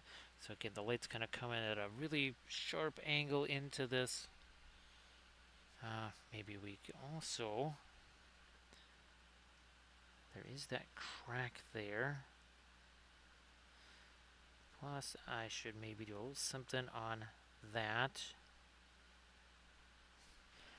Might need to go one step later. Let me see if there's just enough of our fast matte white left to do that.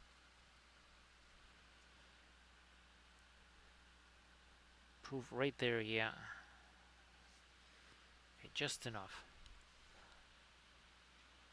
Gonna get back to my reference real quick over here. 1 second.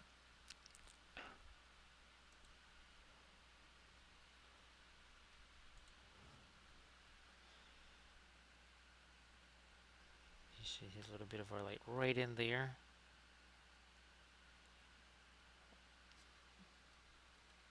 Okay, well, fine. We'll just use the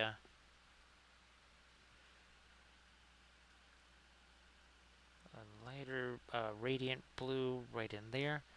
I guess, well, we're still going to have the old-fashioned bot curse here.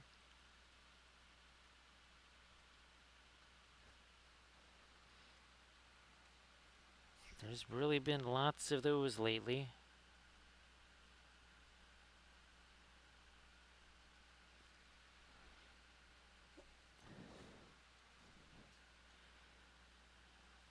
More of our lighter stuff in there.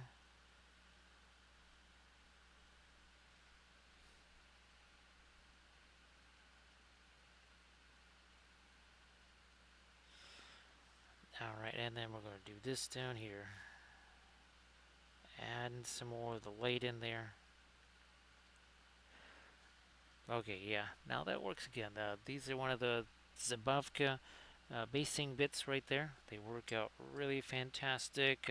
I have noticed, though, ironically enough, with these, they're pretty well sized, but a lot of the other stuff You might, especially if you're using it for Lord of the Rings, you might want to reduce that a good 10% in size. Just throwing that out there.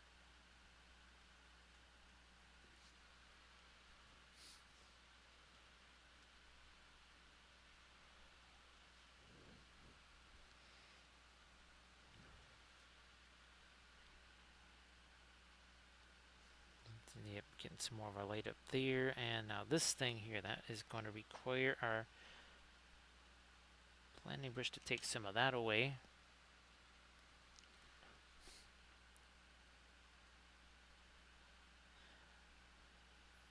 Trying to catch, again, a little bit of a lighter edge here on the top of some of the cracks here. That over there.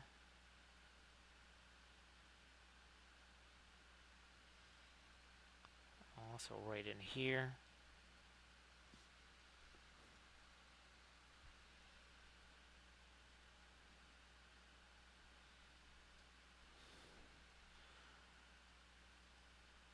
Let me get the, yeah, right here.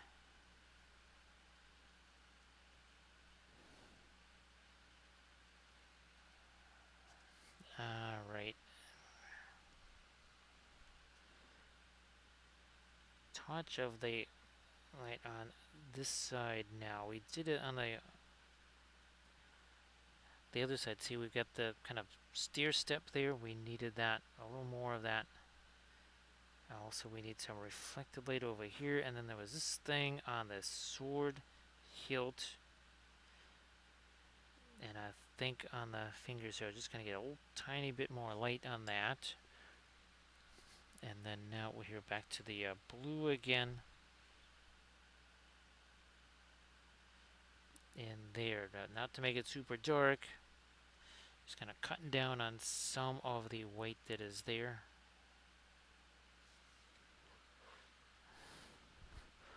Back to you.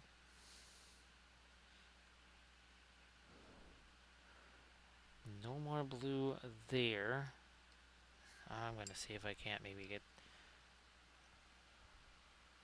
the radiant green. I think I have a little batch of fast matte white over there.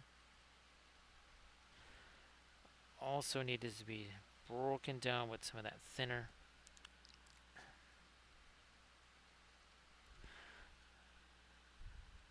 I'm just trying to get, where would that be? It looks like it's going to mostly be right here. Right, it's being very stubborn trying to get that in there. There we go. I think we finally maybe have that. Because what we're trying to create is, again, the glowing eyes. You can sort of see it in the little references. You can really see it here. So that's basically what it is we're trying to create now. It is, again, that kind of glowing eye thing.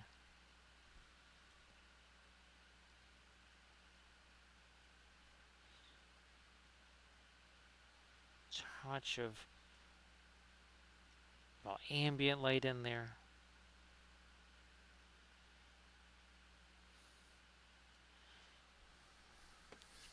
I'm going to get as much paint as I can out of the blending brush. Not going to use the brush cleaner because that's just going to get a whole bunch of liquid on the brush. So doing this clears out most of the paint because I needed my blending brush back again. There we are. There. So kind of lost the brush strokes there. Well, generally once we get past hour 3, we like to say that we're in that brush stroke management phase, where what we're doing is essentially kind of going around and removing brush strokes, not by trying to blend things per se, but doing that little tap tap tap with the brush. What that ends up doing is it basically clears out the excess paint, and that reduces the striations, and then you don't really see a brush stroke there anymore. Even though there is, you don't see it so much because, again, the little, almost like a fingerprint. I mean, it kind of literally is like a fingerprint that goes away.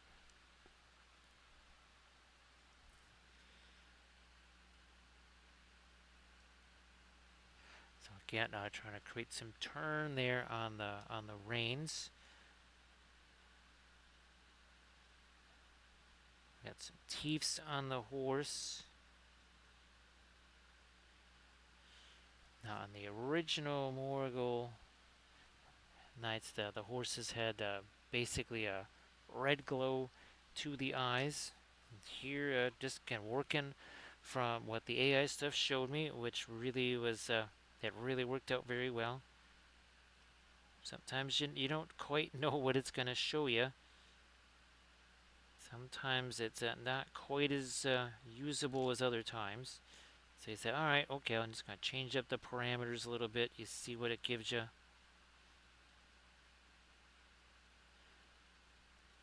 Another little skelly friend there we're going to try and get. Few more touches of light on him without going too crazy again. Getting mighty close to the shadow of that.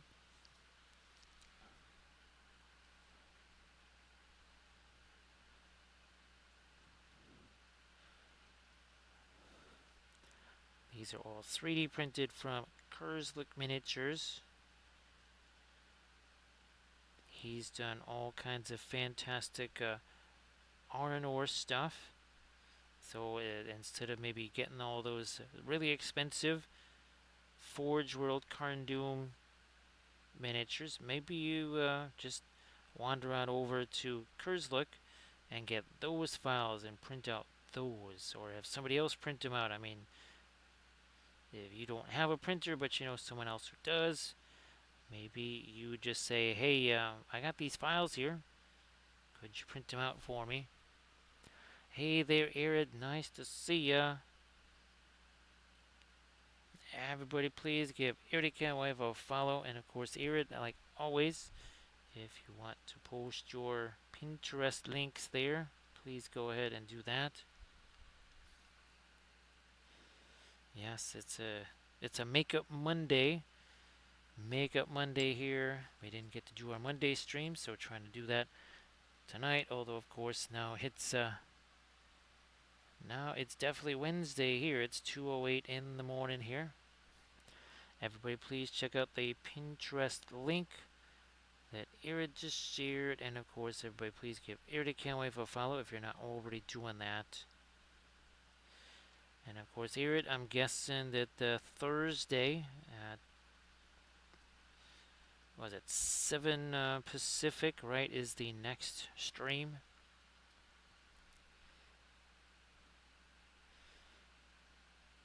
Yes, Irid, we've had a bunch of folks here say, okay, it is that time for me. It's time to hit the sack. So it would be time for me to get down to the printers and be switching that out. Also, lots of photography to do. I just realized that.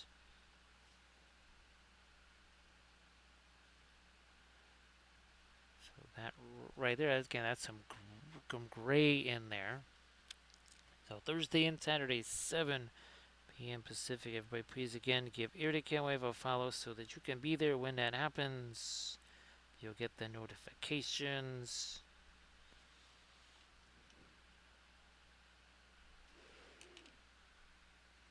Not going to try and get anything lighter in there, but I might try to put a little, some kind of reflected light there, and also there on the stirrup. Yeah, that needed it.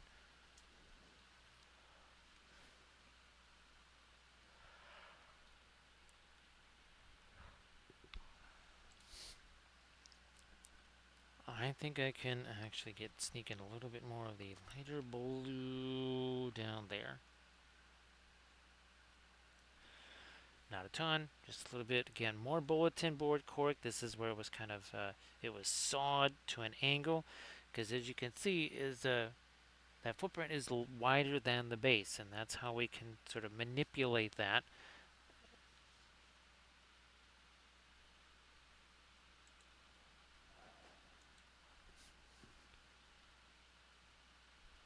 Let me see something here. Okay, so not there.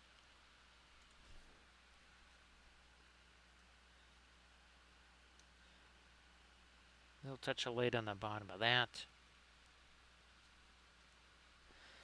So thanks to Armored Wolf for posting a link to the Patreon page. Well, that's the other thing we got to do is we got to get that video uploading so that can end up on the Patreon page tomorrow for the subscribers. And of course, we appreciate all the folks that do subscribe to the Patreon page. That does make a really, really big difference. We appreciate that.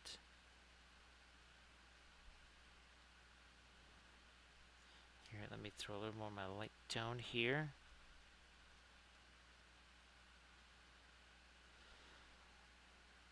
Also, on maybe some of those rocks.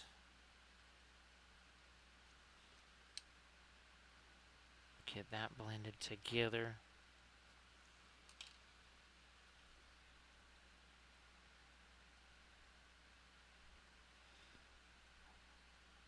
Maybe a little more light on the back of the horsey. Speaking of the Patreon page, there were 2 videos done on this army already. There was one to cover the basing, how we did all of this, and of course using the architectural bits with the skulls and the bulletin board cork here, again with a little trail of skulls right here. And then one of them, there was also a color test figure. That's how we established the color scheme here. And of course, it featured using the AI generated images. So again, you want to check that out. Some of those are the very latest tutorial videos on the Patreon page. Of course, we're also doing the conquest stuff now. And that's from Purabellum there. So enjoying doing some of that. Working on Sorcerer Kings, working on Nords. Also, what is that? 100 Kingdoms and Wadrun. Yep, working on all of those.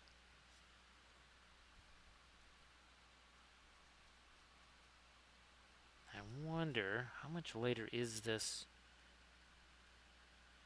Okay, somewhat later than what we have out there. That's kind of good. That's what I'm looking for without having to necessarily put more of my fast mat white out there.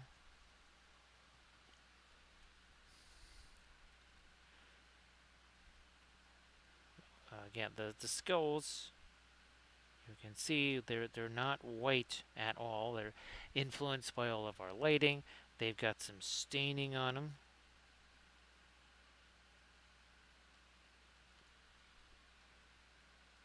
Ooh, that's too light there. Yeah, let's back away from that a little. Also not doing any edge highlighting. Well, especially since we are using oil paints. Again, these are right out of the tube. Williamsburg, Gamlin, Windsor, Newton. And now Richardson is kind of almost sort of turned it into the big 4 brands instead of just the big 3. How you doing there, Thranul? Great to see you. At least it's not quite so early in the morning for you, and I'm guessing you're on the way to work there, most likely. So great to see you there, Thranul.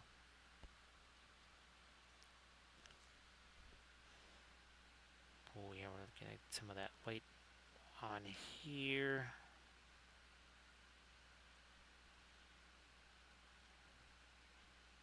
And there. Up here.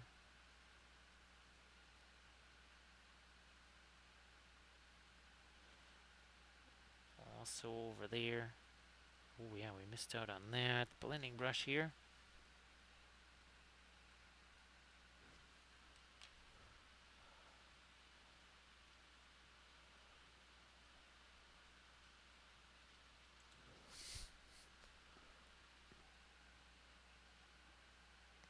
More of our light right on that area. Little touch of light on the bottom part of that. Oof, that was too much. Not a problem because we got multiple blending brushes we can use. Oh, look. Now it's just exactly what I was looking for. There are no mistakes with the oil paints, just makeup sponges, blending brushes, that sort of stuff.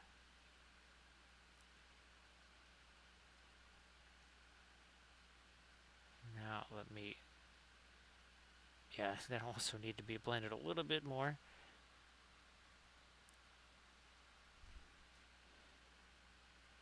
What is happening here with this? We're gonna get a couple more little light areas there. We should, yeah, you know, we have nothing but dark along the edges here. We need something a little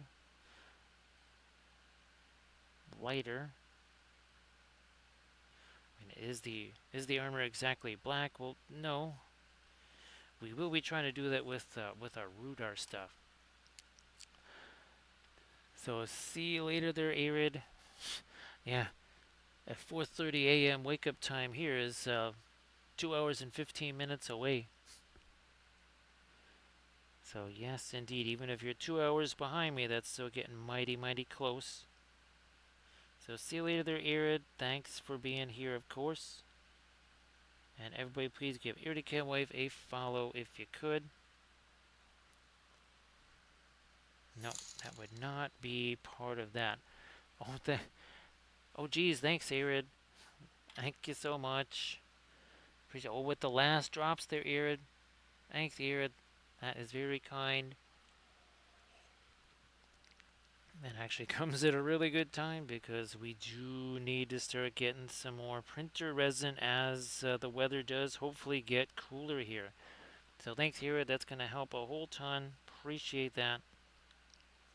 Ooh, blending wish again. And have a fantastic stream on Thursday, and I'll probably see you after the stream then at some point as the evening goes on into morning. What do we got going? Yeah, we're going to that. Oh, gee whiz. I'm looking at this. That's not a mitten there. That's supposed to be armor. That's supposed to be a hard edge. We got nothing but a soft edge right there. Is that should all be skin there, but we want this transition. The next question is, do we just put some light on this strap or do we try to make that darker? I was thinking it should just be darker, but I think it makes more sense if it has the light on it. I was kind of wanting that to be darker. So thanks, here. Appreciate that.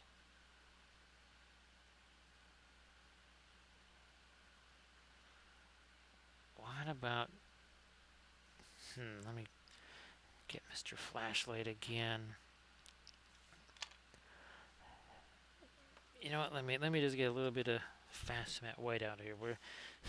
We mostly have like fast matte gray. We pretty much wiped out most of the white there. And again, I don't need very much. That tiny little bit is more than enough for what I need.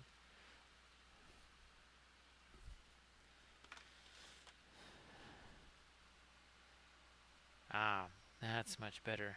And this one in particular, I think, could really benefit from this. Ah, yes indeed. That's going to really sharpen up a couple of edges here. We do need to make sure that's broken down pretty thoroughly, though. Not into a pin line wash, but still. That's helping to get a sharper edge on all. There we go.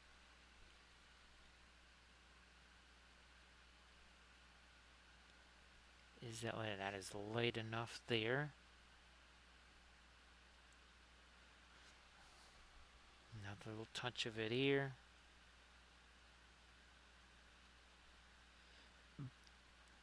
Also along there. So that starts to make a little more sense. Now let me see if with this, now that we have some of the fast matte white back out on the palette here.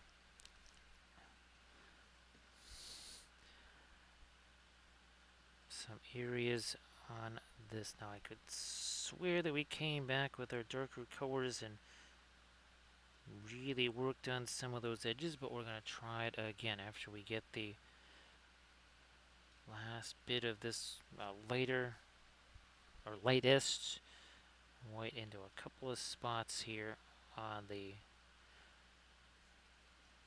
armor right here.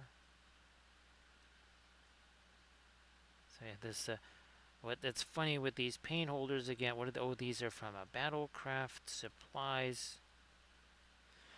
I can hang on to it here.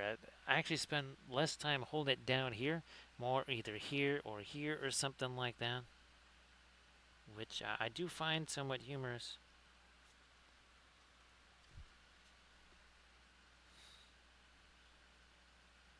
We are going to lighten that up there and there, also up there.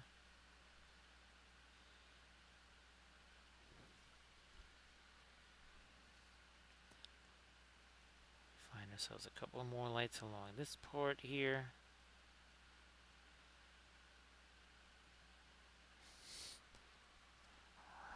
The yeah, let's get the top of that little skelly friend there.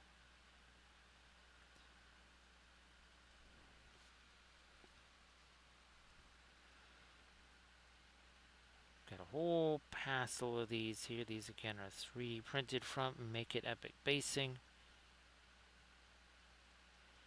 We did also use the Green Stuff World texture plates. I think they call them Crunch Time plates or something.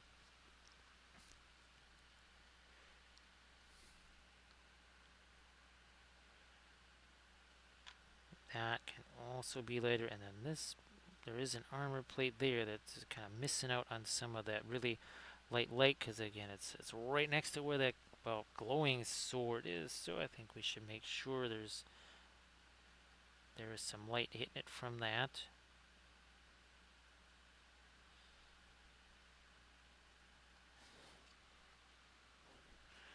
Get some of this right over here.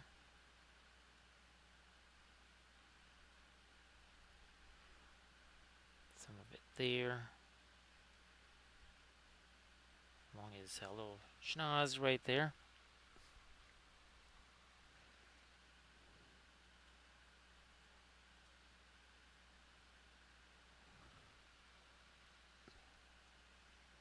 Top of this.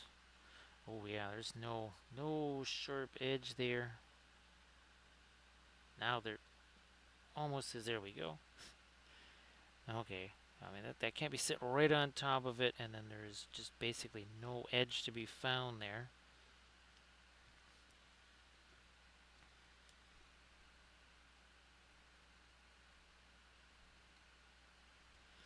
Now, as it gets to be 4.5 hours here, let's do a little look-see here at what we've got. There's our 3 gents right there. Again, which all started out no paint whatsoever, no rust, no glow, no non-metallic metal, none of that kind of stuff. They just were exactly this.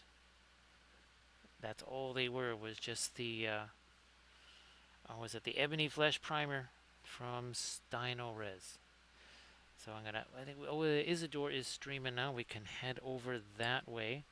I do want to say thanks for Armored Wolf for doing the moderations, especially being on the road, well, in the air, also moderating. So thank you so much, Armored Wolf, for doing that. And of course, I want to say thanks to everybody for being here, all the bits and the subs, the follows, the cheers, and thanks so much to Irid for making that contribution, because again, that will help a whole bunch, because we need to do a resin restock here for sure. And now the Thursday stream, we might be doing some more of these guys, or possibly even maybe a piece of terrain. See you later there, Landras. I'll shoot you a message to see how things are going. So we'll get the raid countdown underway here, because it takes a little while. Yeah, so again, more of these from Kurzlook Miniatures. So thanks again, everybody, and I will catch you on our Thursday stream.